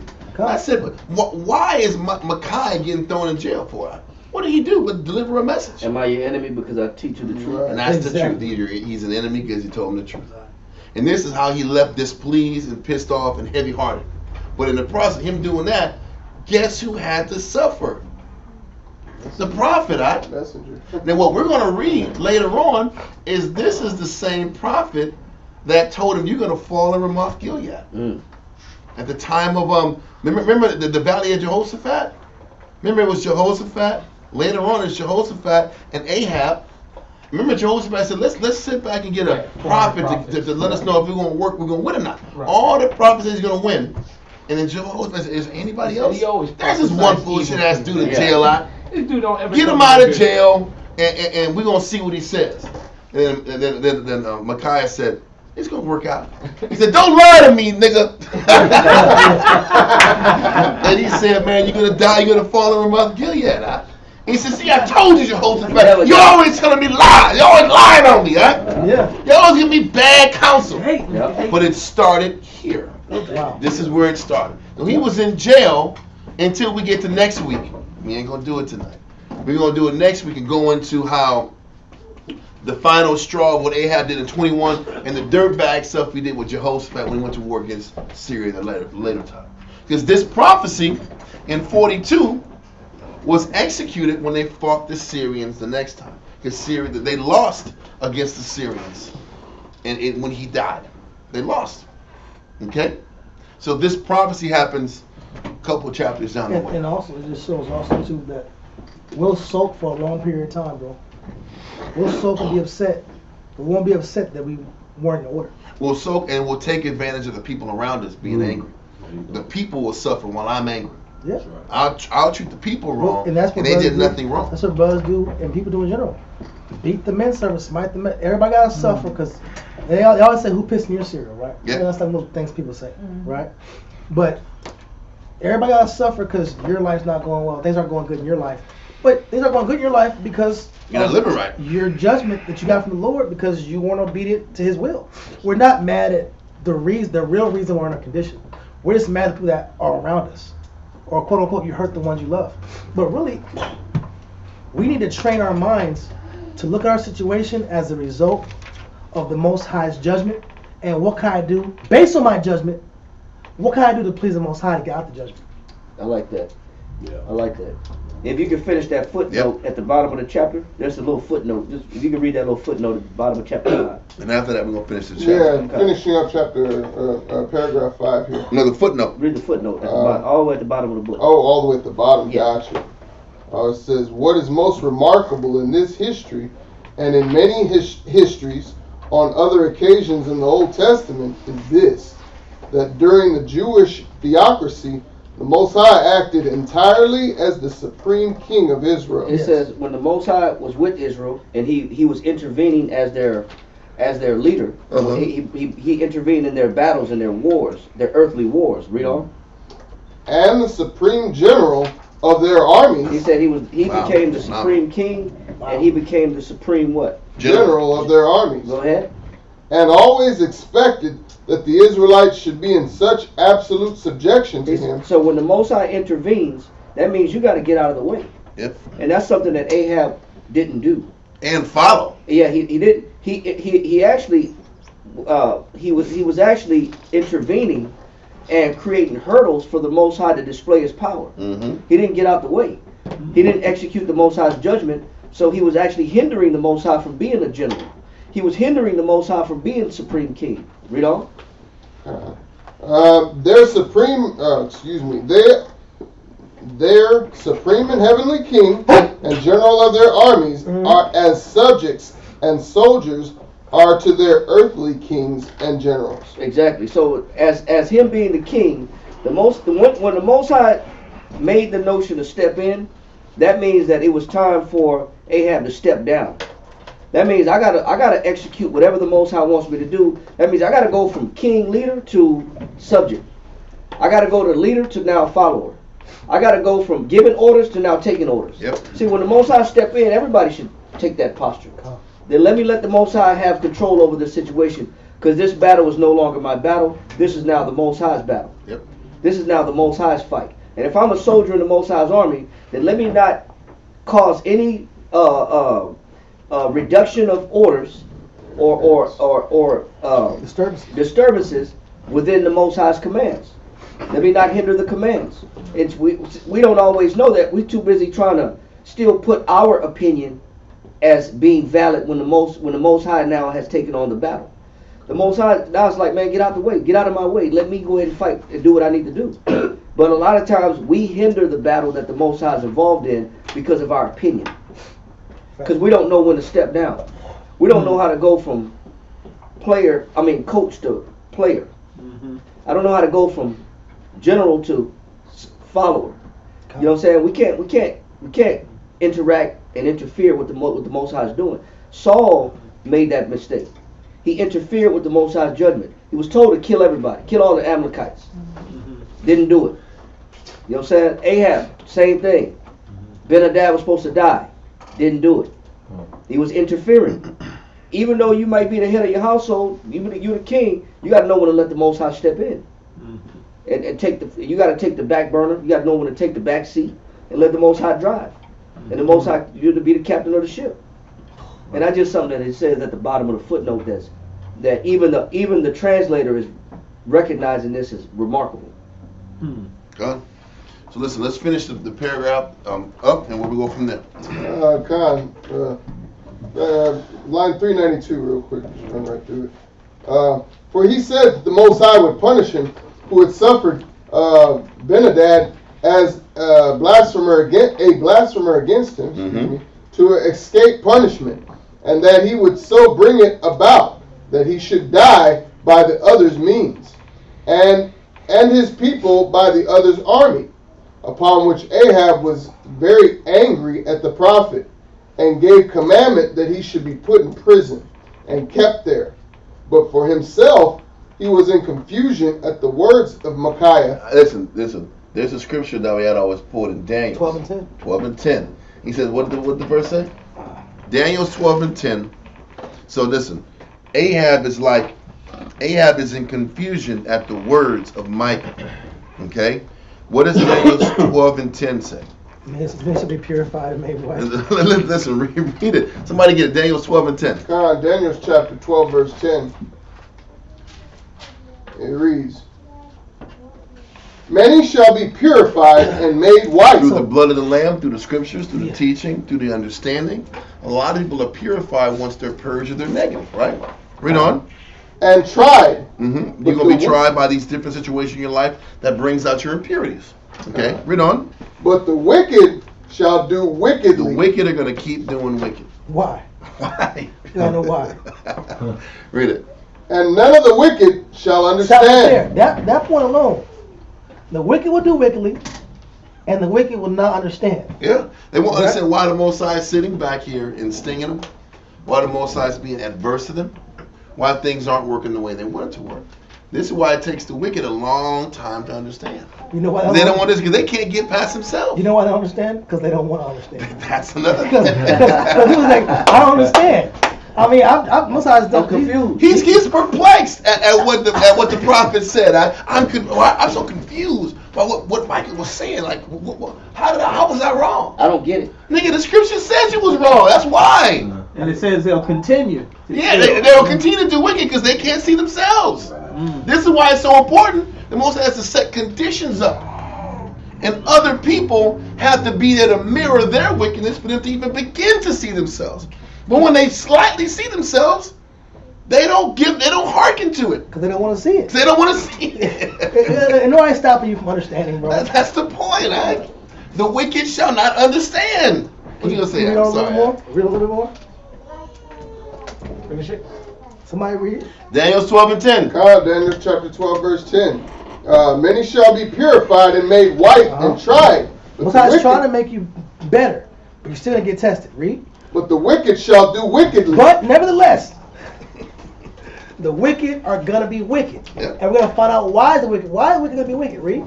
And none of the wicked shall understand. The wicked going to be wicked because the wicked don't understand. But they don't understand because they don't want to understand. Yeah. Read. But the wise But shall the wise understand. understand because they want to understand. It's that simple. Your lot in life is based off if you want to understand or you don't want to understand. And if you want to see yourself or you don't want to see yourself. If you That's want where to the see understanding yourself, comes from. you might be wise and be made white. You got to be willing to see yourself, though. But if you don't want to see yourself, you might not. You probably won't be wise. You probably won't see yourself. And you'll keep doing wickedly. And then you will do wickedly. And keep stains on you. But listen, but many people were trying. So it's not like he was confused out of this babe in the woods. I'm just not smart. No, you just don't want to see yourself, and that's why you were confused. That's why we tell the prophet, prophesy to us deceit. Yeah. Speak unto us smooth things. Because I like being lied to. I like being told I'm doing everything I'm supposed to do. Make me feel good. Because they're motivated by feelings versus faith. Truth a lot of times don't make you feel good. A lot of times it don't make you feel good. Once you can accept that, you can grow. Let's finish the chapter up. Upon which Ahab was very angry at the prophet and gave commandment that he should be put in prison. Micaiah was in prison until all the way when him and when Ahab and Jehoshaphat come together to fight the Syrians. Not Benadad. No, he's chilling. Read on. And there kept, but for himself he was in confusion at the words of Micaiah. Because the wicked wanted to do wickedly still. And returned to his own house. There you go. And that's the chapter. Are there any questions?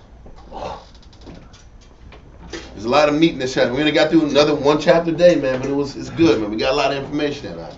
Next week we'll get flowing because it tries to go a little faster. But 21's good too. This shows you another example of Ahab being a dirtbag, bro, and how weak and like a child he is. You'll see next week. He rolls like he's pouting like a little lady, bro.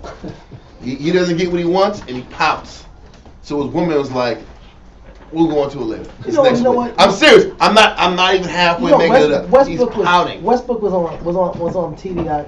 He was saying I can't bring my family to games because people make fun of me and people. Because you're missing jump shots. That's why. He said I can't bring my kids to the game, and I can't bring my family to the game, and I refuse because people were talking bad about me and they're saying mean things about me, right? But you never talk about how you were coming to the stadium wearing these girly outfits, looking crazy out. Wearing skirts. Yeah, wearing skirts, magenta. That's okay. Perps. I mean, not perps. Perps is good. Magenta's good, but he wearing polka dots outfits out, looking like a rib in the '80s out.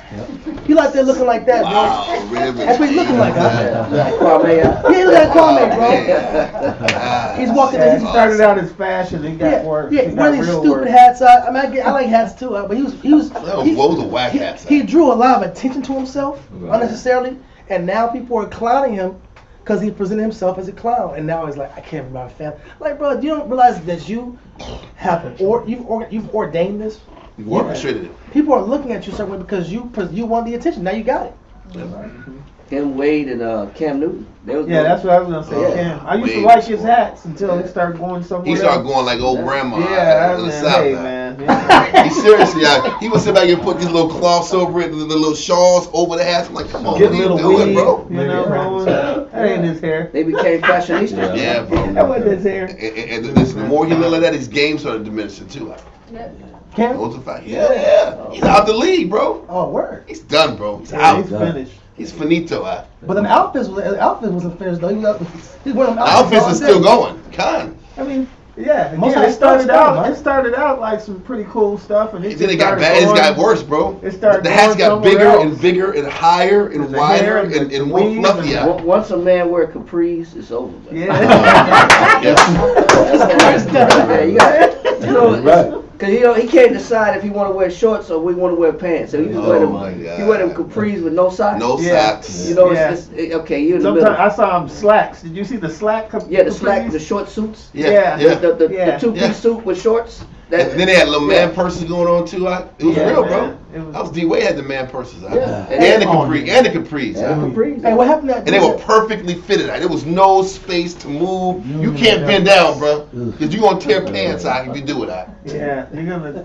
Come It's up the with truth. But he started doing that when he got with Gabrielle Union. I know. She switched them out. Let me stop. Let me stop. She picked them clothes out. She switched it out for This was him. before her husband, Miami Heat. What's his name? Dwayne. Yeah. She was with Cam. No. We switched to D-Way. Yeah. And how she changed his wardrobe. Yeah, He followed suit. Yeah, when they got married, his outfit started. Yeah, man. He's another weak one. No doubt. He had He's some another Ahab in one. him. He had Ahab in him out. Yeah. So now we know how to attach Ahab. Yeah, no These stuff. feminine dudes, that's Ahab. A whole lot of He's Ahab in gonna them. sex change his kid, bro, before he's 12. Yeah. I mean, he didn't give him a chance. Yeah. Right. Dang. Yeah. That's the only thing I agree with Boosie on. That's what That Boosie statement. said. That's the only thing I ever agreed with Boosie on. I concur, little Boosie. Oh, That's crazy, Yeah, man. I'm macho man. No, yeah. Get off I had to the bring pot. that out, yeah. I'm not gonna. Yeah. Yeah, that's the only answer. I agree with him on that. Nothing else mattered. Okay.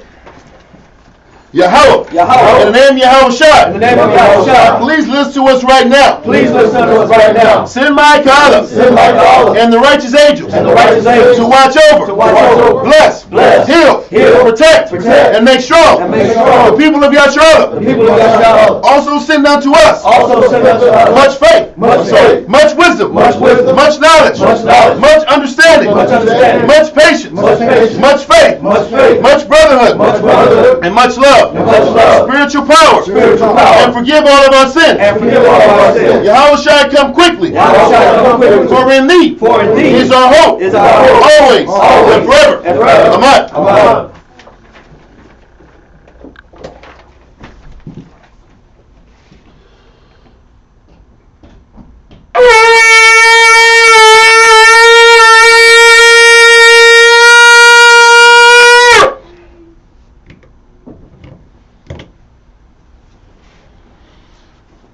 Barak Yahweh B'Hashem Yahushua. Barak Yahweh B'Hashem Yahushua. Hahawa up. Hahawa up. Nathan Lanoah. Nathan Lanoah. Hathawa up. Blessed are you, Yahweh, in the name of Yahweh Shai, that gives to us the law. Barak Yahweh B'Hashem Yahushua. Barak Yahweh B'Hashem Yahushua. Hahawa up. Hahawa up. Nathan Lanoah. Nathan Lanoah. Award. Lara up. Lara up. Blessed are you, Yahweh, in the name of Yahweh Shai, that gives to us the light to see. Barak Yahweh B'Hashem Yahushua. Barak Yahweh B'Hashem Yahushua. Hahawa up. Hahawa up. Nathan Lanoah. Nathan Lanoah. Ha'ayah. Ha'ayah. Quara. Quara. La Quara. La Quara. Ha'ayim. Ha'ayim. Blessed are you, Yahweh, in the name of Yahweh Shai, that gives us the ram's horn to call the people. 4. Barak Yahweh B'Hashem Yahushua. Barak Yahweh B'Hashem Yahushua. Hahawa up. Hahawa up. Nathan Lanoah. Nathan Lanoah. Shimon. Shimon. Zayat. Zayat. Lamashach. Lamashach. Yashua. Yahshua. Blessed are you, Yahweh, in the name of Yahweh Shai, that gives us the olive oil to anoint Israel. Psalms 92.